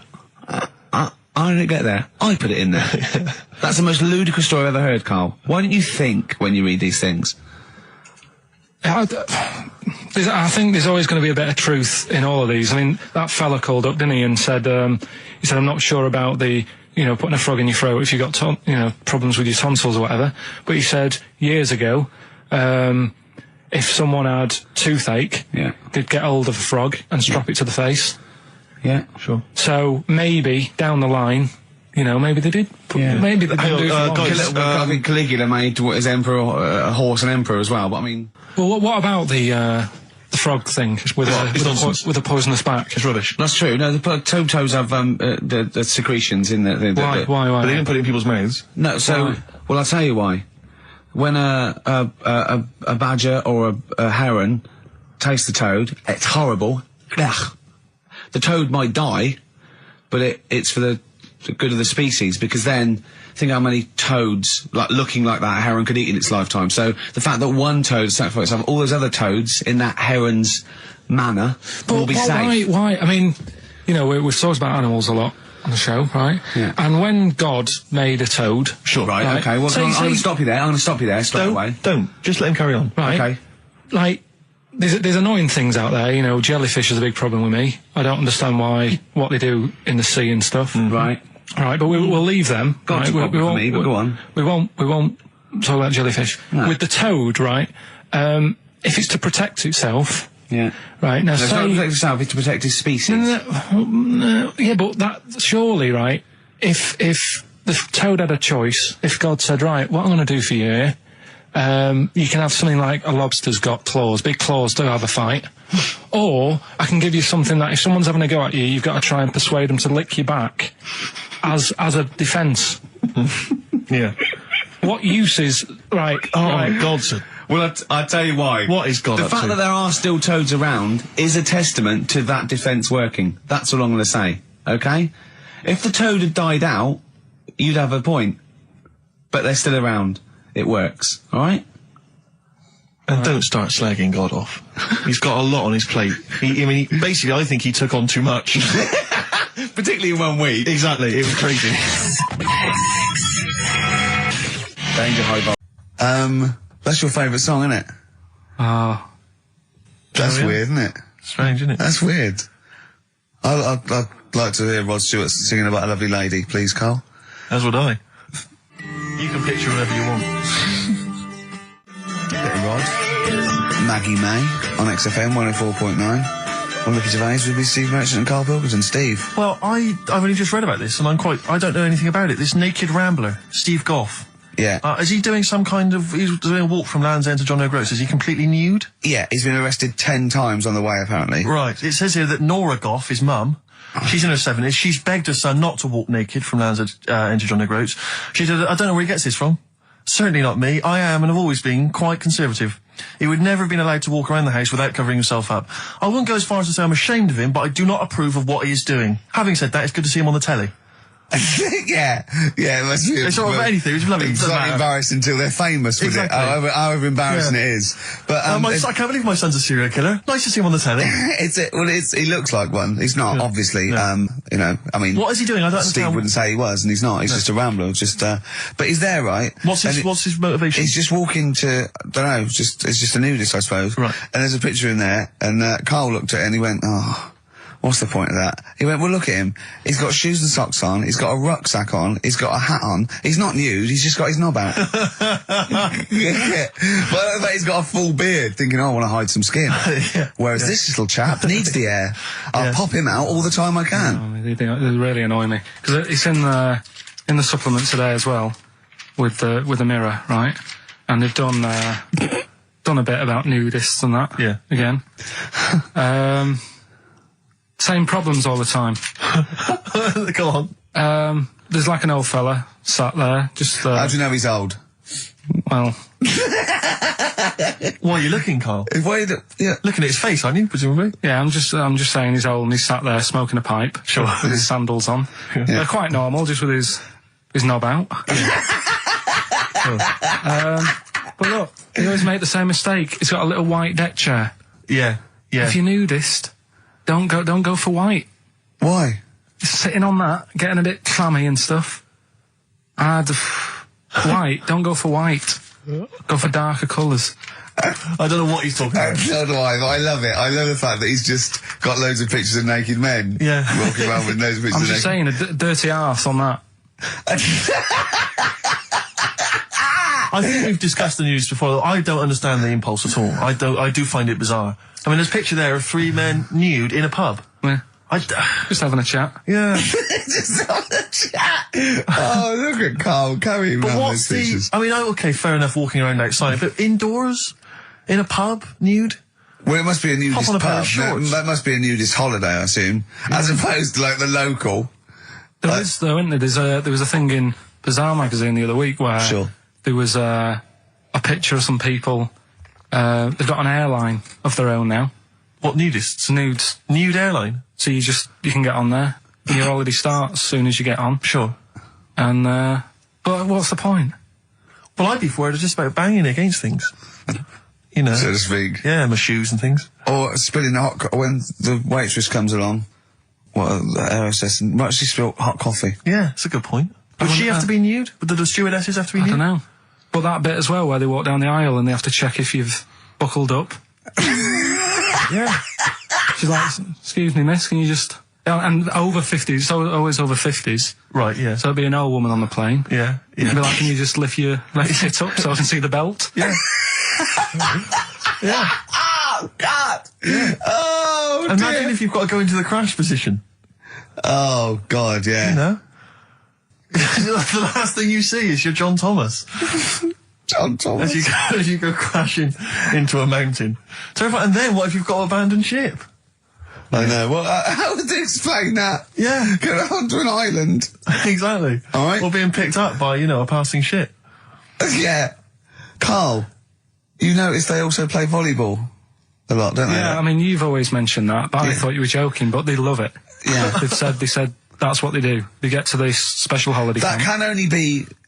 Either they got the idea from sort of like Carry On Camping or Benny Hill, or they actually like it jiggling around as much as possible. Yeah. But is that safe? Well, I assume so. You play volleyball with trousers on, don't you? I wouldn't have thought... Yeah, but there's a bit of support there. I mean, I was watching athletics, right, the other week. Yeah. Right? Yeah.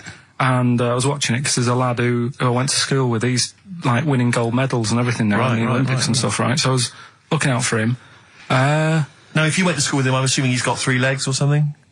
No, he's normal. Just a regular guy? He used to push me on my go-kart, and so I feel like I was there from the start, training up a bit. Yeah.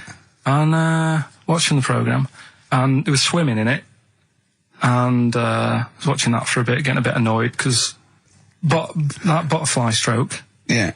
I don't know why they do that. No, nor do I. It's just hard work. It doesn't make you go any faster than, let's say, that stroke. The crawl. Yeah, don't do that. That stroke on radio doesn't work. The crawl, yeah. So I was watching that, thinking, that's annoying. Yeah. And then they got onto the running bit, and my mate's in this race. Yeah. Now, they do the side shot, don't they? So you can see who's in the lead. Sure. And then they do that front shot, where it's absolutely pointless. The only reason to do the front shot, I think, is to keep women interested. Because you can basically see his tackle going from left to right, being battered all over the place. Why were you looking? Seriously, you had no choice. If you wanted to watch it, it was like, I was interested if he was going to win, but it's like, But why did you turn over and watch Charlie's Angels instead? Because I wanted to see if he won the race. Or flip back at the end. Just flip back to get the result if you don't... Yeah, or at least turn away or close your eyes on the front shot. No, I wasn't. I just... Suzanne was happy. Suzanne was loving it. Yeah. And I was like, whoa. Yeah. Just go to the other shot. But they were showing you the front shot and running along there. They could have just shown the top half, but they didn't. Sure. It was there. It's just heads moving along at 25 miles an hour. Yeah. Well, I think you're meant to see the running, the actual legs moving. It's athletics coverage, isn't it? It's not like... But they don't show you a shot from behind. Did you want that? Oh, no, I didn't want that either. It sounds like you were disappointed. Yeah. Play a record. What are we having? Better Radiohead? Yeah, it'd be brilliant, wouldn't it? The Girl in My Head by Elvis Costello and Burt Bacharach on this final XFM show. Ricky Gervais, Steve Merchant, Karl Pilkington. Well, we've nearly got to wrap it up. I think we've got to do the Rockbusters winner and give someone those lovely prizes. Monkey News, then we're out of here. We'll maybe come back, maybe do some Christmas specials. I don't want to make any promises. Right then, first one. First one was Richard's kid. He cuts hair for a living. Yeah, what's that? That was, well, try and work it out. No, there's no point. Dick's son, yeah, he was a barber. Barbara Dixon, right? Doesn't work. Dixon, well, again... Barber Dixon. Right, Her name wasn't Barbara Dixon, was it? So, that's that one. Did Ronnie Corbett ever say, ladies and gentlemen, Miss Barbara Dixon? Second no, one. Never did, did he? He never did. I have a problem saying the French word for well. What's the French word for well? Bon, isn't it? That's good. What? No, that's good though. Bell. Well, no, what? And it bien. Yeah. Yeah, all right. I have a problem saying it, so I can't say it. I can't say bien. I can't say bien. Can't say Kasabian. Right? So they managed to work that one out. Can't That's say, one of your worst, that. Can't say bien. Can't say bien. Can't say bien, it's not. And the last one. That's terrible. 8 kebabs, 2 kebabs, plus 57 kebabs, times 27 kebabs. This fella is struggling working it out. What's the answer there? DS. Right? A Donna sum. Right? So he's struggling working it out. It's a Donna sum. Right? So they got that right as well, so. What was the answer? Donna Summer. Donna Summer. Yeah, Donna Summer. So, just pick We went out on a high then. Steve, just pick one. We went out on a high. That was shocking. What about, let's have a look, there's, Well, it's the first one to get all 3. Steve, what's the first one with all 3? Well, there's so many here. Yeah, but this is the first one that came through in time-wise. probably that one, No, I don't like Rob because he's been slagging us off. In fact, no, let's give it to Rob. If he's the first. No, to be honest with you, Rob's been slagging us off, but at least he knows. I mean, at least he's got some taste. Yeah. You know? Yeah, well, what, if he was the first, then Rob's the winner. Well, give Rob, he gets a Ladder 49 and a bunch of other DVDs. But that means he goes straight into the hat putting him in for the big there draw. I'm just going to write his name now. I'm going to throw that straight in the hat. I can imagine that no one, even the people who've entered, are that excited. Not because the prizes aren't great, but I'm worried that they don't appreciate it, Rick. Do you know, I get the feeling that our listeners, they just don't appreciate the fact that we've gone to all this trouble. We've got the Homer Simpson drawing and things like that. I just feel like these people don't deserve it. Do you know what? It's weird. I just wish we had a better quality of listener. Like, people who listen to Radio 2, they deserve it. You know, they're elderly and infirm, some of them. It would really cheer them up. But our lot, you know, drug addicts. Yeah, let me pick it out. Truck drivers. So I've just put all the names in the hat, all the previous winners from the previous weeks. And Is this Pilky going to put it out? Do you want Pilky or do you want Ricky? Oh, well, let's have the shaved monkey do it. All right. Plunge your hand in there. It's just, that's one, isn't it? That's it, just pull that one out, check who it is. Right, it's Gavin Thompson in Edinburgh. Well done, Gav. Are we going to get them up there? That's not his problem. You got to post them, you got to pay them. They're amazing prizes. Yeah, but the Spinal Tap one, it's about 5 foot, isn't it? Well, they can post it. It'll cost them a few quid. It's a radio station. I think he should have to come and collect it. No, just because then it'll at least it'll prove that Where's he's he interested. from? Edinburgh. Give it to Bob Geldof. I'll give it to Bob Geldof. He's walking up there, so He can knock it. XFM. Chewing breaks. Fishing for a dream. That's what we're fishing for, isn't it? We're fishing for a dream today. What's that mean? Poverty. I don't know what I was talking about. It doesn't matter what you're saying, Rick. No one's listening. No one's listening. Well, we've got to finish anyway. Think about the fact that think how small our percentage of listeners is anyway. Anyway. And then you two are on stage at the moment. This is like broadcasting during Christmas dinner. This is the same. It's just on the hospital radio. Yeah. Yeah, exactly. Where everyone's got an iPod for Christmas. Yeah. On the ward. yeah. Well, we've just got. We're going to go through now till 5:30, and I've got to rush off, I'm afraid, to Live 8. Don't apologise, mate. When people see the glam that you're bringing to that event, they don't even care about the people introducing it. Comedians going, ladies and gentlemen, just get on with it. No, I agree. No, I've got a good joint here. 2 blokes will get on with it. Bring on Madonna. But we're going to give it to them, Carl. We're going to go through to the end. We've done everything we have to do. Just going to give the email address, ricky.gervais@xfm.co.uk. But if you want, I'll pay for you to take history again. Carl, we'd love to see you get a C or above. And Well, we're willing I'll pay to... for you, and I'll get you some books. Right, now listen. We can, let's get, I reckon, when are the exams? June? Something like that, yeah. We'll try and register next week, and I reckon you can get an A or B. In history. In history. No, don't worry about it, it's just easy. I get you Brody's notes. If Heat magazine, they love you, Carl. They could probably sort something out. They could probably pay for a tutor. They got a lot of money, they sell a lot of magazines. I mean, it is almost always, and you found that out, I discovered this, it's always the Tudors and Stuarts. There's no fear for them not coming up. Now, what do you already know about them? You must already know stuff about Henry VIII and Elizabeth. No, because it's too long ago to even get interested in. Do you know what I mean? You can't. Is that why you didn't? To it. Okay. The Anderson thing, it was like, God, I bet my mum and dad were in an Anderson shelter. You know, this is interesting. What, when they... Oh, my granddad would have, like, had something to do with this. But the Tudors, it's like, I don't know even if they had a family back then. Play a record. Can we come back Hang to on, this? hang Sorry, on, hang on. Steve, Because I need to introduce my the new feature. Yeah, For the I record. don't know if I had a family back then. Come on, You're a listen, let me genius, just Carl. ask you now, right? If you can finish this sentence, we've got a chance. Divorced, beheaded, died. Divorced, beheaded. Died. What is it? We just need to do a little bit of work, but otherwise I think you're going to be fine. It's how you remember what happened to Henry VIII's wives. They're little... Divorced, beheaded, died. Divorced, beheaded. It's like spam. Support...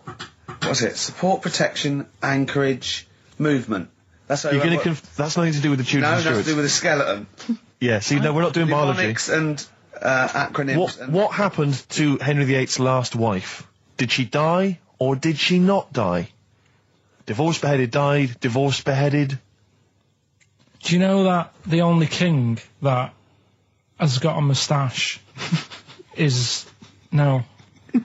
The only king that hasn't got a moustache is the King of Hearts on the playing cards. Carl is genuinely... I don't know if he's actually upset or embarrassed, but it doesn't matter. Why does it matter? You were 15 and didn't go to school. If you were my friends, I think you would have just said, oh, we can't find them. Why? But you just matter, though. What's to do with that? Well, what do you mean? What do you mean? It's ridiculous. Do it again because you want to learn, because there's great things in the world to learn about. Don't worry. The GCSE is vocational. Is vocationally for a 15, 16-year-old to go on to do A levels or whatever, or to get results. But you don't need that because you've done very well. You don't care about the Tudors and the Stuarts. I mean, you know. I mean, I've had a couple of jobs, not this one, because you don't need qualifications to get a job. Obviously. Yeah. In the radio. Obviously. You're absolutely right. But the ones that I have got in the past, I did, because I didn't collect them, I had to lie. And I didn't like go mad. I didn't say I had A's and stuff. But I didn't put history down because I didn't even know I did it. So it's a bonus. I kind of treated myself to like a D and a couple of C's and that, so it's like, well, he's not... I love the fact that Carl even then was honourable. It's like, I'll at least put down the ones I think I took and lie, but the ones I didn't take, I won't lie about. Yeah, and don't give yourself a B. Exactly. If they're going to find out you lied, give yourself a B next time, It could Carl. backfire, couldn't it? I mean, my brother's a bit mental, and he used to do things like go for jobs and say, oh yeah, I've done this before. Like being a mechanic, and he's never even picked up a spanner. And yet, he'd have the confidence to go and try and fix cars. Well, I'm not that daft, but... God, and he... Who do you blame for this? That's just an easy way out. I have to blame myself. No? Yeah. What was the teacher like? Well, there's loads of different ones. I didn't like... I mean, the history teacher, it is my own fault, because with her, she's a bit mental. And I used to kind of stop the lesson by saying, oh, miss, tell us about your fireplace you've got that is made from a gravestone. Because that's what That would stop any English teacher in their tracks. And she loved telling you about it. Yeah. It was like, oh, I learned brilliant. that from a teacher. So that's why I didn't know about divorce, head loss, and all that. Yeah. Dandruff legs. Horse, head loss, dandruff legs. But remember now, divorced, beheaded, died. Divorced, beheaded, survived. That's all you got to remember. And what's that? That's what happened to Henry VIII's various wives. In order. What does it spell out? No, it doesn't spell out. It doesn't spell anything. You just It's got to remember saying the rhythm. In order in which he married.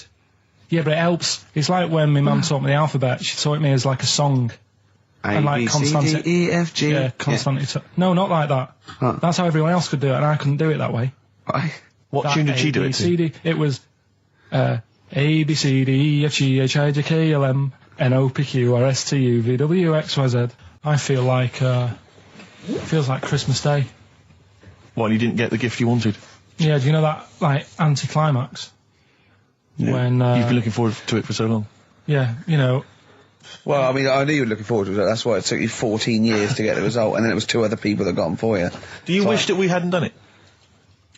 No. It's alright. It's alright, isn't it? What's your girlfriend going to say? I don't think I'll see her again. She likes a man who knows about the Tudors and Stuarts, does she? Yeah, first gladiator, then the... Yeah, you've been bluffing. Whenever she said, where did you go to Stuarts? You go, good. Like, lots of things, but look, there's a bird. What happened to Henry VIII's last wife? Oh, I wouldn't... oh, yeah. Oh, look, Friends is on telly. Friends is on. No, I just changed the subject by saying things like, you know, about the only king in a pack of cards. That threw off the scent. That threw us off the scent. That wouldn't fool an invigilator, would it? That's the thing. You can't use that one. And it's about a monkey who became king. No. So is... No? Have you got monkey news this week? Got a little bit of monkey news coming up. What does he do? Drive to Spain, rob a bank, or get married? No, we're done all them, aren't we? We have done all them. Yeah, No, it's a good one, it's a good one. And in fact, it's a bit related to what we've been talking about in a way. Oh, God. Isn't that brilliant? Van Dando, All My Life. Beautiful. On XFM 104.9. Well, it's nearly it. It's the big one. It's what people tune in for. They probably tune in about 10 to these days. For Monkey News. With, Karl Pilkington. Can we hear the jingle? Only 4 to go. Oh, chimpanzee, that monkey news. Right, this one's about it's been emailed in to me. Right. I haven't really had time to check it out this week. No, you're joking. Been busy. Ooh, I hope it's not stupid. Goes back to 1908, and the person saying it's a good story and that, and they're surprised they haven't picked up on it yet. Right. The Olympics, right? In 1908 in London. Apparently it was meant to happen in Italy, but it was cancelled. Don't know why. Right, and it happened in London. Anyway, 400 metres. Right, it was meant to... there was a fella who was going to do the run, right, and the favourite to win it was this Bulgarian guy, right? Who was like a newcomer. Okay, these are a few things it cannot be. 1, he injures himself, so a monkey steps in and wins. 2, he does a drugs test, it turns out that he is a monkey. So if it's either of those, right, I'm gonna go mad. So anyway, so the fella, right, this favourite, everyone's putting the money on him, thinking, yeah, he's going to do it. Is he hairy? Is this bloke hairy? So anyway, so the race happens. Yeah. And everybody's lined up, ready to run. And, everyone's saying, yeah, he's going to win, he's going to win. Then suddenly, a bit of murmuring going on, people going, oh, what's going on here? Right. He's eating a banana. And there's a fella in the lane next to him. Yeah. Right? He's going up, who's that? He doesn't look familiar. Oh, Christ, Carl. You go. Right? Doesn't look familiar. Who's he? Weird. What's going on? What's going on? What's going on? Yeah, what is it? What is it? Or who is it? I mean, not what is it? So they go in. So they say, well, he might not be that any good. Do you know what I mean? He might not be good. He might. It's just a bit short. And he's only 3'6", and he's hunched over on his knuckles. So I didn't realise it was fancy dress. Yeah. So I don't think he's going to be any good. So the race starts. Oh, he's put his finger up his arse. That's weird for a runner to do that before a race. It's weird, isn't it? Yeah. Race starts. Yeah.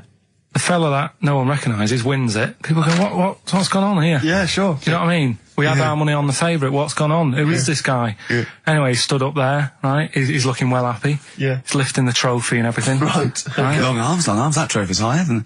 So anyway... He's only 3 foot, but the trophy's 9 foot in the air with those long arms. I'm suspicious. Go on. They had the picture in the paper the next day. Sure. And everyone's going, yeah, he was fast and everything, but... quite hairy for a run. Oh, I'll tell you Come on. Quite hairy for a run. Because normally they shave themselves, don't they, to make them faster. And no. How did he manage it? It's really hairy and that. So anyway, he wins the stuff. He walks away with a cup. The people who are in charge of the running, or like the Olympic Committee, look further into it. Turns out it was a chimp. Right, keep talking. Right? No, don't keep talking. Shut up. This is monkey news. If you can't handle the news... It's news from 1909 and I haven't heard about a chimp winning the Olympics. Right, be quiet. What happened there then? 400 metres, right? Now the thing is... talk shit. The annoying thing was, Ricky. it took so long for the Olympic Committee, right, to find out that it was a monkey. It was going manic. It went into loads of races. It was picking up loads of, like... No, shut up! Right? It became a celebrity. It was doing endorsements on TV. Don't talk shit. It said he managed to win the same race 4 years later in Athens because... How did he get to Athens? But it's a joke. They're winding you up, Carl. Weird. It's not weird. Right. I do not believe it. Well, that's okay. There's only 3 of them to go then. Right, because we're probably all leaving in 4 weeks' time, and that's the end, I've got to get onto a sort of mainstream radio station, because I don't think there's any other sort of tin pot place like this, is there? No. So I'm going to clear up my act a little bit. I've got an album from the Capitol Radio Library, and it's the best punk album in the world ever. So if Cap's listening, I'm just going to show that I can do a mainstream. I'm going to play a classic song and I'm going to announce it right and everything. Yeah. So if you get a job on a decent station, you'll take me with you, will you? We're a pair. Brilliant. So, okay, here we go, right. If anyone's listening, just to show that I can do mainstream radio, okay? Well, that's all. Okay. Well, you're getting nervous. Okay. Come on. Shall I get a monkey and do it? It's alright. Okay. Well, that's about all there is time for today. You've been listening to Ricky Gervais with me, Stephen Merchant. Across the way, K-Man Pilkers. We're going all the way back now, a classic song from the late 1970s, and this is Devo with Mongoloid. Monkey news, Monkey news is safe, isn't it? Some monkey news, that goes without saying. I told a bit of monkey news. I did a photo shoot at the zoo this week, and one of the people in charge... Make yourself look good. yeah. They told me that they used to have an orangutan, right? But it escaped. It worked out. It lifted up a drain, got out the drains, and got out up into the zoo. It actually did a Coldix type escape, right? And Carl goes, "What happened?" I said, "Well, they sort of like they surrounded it and sort of got it back anyway." That's no good though. I mean, it's not monkey news unless it steals a car and goes to Spain. Exactly, yeah, or opens a small. I mean, bistro. that's real. That actually happened. Yeah. But it's not real unless it, takes a gun, gets mistaken from a president, and runs the country for 3 years. Monkeys, Pleasant Valley Sunday, brilliant. XFM 104.9, Karl Pilkington. This show is monkey heavy, isn't it? It is monkey heavy. Carl, if you were president, would you sort of make it compulsory to maybe have a little monkey? Everyone has a little monkey of their own? Little chimps out and out, old age pensioners? It's not a bad little, It's funny, because there was a story the other day, when I was looking for monkey news.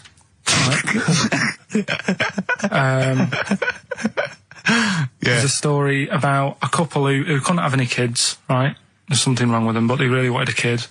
And they got some dodgy email address where they could buy a baby online, right? It was someone who would have a kid, and you could buy it for $3,000 or something, right? Yeah. So anyway, they got one, they got picked, and they're like, brilliant, there's the money. Got the baby and everything, they were loving it. Playing with it and stuff. As it got older... Feeding it. It got area. Oh, shut the Carl! Turned out they've been sold a chimp. You maniac. You stupid mank twat. Don't talk shit. That is as if... what? Didn't know it. Oh, don't talk. Are you mental? You stupid... That didn't make it into monkey news. I know, yeah. It's a bit sad though. We don't like to bring the feature down. Yeah. But and how long was this? It got area. They're born hairy. They're not born like humans, then develop hair because they go, hold on, we better get the chimp stuff kicking in now because we're in the jungle. School photograph. They were like, hang on a minute. He looks a bit weird. Oh, you are just the rubbish. Mad, innit? Mad, innit? Imagine, oh, God. Just imagine if he was in charge. We did put him in charge of the country. Terrifying. Wouldn't that be amazing? Let him run the country. Just for a week. Or the mayor. What would you do if you were the president or the Lord Mayor of London or the Prime Minister Carl? I wouldn't do it like he's going to be offered it. David Bowie, Sorrow, on XFM 104.9. Nearly there, but, we're working our way up to the grand finale. The bit where Carl spouts absolute nonsense from a dodgy source on the internet about a monkey who did something impossible. Let's cue up the jingle. Hang on. All right. Perfect. Oh, chimpanzee that monkey news. Right. Let's have a look. This one's from some woman, right? Yeah. And she was taking part in the London to Brighton bike ride. Right. Lovely day, weather's good and everything. What year? She's just a couple of months ago. She's done all the training, right? Done all the training and stuff. Got a brand new bike for it. Got a little puncher outfit and stuff, all set for the day, right? It's a nice day. She sets off. They all start pedalling and that on the way to Brighton, right? So she knows the route and that. Got a little headphones on, cycling along. Suddenly... Right, okay. I'll stop you now.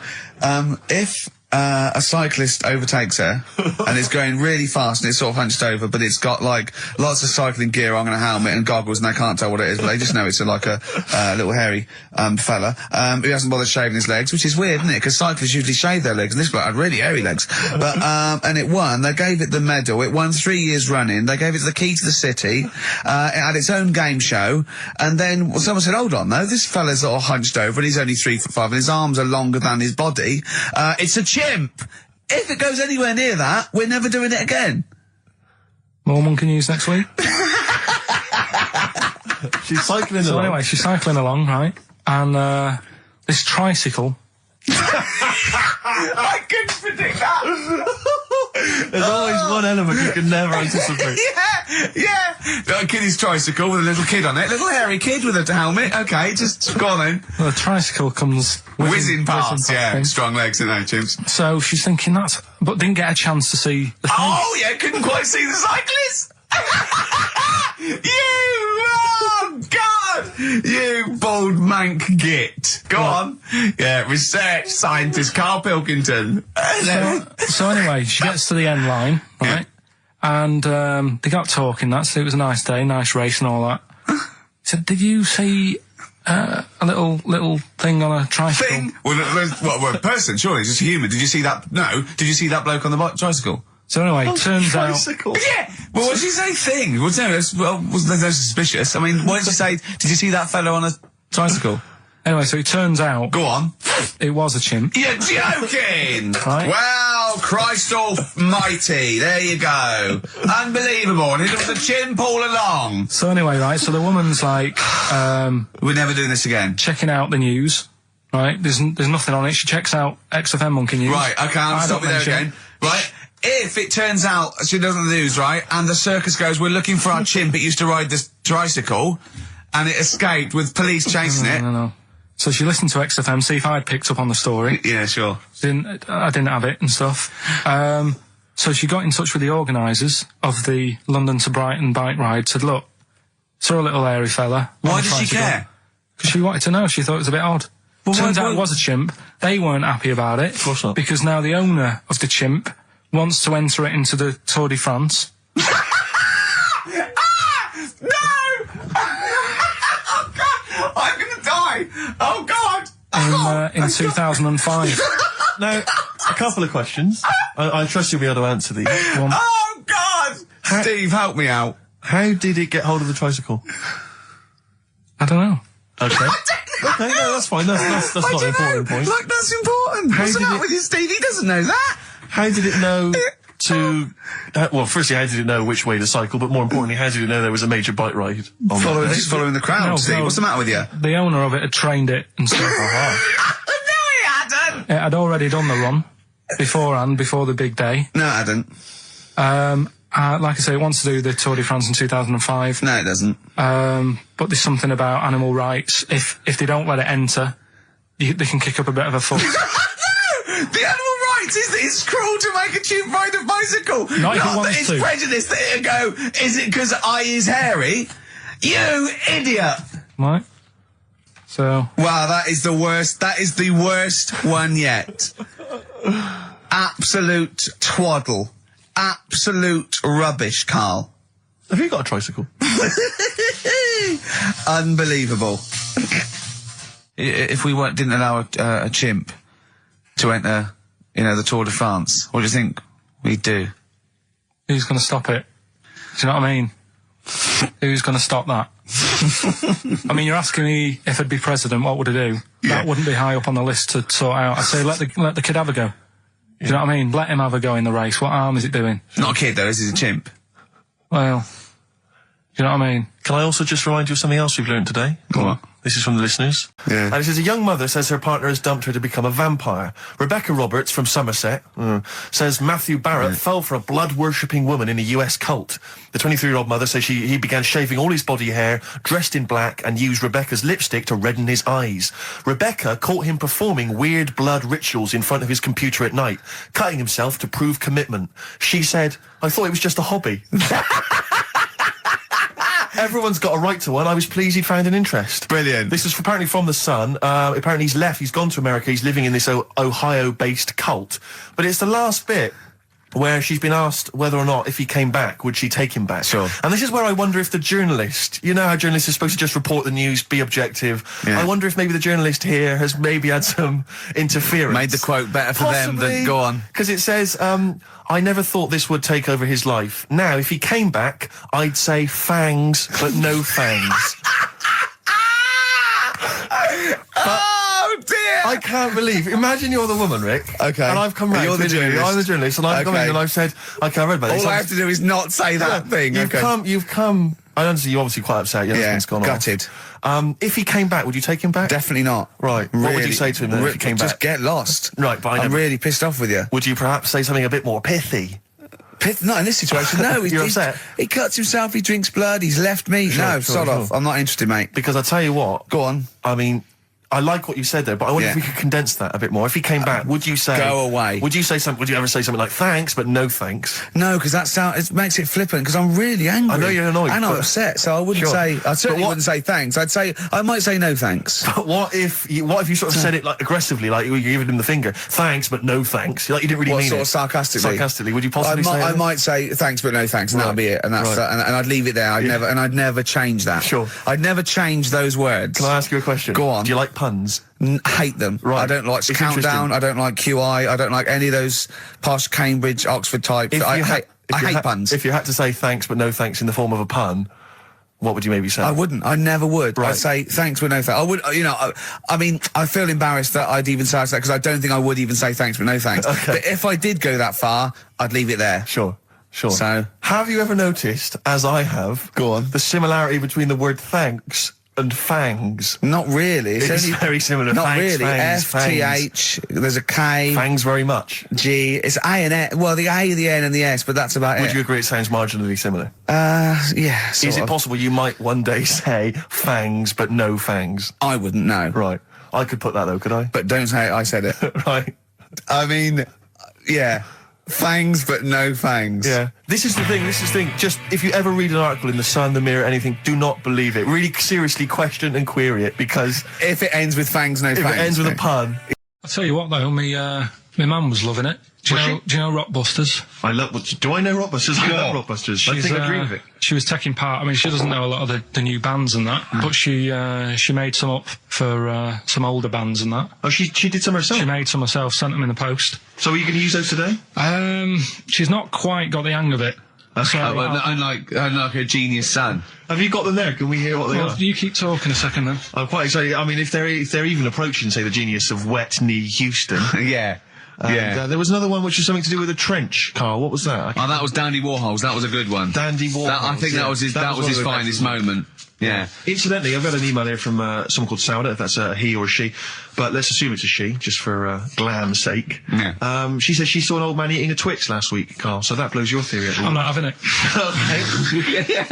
So if you are a bloke, he's calling you a liar, so maybe you want a little rumble later? In fact, if you are a bloke, he's calling you a girl. Yeah, exactly. Right. Yeah, then. These are ones that my mum's made up. Brilliant. Right, just in case you're a new listener, I'll give some initials out and a cryptic clue. And it makes up a band, doesn't it? Yeah. Or a soloist. Yeah, not so much cryptic as what you're thinking. Well, go on. My mum sent this one. This group would be good at doing your hair. This group would be good at doing your hair. TP. Is there a group called the Hairdressers from the 60s? This group would be good at doing your hair. TP. Is it the something? The Platters. The Platters. Yeah, that's all right. So that's all right. Nice. Let's have a look. This group sound like dinosaurs. Group sound like dinosaurs? T-Rex. T-Rex. Yeah. I see what you mean. They're not so much cryptic, are they? This group... Don't leave her alone. They're good. This group likes being by the sand and the sea. This group likes being by the sand and the Beach sea. Boys. Beach Boys.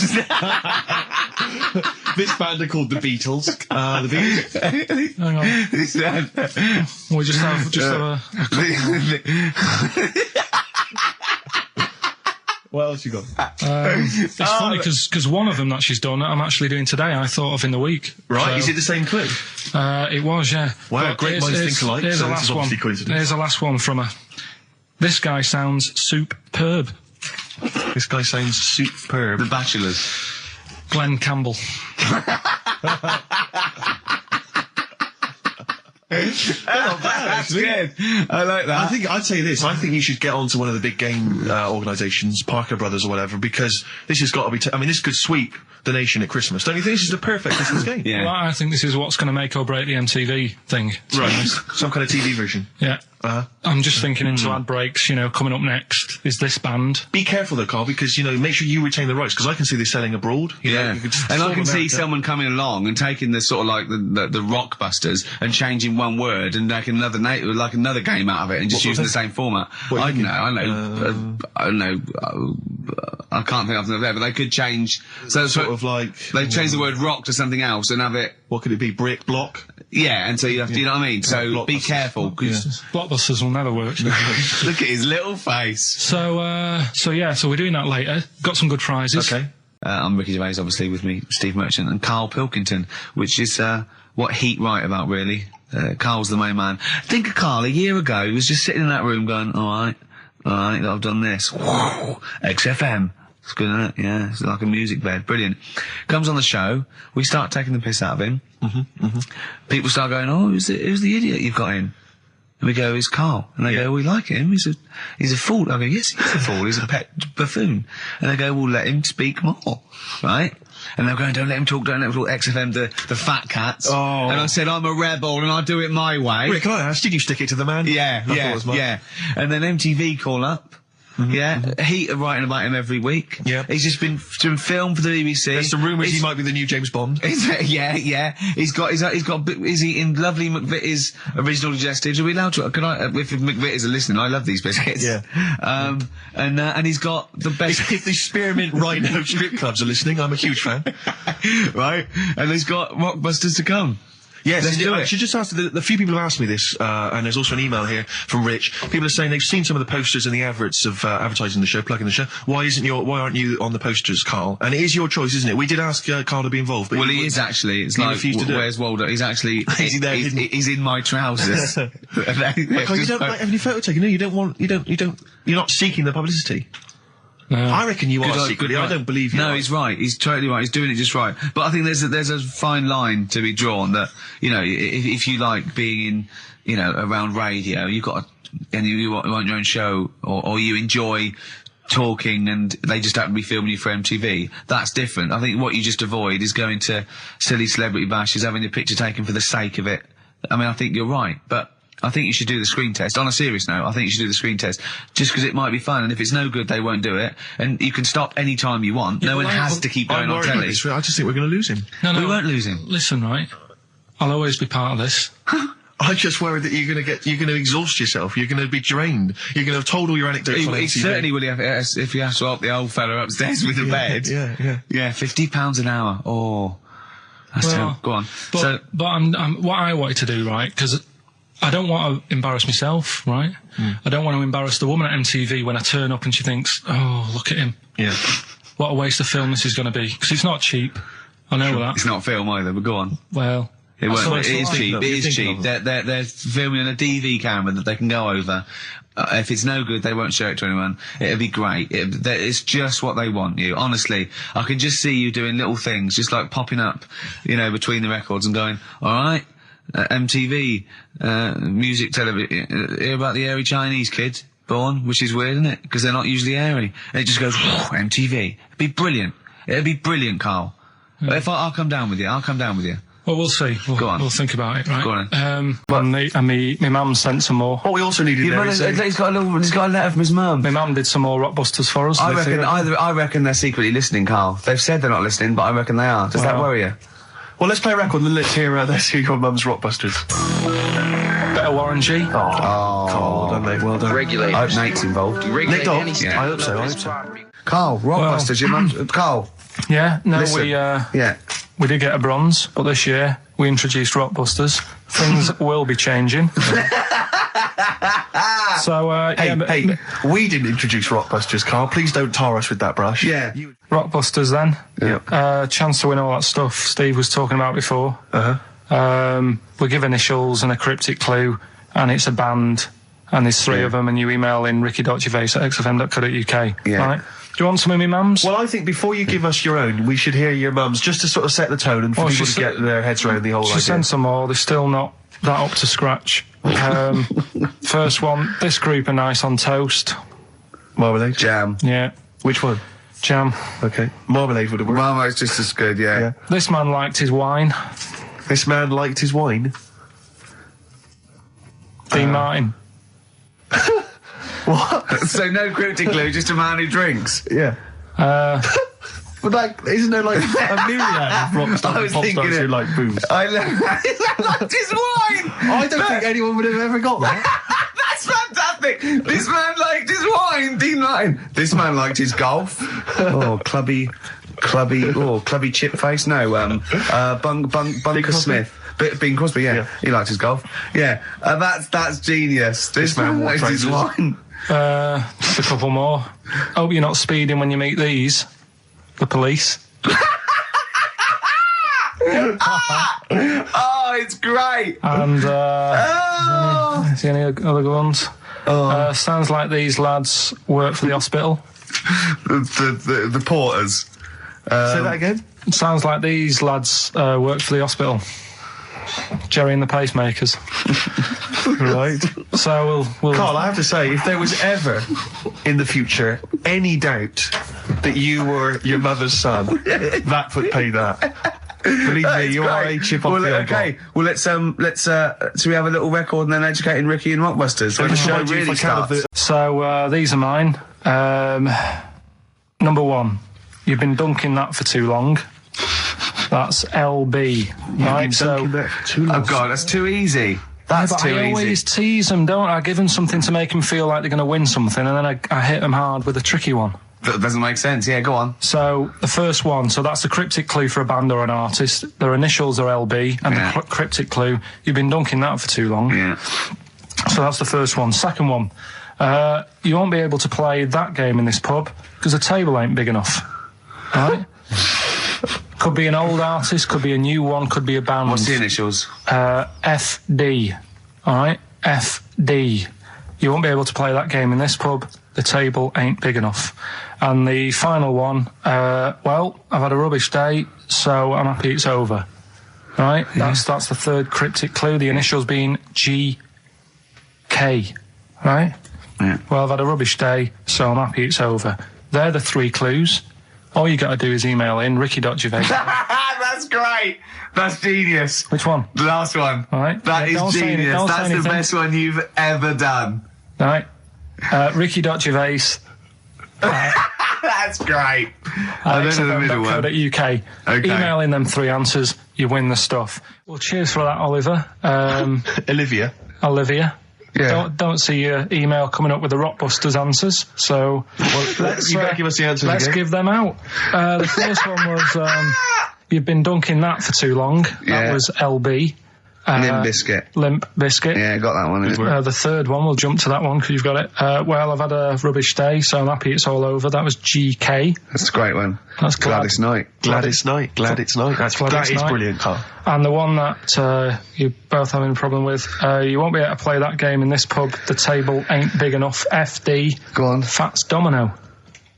Yeah? What? The dominoes, you play dominoes in a pub. The dominoes fat. Pub tables are quite small. You won't be able to play that game in this pub.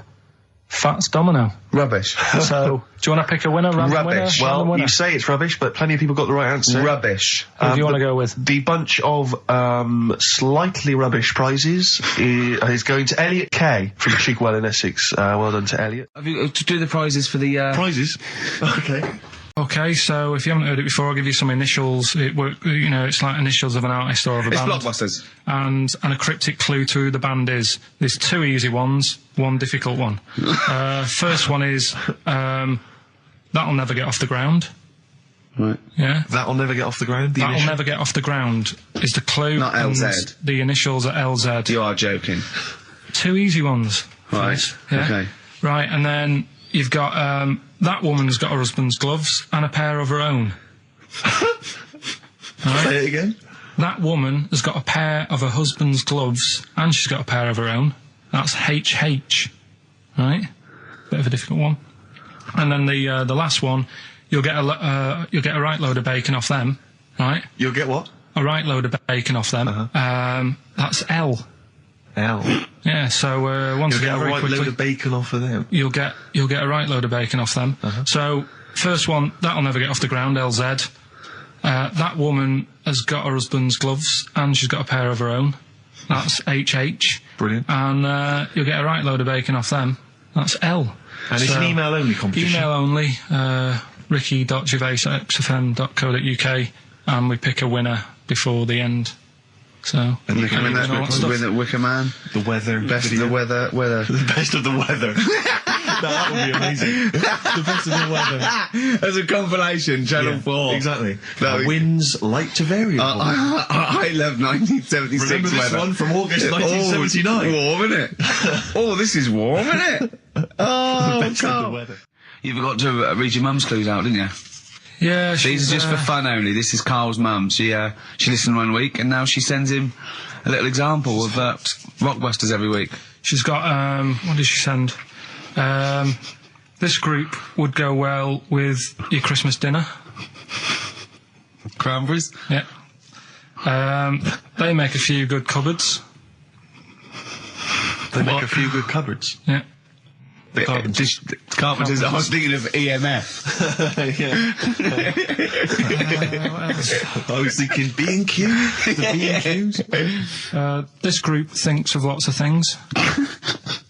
This group thinks of lots of things. Yeah. Go on. Imagination. I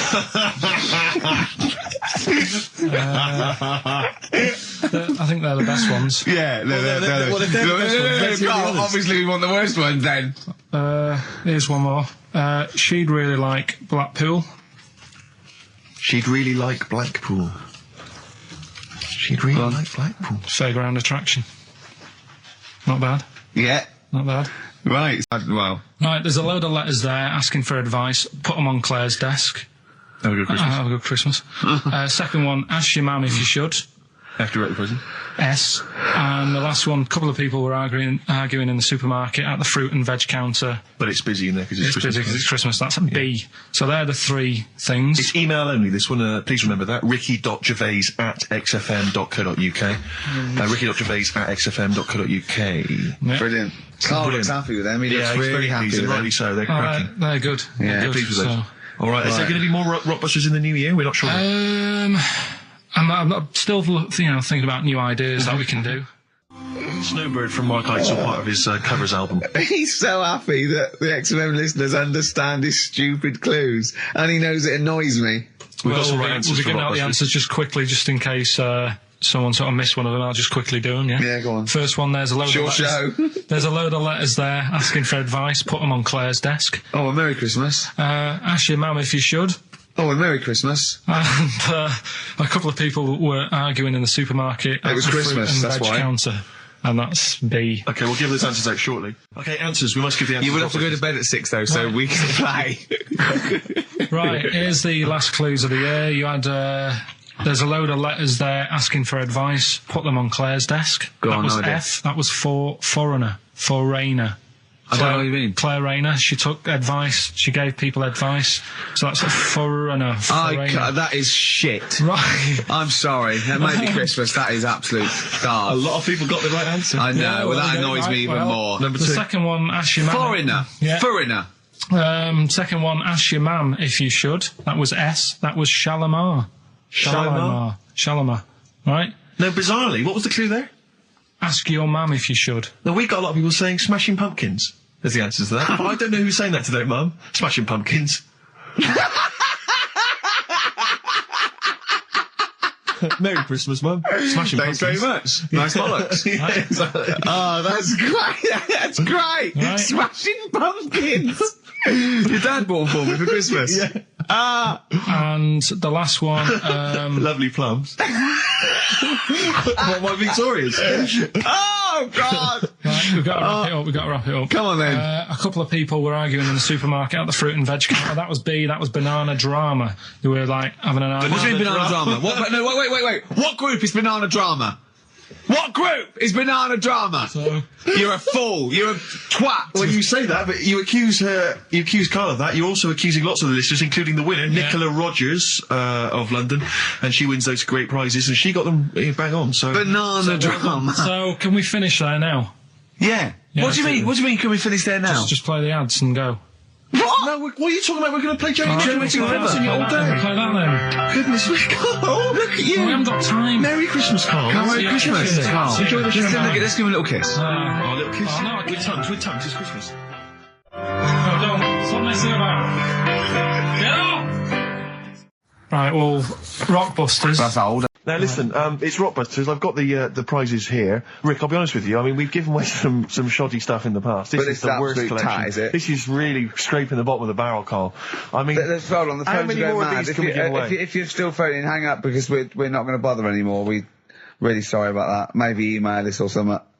How many of these can we give away? Look at that. It's only Fools and Horses. It's the Christmas special from not this year, the year before. Yeah. I mean, we have given away so many of these. I imagine there's charity shops throughout London. Throwing them away. Yeah, throwing them away. Yeah. So we got that, dear. and if you didn't watch it, if you weren't one of the 20 million that watched it. Blue-eyed, fat-legged, purple-eater people, if they had a big and had a big boo. It's something like that.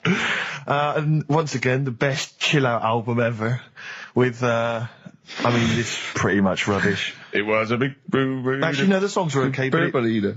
it's just basically a collection of songs you might have heard on adverts. So enjoy that. Oh god, this one again, the best air guitar album in the world, volumes. This is no longer an entertainment show. This is three people chatting to each other now and again. Sometimes we remember it's going out. Sometimes we just take a call for our own amusement. I mean, look at that. It's the same price again. It's the David Attenborough compilation of DVDs, which I'd be very surprised if actually makes it to you. I imagine someone here will have had that long before we post it. Oh dear. There's a T-shirt in here. XFM 104.9. You get sent a lot of just in case you're wondering what you're listening to. This is a Quicksilver T-shirt. What is that? What T-shirt is that? That's a T-shirt made by the Quicksilver people. So if you're a bit of a surfer dude, and by the look of the size of it, you can't say midget. You're welcome to it. And this is, I think, the piece de resistance, Rick. I mean, because you know the kind of fans we have. They're pretty cool cats, pretty groovy guys. Yeah. So I imagine they'll be loving on DVD Doctor Who, the Aztecs. That's one of William Hartnell, the first Doctor's classic episodes on DVD. God. There. You know, rubbish. That's rubbish, Carl. Those prizes. I'm ashamed to give them away. Carl, you know our mate Johnny. He's a Doctor Who fan. Yeah. Do you remember? He bought the Doctor Who magazine, and he went to the toilet, and Steve got post-it notes and put geek on every page, and Johnny opened it on the tube, right, and it had geek and everything, and Johnny bought in the new Doctor Who magazine, I think this week's or this month's, right, and they've done the perfect Doctor Who fan, right, what the geek is, right, and it looks exactly like Steve. Alright, don't have a go, Rick. It does, and he went, and I'm going to try and put it on the website. It's amazing. It's got your hair, glasses, it stands like you, it's sort of dressed like you, and it's only, it's hilarious, and he was, I mean, I'm insulting you now, it sounds like an insult, but if you see it, you'd laugh. Well, Rockbusters, right? Yeah. Right, here we go. Just a little bit annoyed. Just 3 clues. We've lost all the energy in this show, haven't we? Well, I can't get over that insult. I'm just a little... No, Three. he did though. It just came out, no, I can be honest with you. Ricky came out of left field. I wasn't expecting an insult. No, And, but I I think there was a sense of camaraderie on this. No, song. Just email in ricky.gervais@xfm.co.uk. I'm just annoyed. I can't What are we doing? I'm just reading out the clues. Should we put this? Let's put this one in for the Sony Award. Let's put this show in for the Sony Awards. Play a song, Carl, because I need to discuss things with him. I've talked before about him Edit slagging it me down. off. Get this down to 3 minutes. It'd be a great show. Rockbusters in a minute. Somebody if you haven't heard the Rockbusters, might as well give them out. Well, let's check the emails working before we do that. Yeah, otherwise it's a complete... This whole show has been a sham and a farce and a waste of time. Well, I think they can take that as read. Rockbusters then, we've got a problem with the email this week. Yeah. It's the least of our problem, I think. They're not coming through, so I'll give out the clues again, and then you can call in on 08700. Only call if you know all three, you can rattle them off. Yeah. We'll do it during the next record, so the number is... 08700 800 1234. Right. 08700 800 1234. Right, okay, so you got that. So call in if you know all three. Yeah, the 3, just to recap. I've got 3 other jumpers like this one, the initials FT. That bunch of people can't make up their minds if they want to sit in the sun or not, right? That's C. And the Jamaican fella had some aspirin. Why did he do that? Right? That's FD. So if you know them, give us a call, and it's just the first with the 3 right, well, I think they're calling now, Carl, so play a lovely record. I'm really worried about this, because everyone's getting that last clue wrong. I reckon it's so rubbish that even your mental fans can't work it out.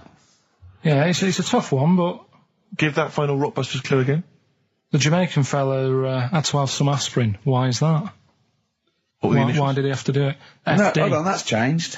Well, I mean, it doesn't matter. The story. Oh, it doesn't matter. That's the point of a cryptic clue, isn't it? Oh, do. What have you got now? Right. The Cure, obviously. Yeah. Right, Carl's been taking phone calls for these clues. Right, and so everyone's been saying the same thing for the last one. He's been going, no, and I'm worried. I'm always worried. FD. I just overheard him on the call. They're going, what have I been saying? Oh, no, it's FP. Dickhead. Right, give me the clues out. It's a rollover. Right, tell people, we're really sorry to anyone who would have got that right. Okay, right, do the clues quickly. Tell them it'll be a rollover, so we have to do 3 new ones. Do you not write these down, I don't write the answers down in case Ricky looks over the thing and sees the answer. Why would I cheat? I'd rather you do something right with your life. Right, well, the clues were, I've got 3 other jumpers like this one. Yeah. That was FT. Yeah. You got that, 4 tops. Yeah, that's all right. Good, well done. That bunch of people can't make up their minds if they want to sit in the sun or not. That was C. They were getting that. That was charlatans. Charlatan, right? A bunch of them charlatans, right? What do you mean? What's Charlie? No, it's like, shall I go out? Shall we? Charlatans. They got it, right? Where I went wrong with this one, the Jamaican fella, he had to have some aspirin. Why? It's my fault, you know, I'm not cutting, there's no point passing the buck or anything. I said FD. A lot of people were saying, Fred Durst, like, forehead hurts, which is a good one. Yeah, which would have been as good as any of yours. But I made an error, so we'll roll it over. No. What is the answer? What is the answer? Over. Jamaican fella what? Add some aspirin, why do that? What's the thing? FP. FP, it was Frida Payne. Frida Payne? Frida Payne. Frida Payne. Frida Payne. That's awful. You've got to write these down next week. I'm sorry, you're the producer. I know, but I've had a busy week, haven't I? That's not an excuse. That isn't an excuse. Our excuse is we don't care. Yeah. You do put care. the work in and then make a mistake. Yeah. It's better not to try than try your hardest and be rubbish. Do you see what the point? We don't care. But you've got standards. Yeah. And you're not meeting them. Think of that. You're not even reaching your standards. God. Right, well, that's that, I guess. Well, the prizes will be giving those away next week. Again. Just completely...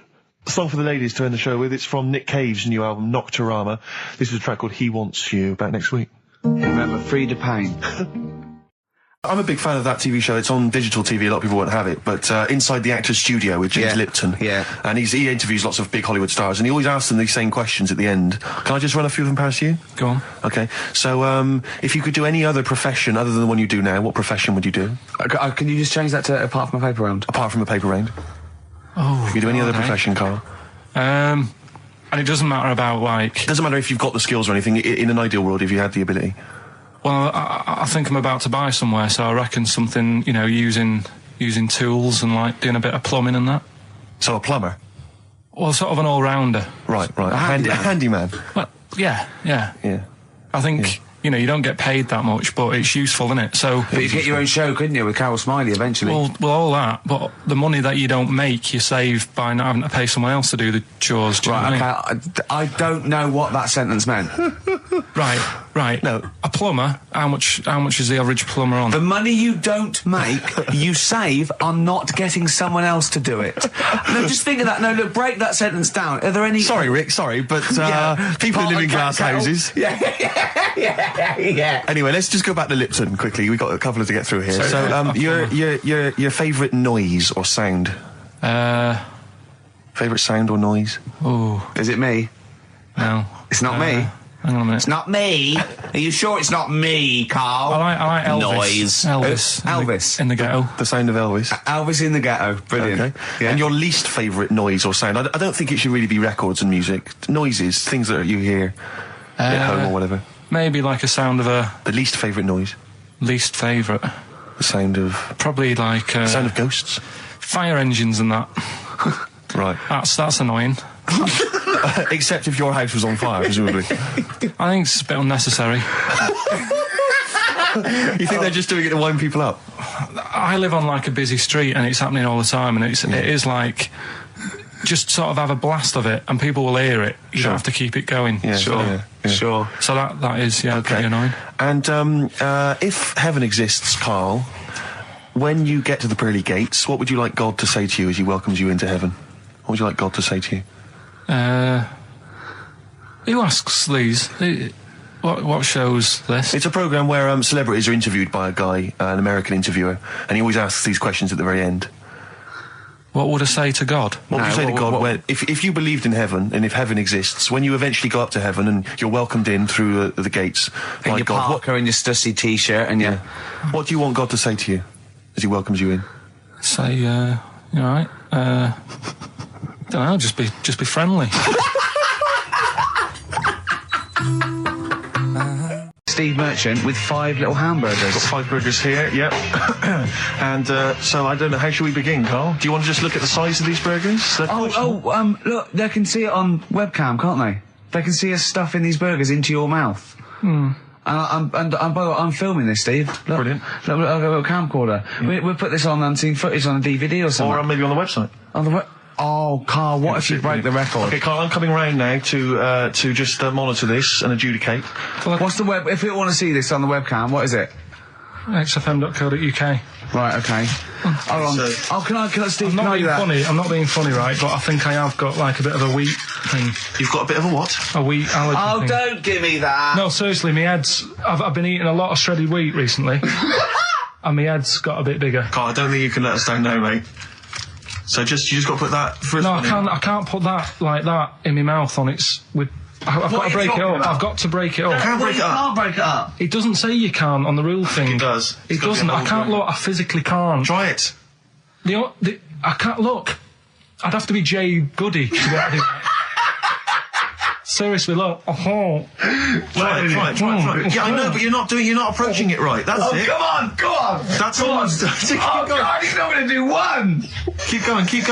That's good work. Keep going. How does I get brilliant? Keep pushing. Keep pushing. Ease it Keep in. pushing. Get one in at least. Ease it. Get one in at least. Get one in. Ease it in. Get one in. Push it. That's one. Let's go for another one. I reckon you've got to rip it up a bit. Okay, do that then. See how many you can get in. You've got to get in 2. No, just one. No. Well, it's three. Pack it in. What do you do? Pack your cheeks first. Honestly, Steve, my head is swelling a bit because I have got a wheat thing, a wheat allergy. That'd be good. There'd be more room. Right. Okay. Look, Carl is now just sticking it in his cheek. Yeah. Don't eat any. You can't swallow any. It's like a hamster. You've got to work it like a hamster. Yeah. Stick it in. Come on. He looks like Marlon Brando in The Godfather. Come on. Don't lose any yet. Right. Pack it in, then use your fingers to pack it in. Come on. Wedge it in. Like you're grating the bath. I can't do this either. Keep going. Keep going, don't give up so early. This is part of the problem. You just give up, Carl, too quickly. You failed again. It's like your history O level. Come on, Carl. Come on. Do something well. Succeed at something. Push it in. You've got nearly a half a burger there. Oh, I'll come round there. You're chewing. Don't chew. I've got a bit of food. I don't know what he said, but... Is that a whole one? No, it's not. I can see bits left. Come on, Carl. Come on, keep working at it. Keep working at it. But there's so much space in your mouth, I can see it. He's going red. Okay, we'll do another one. We'll do another one. That one then. We're doing a... Oh, are you alright?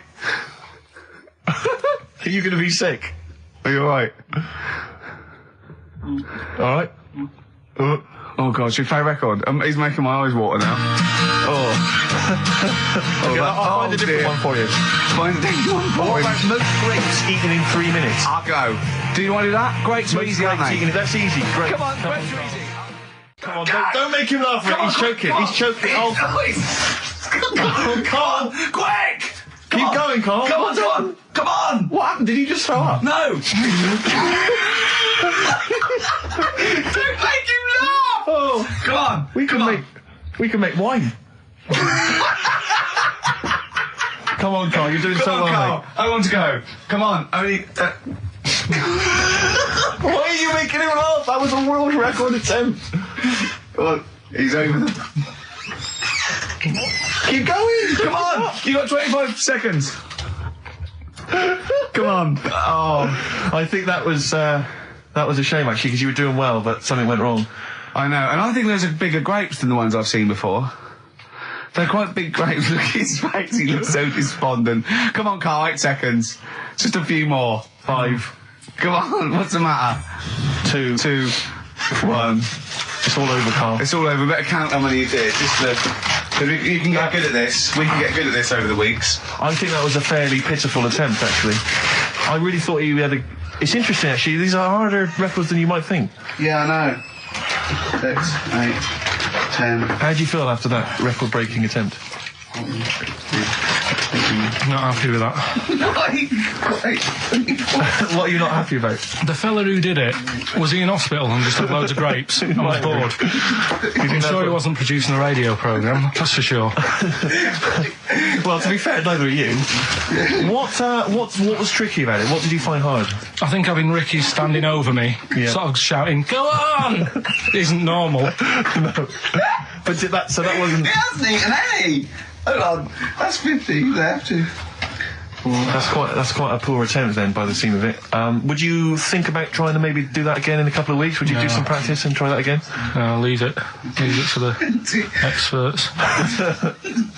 And I noticed a tricky point. Maybe sort of when you had about 50 seconds to go, you seemed to be spewing things into the bin. What was that? Again, mainly Ricky standing over me. So 88. He's got 88 left. Okay, so what's the mental arithmetic there? Because we put how many in? It was 150 in the thing, wasn't it? What did I say?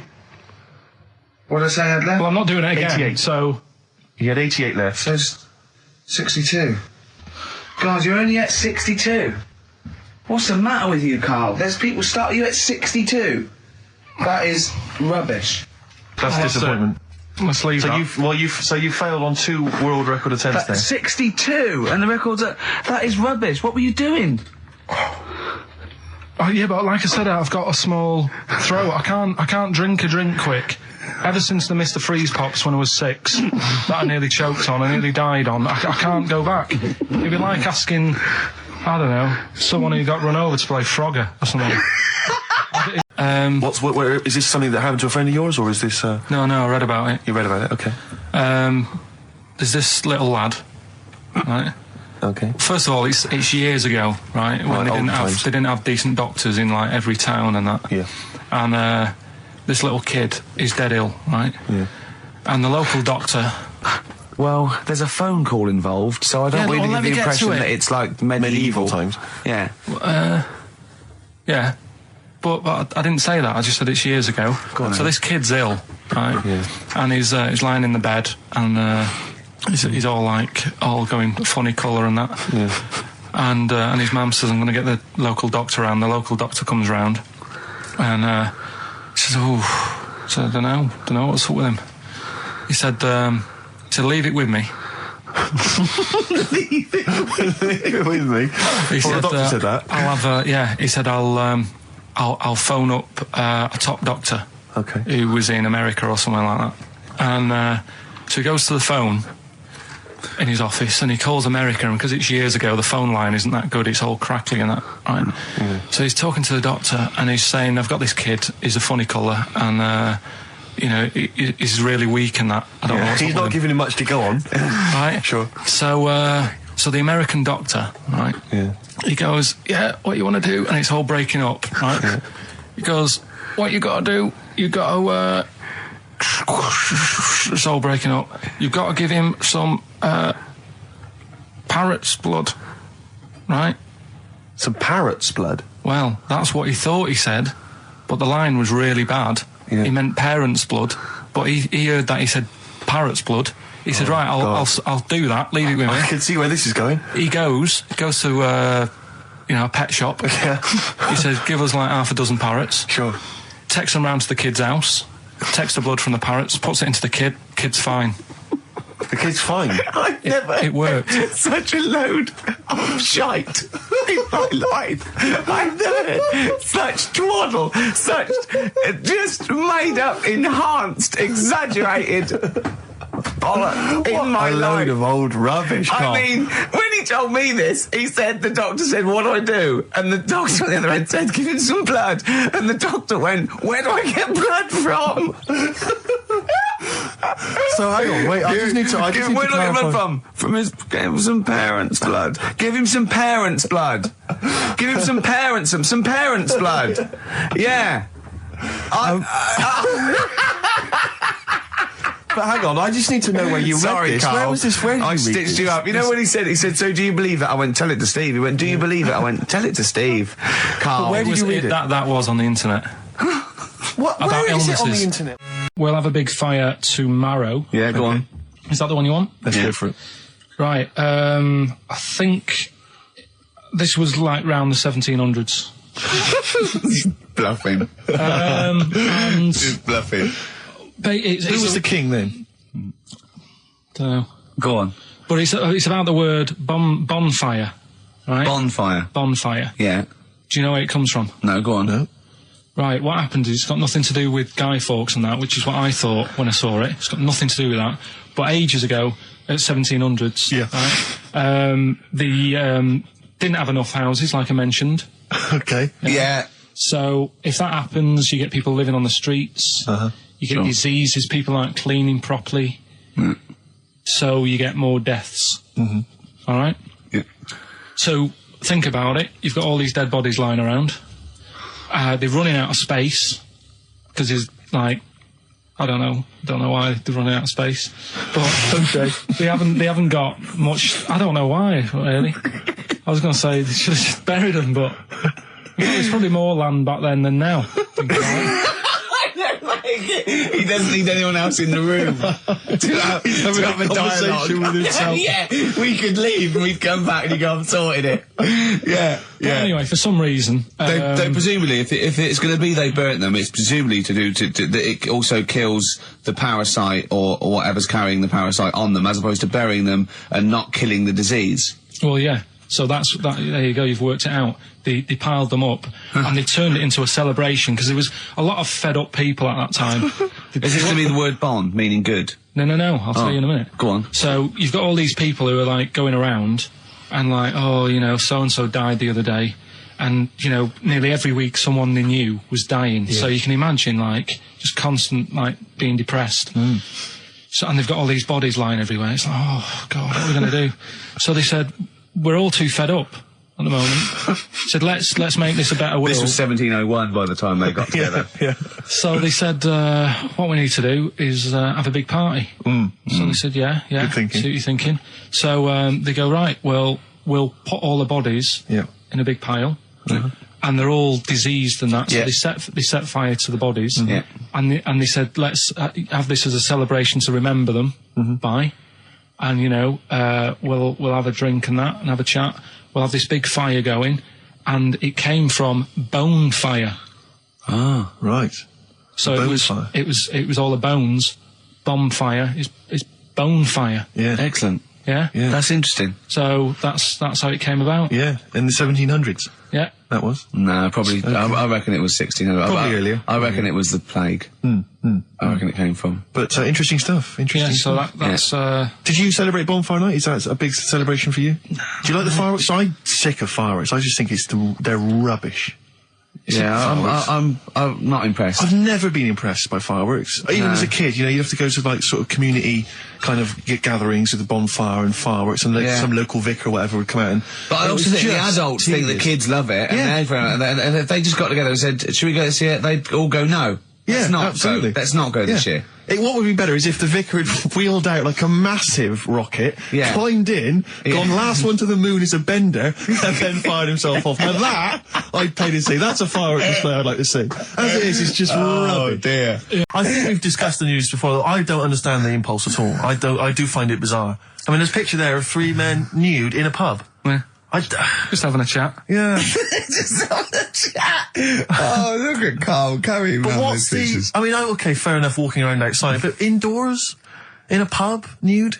Well, it must be a nudist Hop on a pair pub. of shorts. That must be a nudist holiday, I assume. As opposed to, like, the local. There is, though, isn't there? There was a thing in Bazaar magazine the other week where there was a picture of some people. They've got an airline of their own now. What, nudists? Nudes. Nude airline? So you can get on there. And your holiday starts as soon as you get on. Sure. And, but what's the point? Well, I'd be worried just about banging against things. You know. So to speak. Yeah, my shoes and things. Or spilling when the waitress comes along. The air hostess, might she spill hot coffee? Yeah, that's a good point. Does she have to be nude? Do the stewardesses have to be nude? I don't know. But that bit as well, where they walk down the aisle and they have to check if you've buckled up. Yeah. She's like, excuse me, miss, can you just... And over 50s, it's always over 50s. Right, yeah. So it'd be an old woman on the plane. Yeah, yeah. It'd be like, can you just lift your left hip up so I can see the belt? Yeah. Yeah. Oh, God! Yeah. Oh, Imagine dear. if you've got to go into the crash position.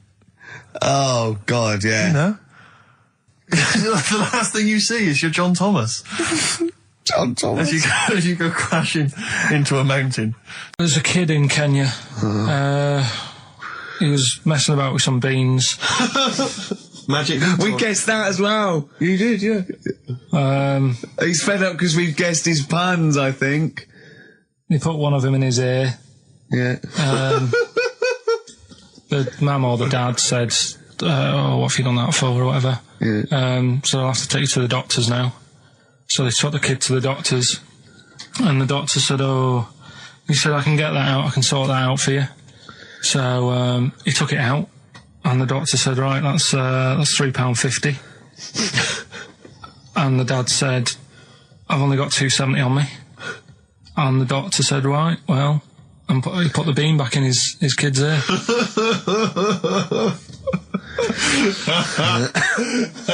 I don't know what to say. I don't know what to say. I mean, a couple of questions from me very quickly. Are you sure that those were definitely the sums involved, were they? Well, the equivalent of whatever the deal with in Kenya. Yeah. It was the equivalent of, you know. Oh, so what currency was it, Carl, that you translated into sterling? I don't know. No, it was saying in the thing, it said the equivalent of £3.15, £2.70. Did it say that? Yeah. So did it say that? Yeah. Carl, look at me. Did it say that? Yeah, it said that was the. Did it say that? Yeah. Yeah, it did. It definitely said that. Definitely. Yeah. So it's just like, I suppose, I don't know. I mean, all these things. The idea is, it's not like a lesson. It's like, I'll tell you this. See what you can get from it. Sure. So you look at what I've told you already. The knights who said shut your face. That's like that's amazing. That explains itself. Yeah. Turkey with the circumcisions in a restaurant. Yeah. That'll hold me in good stead. Yeah. Don't go there. Whatever. Yeah. This one, if you're in Kenya, don't put beans in your ears or something. Doctors or carry £3.50 or the equivalent of. It's just the idea that the doctor put it back in his ear. He forced it back in his ear. So is it still there to this day? I mean, is there any update on that stuff? Or does he go back with the £3.50? There's this monkey, right? Oh, yeah. I think his name was number 6 or number 7 or something, right? In this lab, right? Yeah. And anyway, it's in there with, like, you know, the rabbits and little mice and stuff like that. And the rabbit smoking. The nurse, right? The nurse, not the nurse, the woman who works in the lab. What would you call her? A nurse? Depends. What depends what her job was. If she was a lab assistant, you call her a lab assistant. All right. I mean, they probably call her by her name. All right, lab assistant, right? Kirsty. So she's. I think it's probably Kirsty. Right, Kirsty Morris. Well, she's in there, right? Yeah. And she don't work with many people and that. She's mainly on her own with, you know, just putting lipstick on rabbits and stuff like that, right? Chimp fancies her. So Chimp fancies her. He's putting on lipstick. Chimp fancies her. She's got hairy legs. He gets pally, right, with this woman, because, you know, he it gets to a point when she sees him every day. It's the way he sort of tries to string out like it's a narrative love story. Did the chimp put its hand out and grabbed her, and then you thinking that he made a move on her? So right, come on, he's allowed out. He's allowed out. It's not a story, is it? He's allowed out the cage and what have you every day. So he's wandering about, and as time goes on, he's watching what she's doing more and more. Yeah. Right. So he notices like the code on the door, right? Right. Whatever, 247 or whatever. Yeah. He goes, right, I've clocked that, I've got that, I'll remember that, right? And then he goes, right, there's a lot of lipstick and that knocking about, a lot of makeup. Right, okay. No, there's no way. Finish. No, because Steve, you know what's going to happen.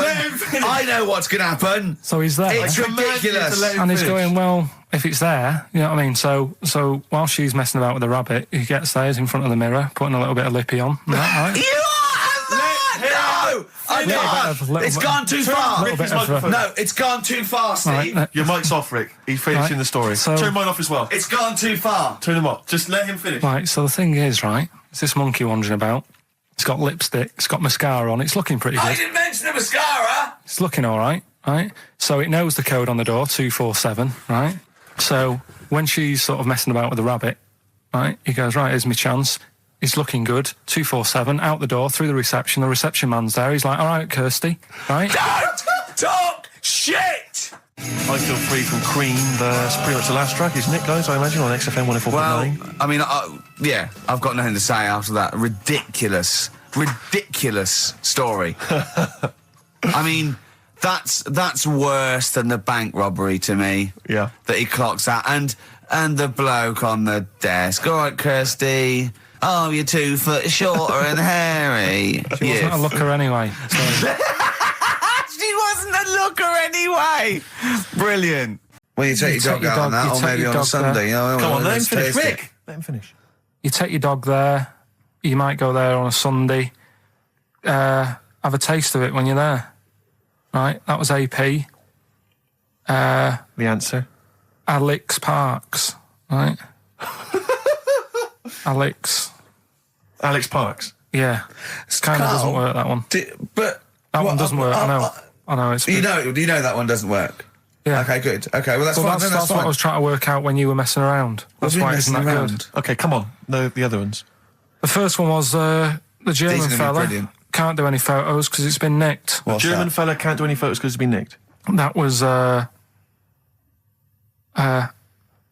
initials were AC. I've got it. Right, it's Aztec camera. Yeah. But what's that got to do with the German fella nicking it? Because the way he'd say it, he'd be like, you know, Aztec camera. So why ain't you taking any pictures? Can't. Why? Aztec camera. Why is that German? Just sounds a bit. Right, do you know that's rubbish then as well? You know that one doesn't work, do you? And the second one was, if you keep eating, this bit of your body will get bigger. PC, yeah.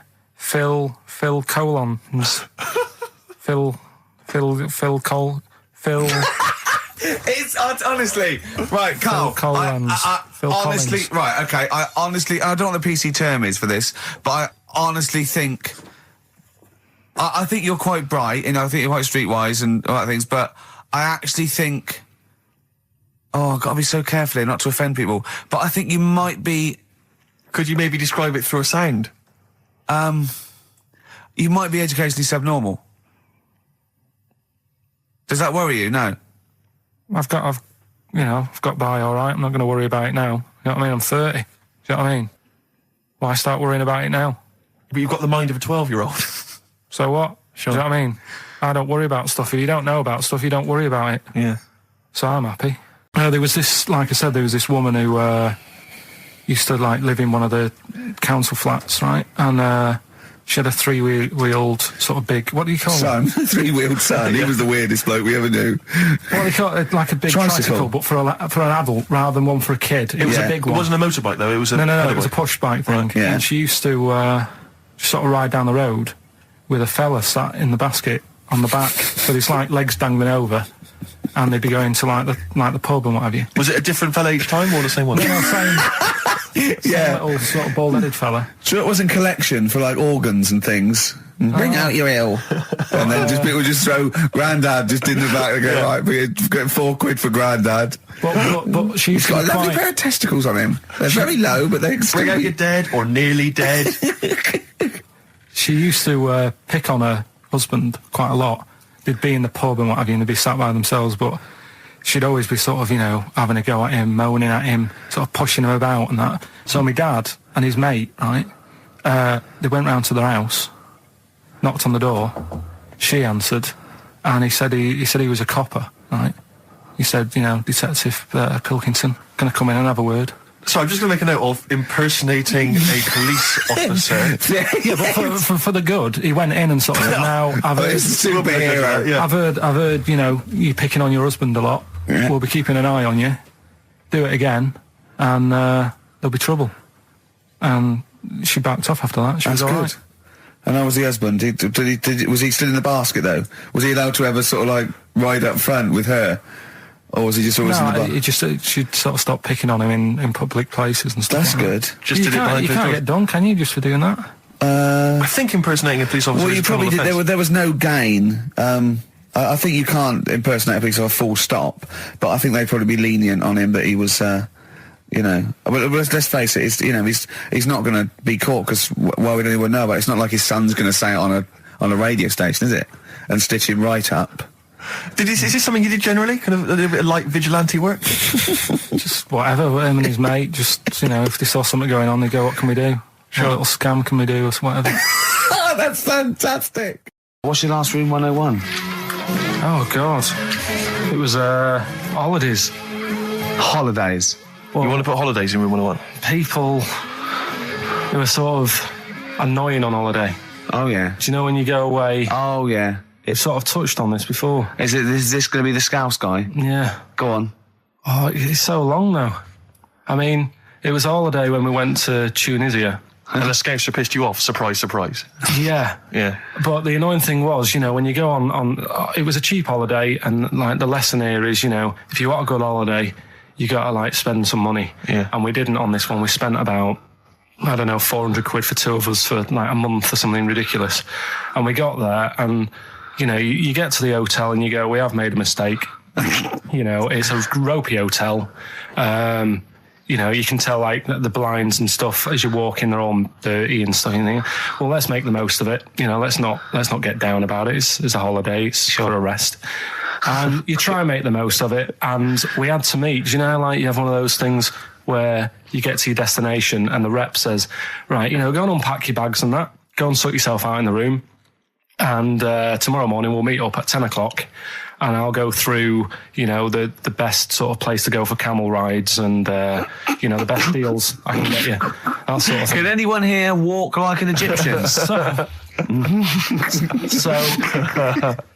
she says, right, tomorrow morning, meet 10 o'clock in the discotheque.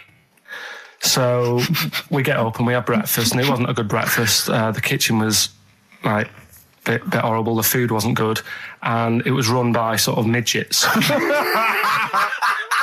What do you mean it was run? There's anything wrong with that. There was little fellas running around, and the annoying thing was one of them sort of started to fancy my girlfriend. How did he manifest his affection? No, you're not saying there's anything wrong with midgets, though, are you? Just saying it was strange that there was. Yeah, but even midgets shouldn't be cutting in on Karl Pilkington's territory. I know, no. But it's also that thing of, you know, they've got little fingers, and it's sort of. I'm so sorry. No, I'm not. It is a bit of a phobia of mine. Okay. Do you know what I mean? They are nice people and that. Sure. Oh God. But the annoying thing is. So what was he doing then? How did he? I don't understand how he was chatting up your girlfriend. Was he crawling under the table so you couldn't see? He just kept whispering to her from underneath there. That's feeder and come back around. It's a new leaf, Steve. I'm going to do properly now. I'm not going to be slovenly. I'm sitting up straight, you see. Yep. And it's going to be a proper DJing, because I think coming up soon, some great tracks, including a new one from Abs and an old one from Snow. Informer. You know me, don't stole me a boom, a licky boom boom down. I'm joking, of course. We've got some fantastic tracks. There's some great chat, and we've got Karl with me, Steve. Steve. I'm Ricky Gervais on XFM 104.9. There he is indeed, with him, Steve Merchant. And Karl Pilkington, of course. Say hello, Karl. All right. Yeah, nice. And you say you read... The beginning of a radio show is very much your wares, your shop window, laying out your stall. I don't think you could choose a better track than The Only Ones, Another Girl on the Planet. I'd love to hear it. One of my favourite intros, that. Amazing. Oh, that was dangerous, because I once heard on Capital Radio, this has got to be the greatest rock intro of all time. And they played Money for Nothing by Dire Straits. Brilliant. Yeah, I can just imagine them putting their head down. I remember a friend of mine when I was at school, he just bought a car, and he took me outside to show off the stereo system, Money for Nothing. Really? He just played that. I've never heard the song before. Just played that for its entire 4 or 5 minute duration. It is a good song for the sound system. Yeah, it's a good song for showing off intros and sound systems. Exactly. Yeah. You said you were driving along earlier. You saw someone. Yeah, it was one of those zooped up sort of sporty saloons. Nice. You know, the big like a Mondale or something, big, and it was blaring out. And the bloke in it was sort of like, I could tell he was 24, but already going bald. Yeah. From like obviously his estate agency job, not too. But he's made a bit of money, and the stereo system was ridiculous. I mean, so loud, and it was going through Covent Garden. He was playing Snow in Informer. Do people remember Informer by Snow? It was a big tune in my I don't know. It's great. Yeah, I always enjoy it. Can I bring that in next week? Can we play Snow next week? Well, you can play a tiny little bit. Tiny little bit of Snow. Yeah. Informer. Do you remember Snow, Carl? Yeah, you loved it. Yeah, big tune. Yeah, loved it. Oh, did you? Big tune from the 90s. Happy song, isn't it? Rick, you were saying that you've turned over a new leaf. Yeah. Is that in all aspects of your life, or is that just in your broadcasting career? Because the reason I bring that up is because, do you want to describe what you were eating just now when we came in? Because you're a 40-year-old man. You've put on a little bit of weight, so presumably you're watching what you eat. Well, no, but it sounded exotic. I went into a cafe and they didn't have a cheese sandwich. Right. And can I describe what it looked like to me? Right, it looked to me like a big slab of cheese. You just got them to just cut off a big block of cheese, like the size of a CD case, or one of those double albums, right, of cheese, right, and just lightly melt that for me so it drips over my hand and it gets really greasy in the bag. But just lay some strips of bacon on the top. Yeah, but listen, you've embarrassed yourself. Is that what it was? No, it's a croque monsieur, so it's French. It's a what? A croque monsieur. A croque monsieur. Yeah, and so I thought, I've never heard of a croque You're having monsieur. Let's see, you embarrassed yourself. Is that how it's pronounced, or is it croque monsieur?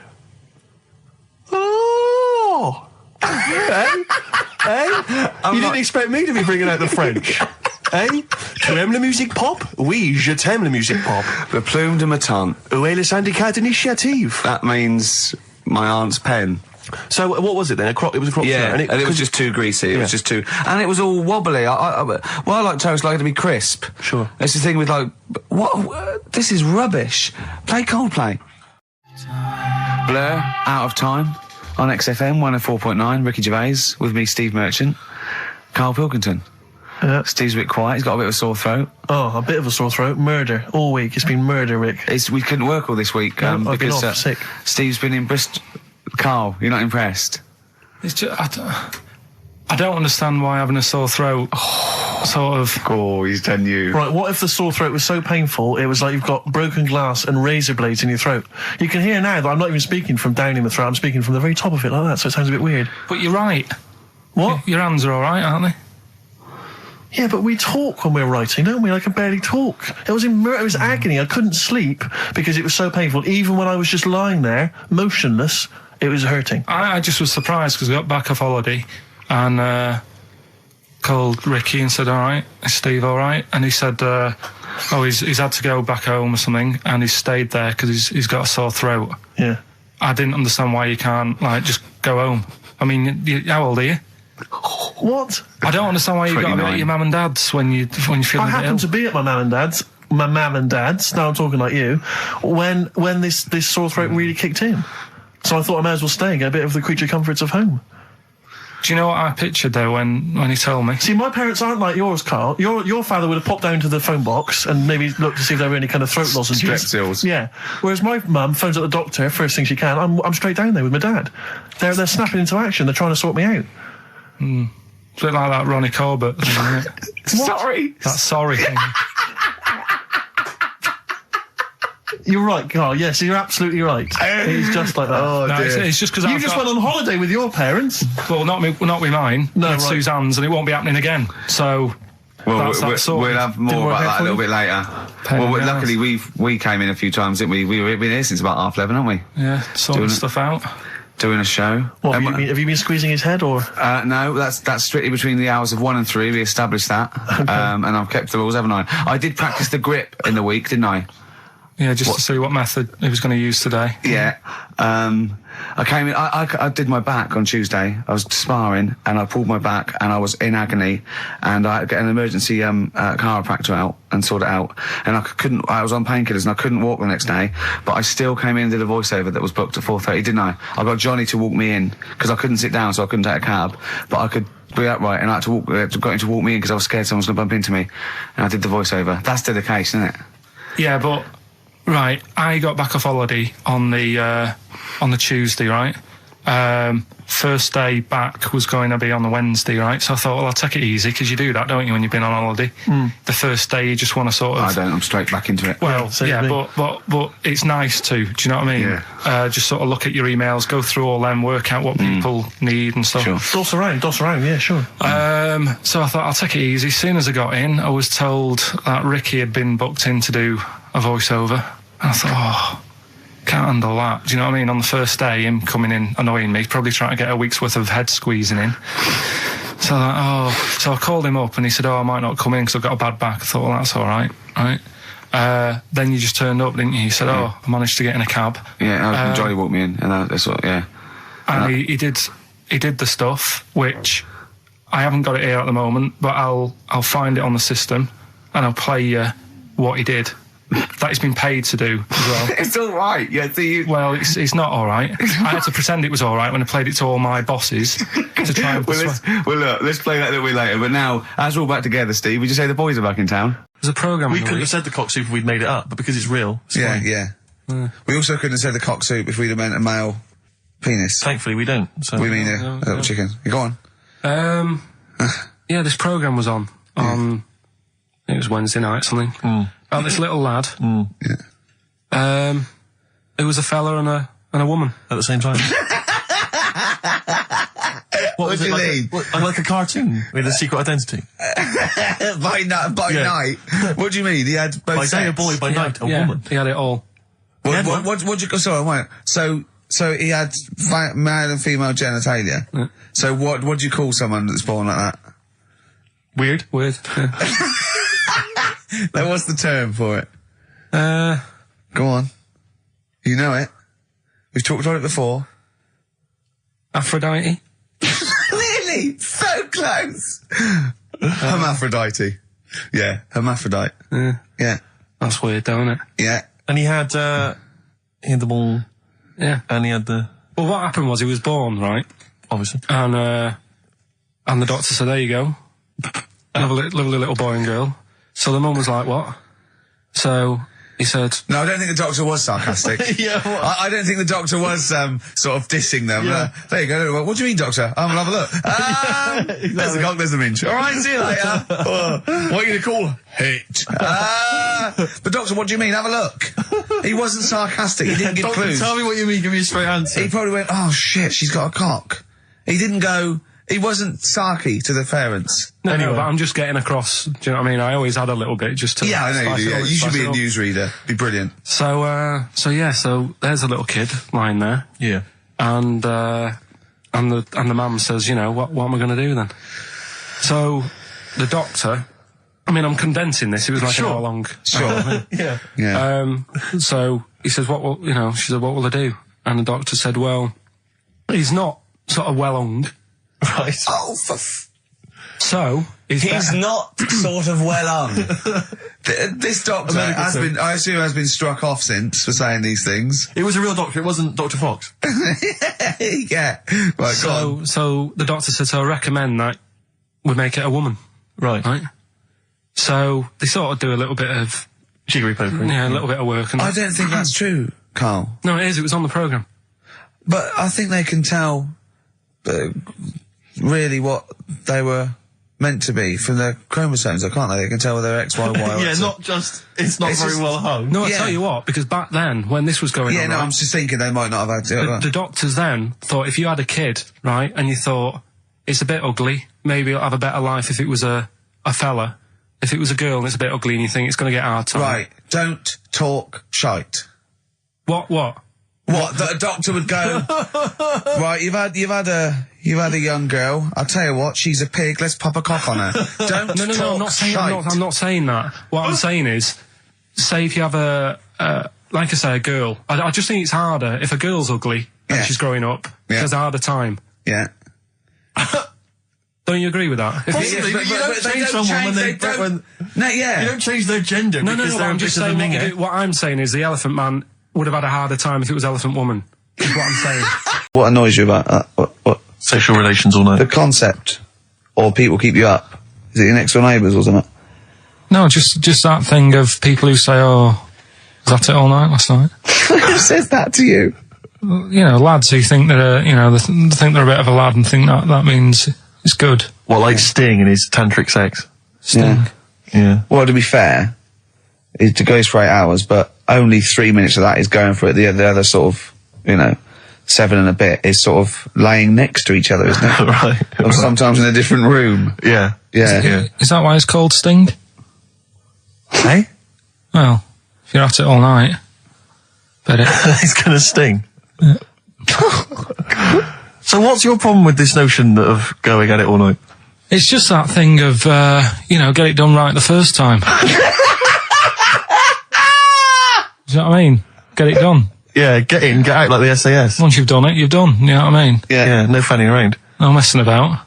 So, it's just that, isn't it? It's like, do it right the first time. Once you've washed up, right, you put the pots away, you don't dirty them again. What a lovely analogy. That's one of the great Is that what you say to Suzanne? Come on, love. Once you've washed up. I've already washed up. You don't dirty the pots again. What a romantic Ding dong. song. Steve, Hello. can you hear me? Yes, can you hear me? Yeah. Where are you? I'm in one of the capital's many burger joints. I'm just about to go up now and order some burgers. Where are you? What are you? Where are you in? I'm in McDonald's in Leicester Square. Oh, right, okay. Yeah. What are you getting? Just get. Hang on a sec, yep. Get Hello too there. I many. need to order 5 regular hamburgers, please. If that's all right. Sorry? 5 hamburgers, yes. You're probably wondering why I'm ordering only 5 hamburgers, aren't you? And let me tell you why. My friend is going to try and break the world record for putting burgers into his fat, stupid face. What do you make of that? Exciting? Yeah. Do you wish him good luck? Yeah. What's your name? Tyre. Tyre? Yeah. Oh, thank you very much, Tyre. I'll try and get Tyre to wish you good luck in a minute, Carl. The coming short, Five should be enough. The world record is what? 3? 3, yeah. Okay, good. I don't know what. Oh, here we go. How much is that? 3.45. 3.45 for 5 hamburgers. It's good, isn't it? It's good value. It is really, isn't it? Really, yeah. I mean, if there's anyone from from McDonald's listening, they'd probably want to give us some free stuff. I would have thought. I would have thought, right? Would you just wish my friend good luck before you just on the end of the line there? Just say good luck, Carl. Good luck. All right, then. There you are. That's the people from McDonald's wishing you good luck. Carl, I'll be back shortly with the burgers. Brilliant. Okay. Do you want the pickles left in? Eminem, Sing for the Moment, on XFM 104.9. I'm Ricky Gervais. With me, Steve Merchant, with 5 little hamburgers. Got 5 burgers here, yep. And so I don't know, how should we begin, Carl? Do you want to just look at the size of these burgers? Look, they can see it on webcam, can't they? They can see us stuffing these burgers into your mouth. And by the way, I'm filming this, Steve. Look, Brilliant. Look, I've got a camcorder. We'll put this on unseen footage on a DVD or something. Or maybe on the website. On the Oh, Carl, what if you break the record? Okay, Carl, I'm coming round now to just monitor this and adjudicate. What's the web? If you want to see this on the webcam, what is it? XFM.co.uk. Right, okay. Hold on. Can I, Steve, I'm can not I do being that? funny. I'm not being funny, right? But I think I have got like a bit of a wheat thing. You've got a bit of a what? A wheat allergy thing. Don't give me that. No, seriously, my head's... I've been eating a lot of shredded wheat recently. And my head's got a bit bigger. Carl, I don't think you can let us down now, mate. So you just got to put that first. No, I can't put that like that in my mouth on its... I've got to break it up. I've got to break it up. You can't break it up. Can't break it up. It doesn't say you can on the rule thing. It does. It doesn't. I can't look. I physically can't. Try it. I can't look. I'd have to be Jay Goody to get it. Seriously, look. Oh. Try it. Yeah, I know, but you're not approaching it right. That's it. Come on. That's all. Keep going. God, he's not going to do one. Keep going. That's good work. Keep going. Keep pushing. Keep pushing. Ease it in. Keep pushing. Get one in at least. Ease it. Get one in at least. Get one in. Ease it in. Get one in. Push it. That's one. Let's go for another one. R.E.M. Night Swimming. It's a lovely song, isn't it, Carl? Huh? XFM 104.9, I'm Ricky Gervais, with me, Steve Merchant. Carl, disappointing. Disappointing. You couldn't even get one whole burger in your mouth. I did, kind of. Yeah, but there was a bit sticking out. It just looked messy. But you were saying about putting it in whole, and I don't think that's the rule. Okay. It's like you can get more in a suitcase if you put things in properly. So you don't just get all your clothes and chuck them in. So it's about, I reckon you've got to rip it up a bit. Okay, do that then. See how many you can get in. You've got to get in 2. No, just one. No. Well, it's three. Pack it in. What do you do? Pack your cheeks first. Honestly, Steve, my head is swelling a bit because I have got a wheat thing, a wheat allergy. That'd be good then, there'd be more room. Right, okay, look, Carl is now just sticking it in his cheek. Right. Yeah. Don't eat any. You can't swallow any. It's like a hamster, you've got to work it like a hamster. Yeah, stick it in, come on. He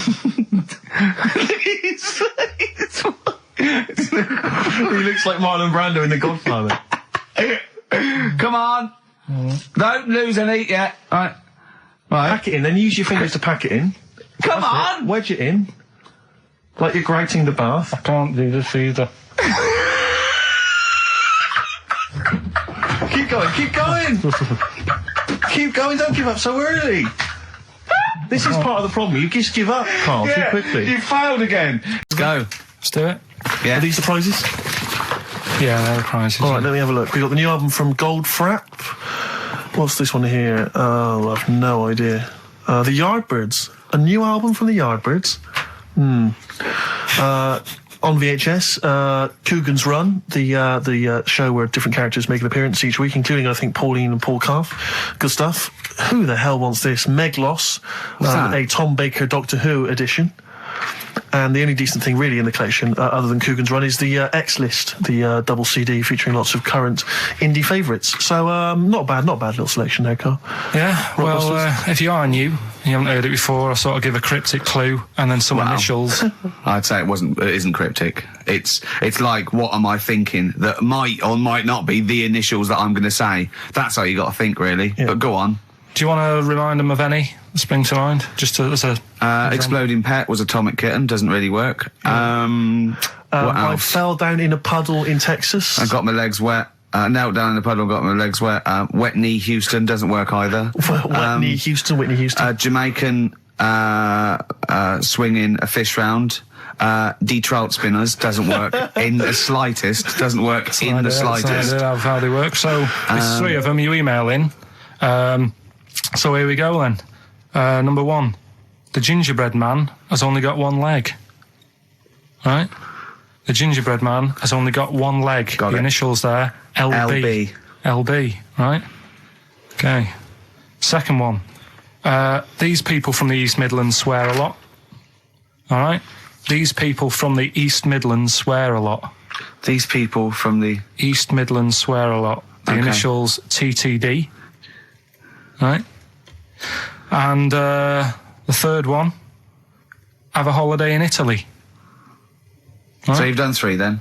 TB is the initials on that one. So quickly again, the first one, gingerbread man's only got 1 leg. Yeah, I got that one as well. I got that one. I got 2. These people from the East Midlands swear a lot. TTD. And the third one, have a holiday in Italy. TB. Email in with what the songs are and you win that stuff. ricky.gervais@xfm.co.uk. Hang on, it's not the songs, it's the artists, isn't it? Yeah. Yeah, just... Oh, yeah, like he said that. Yeah. Yeah. Okay, fine. Email only, please, ricky.gervais@xfm.co.uk. So we got that going. Yeah, looking forward to the answers on that. Bit of feeder would be good, wouldn't it? All right. I love this. Forget about tomorrow. Feeder on XFM 104.9. We've had a response from Dickie Anderson. Dickie Anderson, our #1 fan, although not a man who's, he's not afraid to criticise constructively. Yeah. And he's simply emailed in, surely your show is bad enough without bringing back Rockbusters. A valid point. Placebo and Bitter End. I don't want to contradict you, lads, but it's not. We've got a full hour to go on the Ricky Gervais show on XFM 104.9. I am Ricky Gervais, the aforementioned Ricky Gervais, with me, Steve Merchant and Karl Pilkington. Rockbusters. Oh, ding dong. Oh, who's that? Oh, it's a posh bloke who doesn't care about poor people. Hello, posh bloke, what are you doing? I'm in my Rolls Royce and I don't like the homeless. Oh, posh bloke, don't be a... You want to do the satire? That is satire. Yeah. There's nothing like it's political as well. I'm getting in there's so political many. Don't things. even begin to show off. I was showing that some foreigners are funny. I got in the fact that, like, if you notice that Chinese people wear different hats to us. Yes. So that's political in a sense. Yeah. So, the weird thing is, Steve, right, that is like what I imagine Ricky's house being like when people are ringing the bell. Because they're all so different. It's got a little... He's obsessed with all my friends being slightly different to each other. I've never understood it. He goes, there's no thread. There's no thread to them. All my mates have got a thread running through them. I was in literally after they walk out of the home. Yeah. But what do you mean my friends all different? Well, that could be... It wouldn't surprise me if I was round there and the bell went and I said, do you want me to get it? And he said, yeah, and I opened it and it's, what, holy fuck? Holy, yeah, he's at the door, right? And then I'd say he's busy, close the door, bell would go again, then you got the little gay fella. David Gray. Yeah. And then, do you know what I mean? Yeah. Not really, no. He's met some of my friends and he looks at them in a weird way. I mean, some of them are weird, but he's just... Oh, the other night, right, he's got a thing about Robin, my mate Robin, right, he was a lovely bloke, right, he's going, I can't be handling him, he talks too much, Robin sort of goes, and he talks really fast, and he's sort of riffing all the time and that, and because it does me head in. Why is he talking like that? And I said, Carl going for a drink. He went, Robin's not going to be there, is he? I went, no. And I was there with Johnny, and I'd set him up. I knew Robin was going to be there. Robin comes in, sits down and goes, hi. I go, all right. Carl goes, I'm going. And Robin sort of looks at him. I went, oh, don't be stupid. He went, no. And this is in front of Robin, who's confused. Carl goes, points at him, he goes, I said, was he going to be here? I don't like him. And Robin just... it was unbelievable. It was unbelievable. Appalling. It was unbelievable, Steve. And Robin sort of looked like really genuinely sort of upset. He goes, well, shall I go? I went, no, don't. And Johnny went, oh, Carl, he's a lovely bloke, right? And Carl went, well, no, I'm less annoyed at Robin now, who's done nothing. No, of course. Than you. And I went, look, just have a chat. He goes, no, it's not worth it. And Robin was going, right. I go, Robin, stay. He went, no. And I made him stay. And in the end, they were getting on, weren't you? Well, yeah, in the end... I can't believe... What were you thinking, Carl? What kind of a despicable man are you? That's why am I the bad one? Of all the things you've done, that is terrible. Why am I the bad one when it's Ricky's fault that we were both there anyway? We all understand but it's a public place. You don't say to someone in front of them, I don't like this person, I'm shooting off. I don't think I said it like that. You said exactly like that. Yeah, and he was like genuinely confused, and he was sort of like sitting there thinking, "Oh, do I have to take this? What have I done?" And he was upset anyway. He just done a show that didn't. You are one of those typical Mancs who are arrogant and they swagger around the place like I don't need anyone. And I'll tell you this: if you ever lose Suzanne, you are going to be one lonely man. I'll tell you, because you make no effort to maintain your friendships. You say these sort of things that he's saying to you about Liverpudlians, and I'll tell you what: I've never met a Liverpudlian as rude as you. You're like the Oasis brothers, Larry, loud, rude. No, but I said no, Robin's all right. I had a chat with him. He was a bit quieter the other night. He was fed up. I said if he's fed up all the time, I'd be happy. I said he's fed up because you've just insulted him. And he said he was all right. He didn't talk much. I said when he was upset because he'd been in the show and he said, well, tell me next time when his family dies, we'll have another drink. I don't know what you're like, Carl. I don't know what you're like, mate. You are I just think you're. The more I get to know you, you're not a good mate with him. You would like taking the fun out of his little thumbs that he's got. Yeah, but that's my squeezing his head to you, isn't it? I've got different mates with different parts of the body. Yeah. I like to squeeze your head. I like to look at his thumbs and that. It's weird, because I was thinking of doing a bit of educating Ricky. Yeah. Right. I'm always looking for stuff, learning stuff as well as doing the other job and that. Yeah. And when we went out with Robin, and what does this mean to anyone? Yeah. I'm just having a conversation about people they don't know. Go on. Well, it's enough, innit? His name's Robin. He's got really small thumbs, right? He looks a bit like Millhouse, doesn't he? That sums it up. He's like Elephant Man. You know what you're getting there, right? Robin, he's got little thumbs, right? So I wonder if he's listening. I wanted to do some research, and I thought, I wonder if there's anything on small thumbs, right?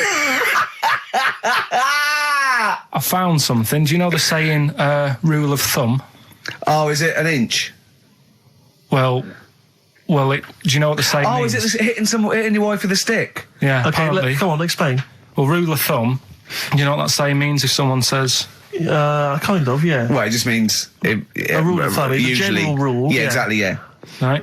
Well, where it actually came from is years ago, husbands weren't allowed to sort of clout the wife with anything. What was it like in the past? I know, yeah. You couldn't clamp your missus. With anything wider than your thumb. The stick had to be the same, no bigger than your thumb. I know, So I was a thinking bit- so a big Robin bloke- could do no damage if he went out with anyone. Although his is wide, he's got a little thumb like a little knob, isn't it? It's like it's truncated, because it starts off normal. It looks like he's had his big toes put on his hands. Does he have to drink a pint with 2 hands? Yeah. And he's dropping stuff all the time. Can I just go back to the rule of thumb thing, though? The idea, what date was this? I'm not asking Carl, I'm looking at Ricky, because you're not going to have any idea, Carl. It's just going to be the past. Yeah. But I like the idea that... I think it's the same sort of day where, I don't know, you got hung for being homosexual and you could shoot a I just love Welshman. the idea that there's blokes beating their wives with shovels, logs of wood, and someone's gone, hang on a minute, everyone, Hold on, this is wait crazy. a minute. Let's have a look at your thumbs. What can we do? Wait a minute. We've got to have some kind of rule here. Songs a phrase. Yeah, let's redo that. On to the classy stuff. Yeah. Do you want to do the prizes first? Right, now then, where are they? Here they are. I haven't seen these, but I'm excited as ever. Alright, we have a t-shirt there, arbitrary t-shirt that you have probably stolen off of someone. What does it say? Is it the Red Hot Chili Peppers? So if you found that, that's not too bad. It's a big t-shirt there. On DVD, this, should you be giving this away? This looks like it's the film Don't Say a Word. Yeah. And it's, it doesn't have all the proper packaging. It's literally the disc, the DVD disc, just loose. So enjoy that. The current album from Oasis, Heathen Chemistry, DVD, on DVD, The Life of Mammals, the complete series, the David Attenborough recent DVD, that. Walking with Cavemen, which I think is a DVD, it's currently on TV, isn't it? And, Well, there you go. And Not also bad. the X-List, which is a good new compilation, double CD compilation from XFM with loads of stuff on there, including Nerd, Snoop Doggy Dogg, Athlete, all sorts. Go on then, Carl. So not bad, actually. Simple Nice one. Well done. Right, so, yeah, it's a phrase that's been said at some point, or said a lot on the show. We've had, like, Hairy Chinese Kid. We went back to, my mum had wind for 5 minutes and that.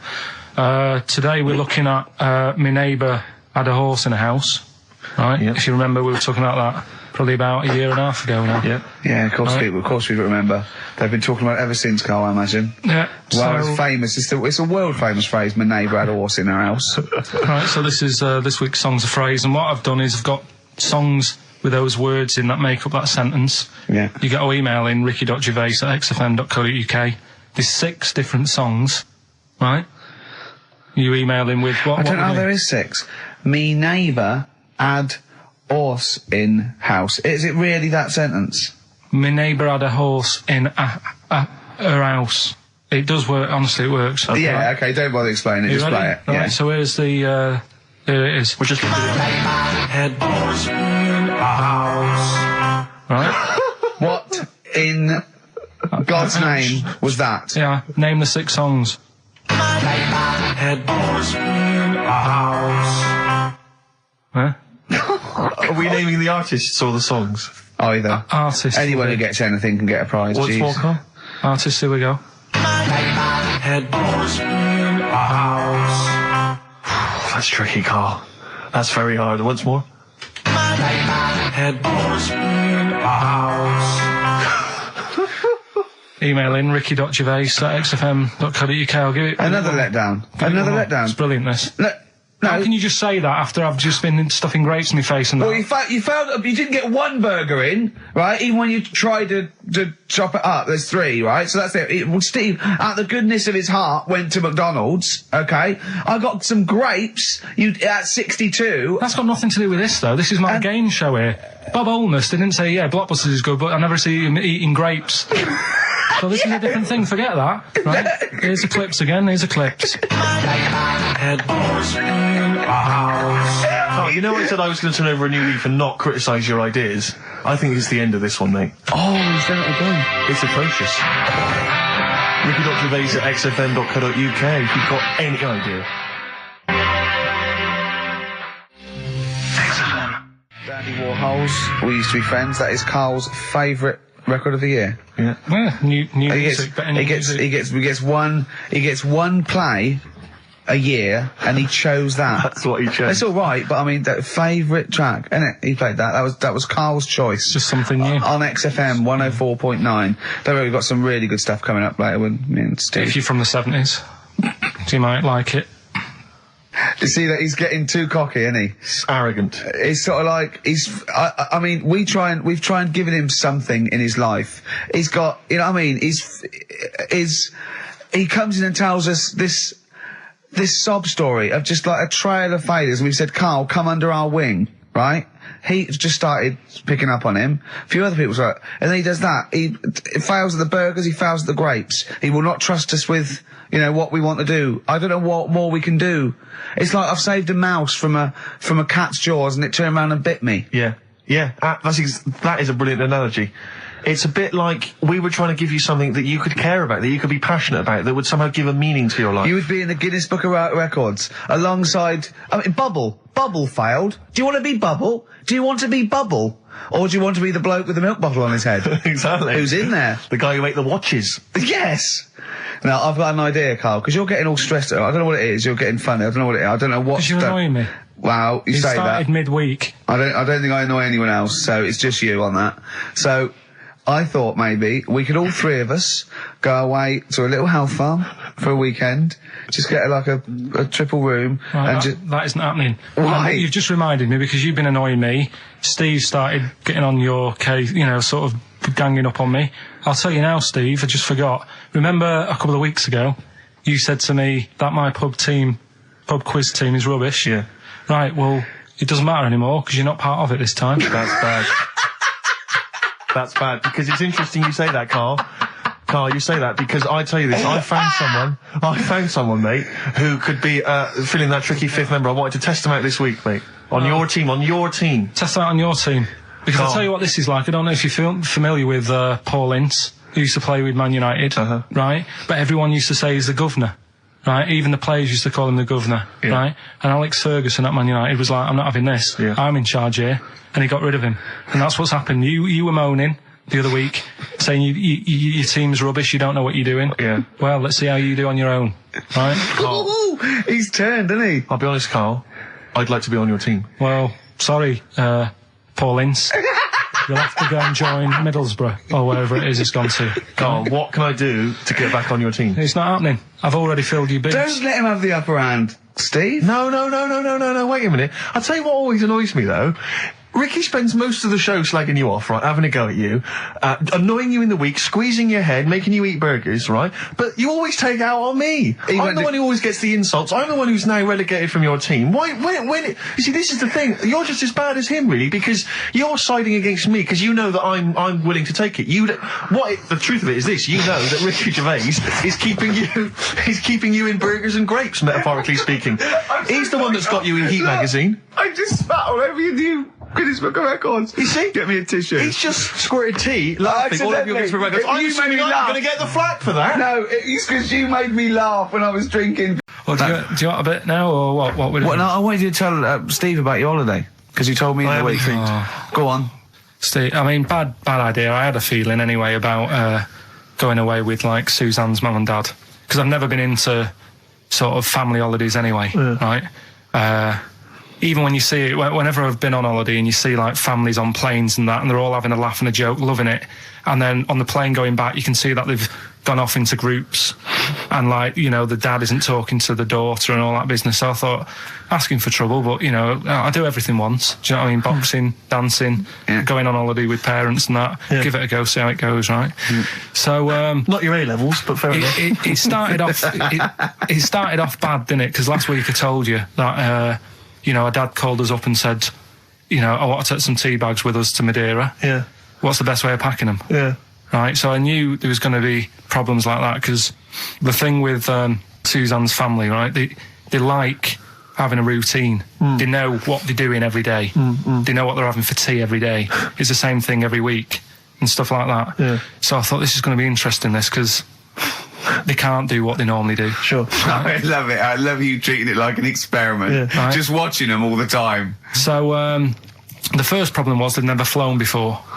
So I was winding them up a bit. Saying, it's murder. It's really horrible. You know, plane goes all over the place. And Mum had done some research saying, well, I've been reading about it, and she got a funny accent. More people, there's more chance of me being killed on a donkey than there is on a plane. So I upset her. I said, right, when we get there, Spain. I said, when we get there, let's see if there's any donkeys on the beach. Yeah. Right? And she didn't like that. So, oh, what? To joke about you hoping she died? Yeah. Oh, what's up with her? Right, so we get there, and you know, they see the villa and that, they're quite happy with all that business, right, with all that stuff. And then as time went on, I was getting a bit sort of fed up with them being around us all the time, because I think you should have your own time when you go on holiday with the family. You should say, right, you go off and do your thing, we'll do our thing, and we'll meet up later and talk about what we've been doing and stuff. Anyway, so it gets to like the Thursday, we've been away since Monday, right, and said, right, we're going out tonight. So her mum says, yeah, we'll come with you. I said, no, it's just us, we're having a bit of time on our own, right? Is it true you said to her, you told me this, you said to her, you started to annoy me, I want some time on my own? Well, I told her at the start, I said, it's going to be interesting this, because people annoy me when they're around me a lot. Sure. So I wasn't nasty to her, I just was saying people, not her. All right. Yeah. Do you know what I mean? I'm just saying, you're going to get on my nerves. So, you hailed a donkey for her. So, no, but seriously, right, with the flying, do you know those stockings that you can get because of deep vein thrombosis? Sure. She had them on in the cab. Brilliant. And it's only a 2-hour flight as well, so that was annoying me. Right, so anyway, it gets to this, you know, the Thursday night when I'm going out with Suzanne, and her mum's like sat on the sun lounger outside. So where are we going tonight? I said, no, like I said, it's just us. We're going out having a bit of time to ourselves. So I could see as the day was getting on, she was realising that she's got a night in with like her husband, right? Her face started to like look miserable. Sure. I thought, I'm loving this. So I said, right, I'm going in to go and have a shower, go and get ready for the tonight. It's going to be great. And winding them up, wind them up because they can't come, because he said they can't. Right, so I go upstairs, have a shower and that. I come down, and a mum's smiling. Oh, hang on. So I'm thinking, hang on a minute, what's gone on here? So I went to Suzanne, I said, why is your mum smiling? She's not coming. She said, no, but my dad said he'll take her out now. So in a way, she was happy because she got her own way, which annoyed me. That annoyed you, sure, because you wanted to... Like, what, you don't even want her husband taking her out? Well, it's just the fact she didn't want to go out. She was happy to stay in and have sausage, egg and chips that they'd found from some shop that sold English food. Right. So that's almost like what they do if they're at home. Sausage, egg and chips. So she was happy with that if we were staying in and having that. Well, because we were going out, she was fed up. Right. So she's smiling. So she's going, yeah, I'm going out now. So I said, well, enjoy yourself. She said, where are you going? I said, well, it doesn't matter, does it? You don't need to know. Sure, you're not going to where we're going. Oh, you just don't want us to be in the same restaurant. So yeah, that's right. I said I want a night out on my own with Suzanne. It's our holiday as well. I don't know. I can talk to you about this. This is not even his own parents. This is someone else's parents. These are the parents of the woman he loves. But even Suzanne sort of agreed with me. There's only so much time you can spend with your parents. That's why you leave. That's why when you're ill, you don't go home to them. Yeah. Sure. Yeah. Because the slight difference between me and you, Carl, is that not everyone in the world annoys me. Well, not everyone does. Just I can see what I felt a bit guilty that week when he said I was annoying him, but I realise it's not my fault now. No, everyone annoys him. Yeah. So yeah, it was an all right holiday. It was good to get back. Brilliant. Won't be doing it again. So. No. And what now would you say is your relationship with Suzanne's parents? Is it a frosty one? No, I just think they know that I don't like to put up with them for a long time. Yeah. I mean, when we were packing, a man was upset because, like, she really liked the place where we were staying, right? Because it was quite a big villa, because there was a few of us. There was a brother as well with us, right? Yeah. So, our mum said, oh, I love it here. She said, I'm definitely going to book this place again. I said, it's a bit big for two of you, isn't it? Just being sarky, like, we're definitely... I said, because, I won't be coming again. You're like, I don't know what you're like, Carl. You're a monster.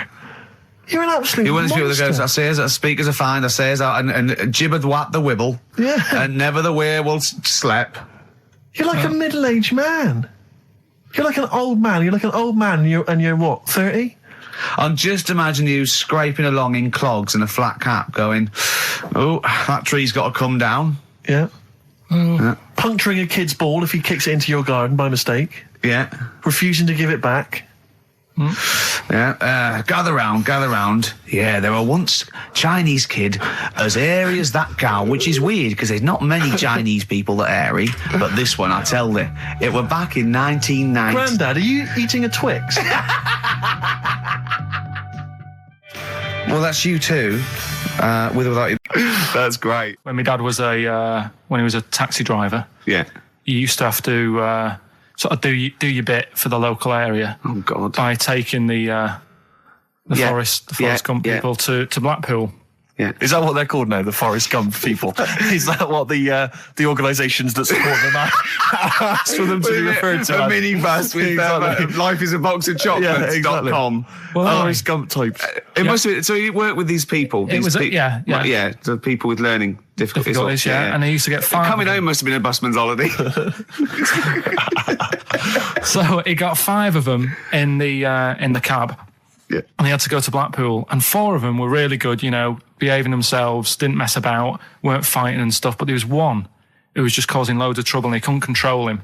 Oh, and what you've got to be able to do with people like that, you don't want them to get stressed out because it's not good for them. It stresses them out, and you could end up with a bit... Thanks, Dr. Karl. You could end up with a bit of a riot on your hands. So he thought, I'll nip this one in the bud right now. And he pulled up just on the outskirts of Blackpool, and he took the one out that was causing problems and put it in a wheelie bin. Oh, no. Oh, I'm sorry. I apologise. He did what? Oh, he did it for the good of the others. He put it in a wheelie bin. He was having a good time. He thought it was one of the rides. Can you stop saying it? He had another problem similar to it where he had a little minibus, and it was his job to take a load of old women to the bingo hall, and it was miles away. And he took him there. There was no problem. About 10 old women in a minibus. One of them was causing trouble, so he pulled over. No, right. So he took him there. Everything's fine. He dropped him off. They had a lovely night. Yeah. Right. They had a lovely night. Won a bit of cash. Coming back, it's a bit of a late night, and they all started moaning at him, going, "I want to be dropped off here. Take me there. I want to be dropped off first. I've got to get up early. Blah blah. You know, my husband's expecting me. I'm already late. Take me here first. Take me there." And he just pulled up in the middle of nowhere, said, "Get out." And he made them get out, and they all called for taxis. They charged that company who was meant to be taking them home in the minibus, and he got the sack. My mate, Anthony, his mum called up my mum and said, I've got to meet up with you. I've got to have a word with you. And she said, what about? She said, I don't want to talk about it over the phone. So she goes, oh, right. Well, yeah, come round tonight then. So anyway, my mum sees me. She don't want to be in an awkward position and, like, be a bit embarrassed and what have you. So she sees me and she goes, right, Anthony's mum's coming round. What have you been doing? Yeah. So I go, oh, God. I said, I've been nicking stuff. So she goes, like, what? So, not big stuff. I've had a few calculators and Mars bars and stuff. How many? I'll just work it out. Hold on. Works out at 7.2 per day. So, how many calculators do you need? So it was when that phase. You failed maths, didn't you? Everyone wanted a calculator. It was like a trendy thing, wasn't it? Right. Oh, yeah. In Manchester a couple of years ago, yeah. So anyway, so I told her all this and I confessed to, like, computers will make it there one day. I confessed to There's magic in the back of battery. Go on. Confessed to nicking all this stuff. She comes round. She only wanted to borrow some money. Brilliant. She said, oh, I don't like asking. I was a bit embarrassed to ask you over the phone, but can I borrow 20 quid? Oh, that's fantastic. And there's me. That's great. And it's similar sort of thing to yours. And did you? And he went, hold on, let's just work out the interest on that. I bank 10%. She'll owe you £4.40. Yeah. Oh, so your mum was a loan shark. yeah. And did she mention? She went, I just with that other, because what I'm saying is presumably you got your mate in trouble. No. Right, you didn't. She went, no worries. I'll just go and get my purse. It's on the dressing table. Exactly. Yeah. Karl.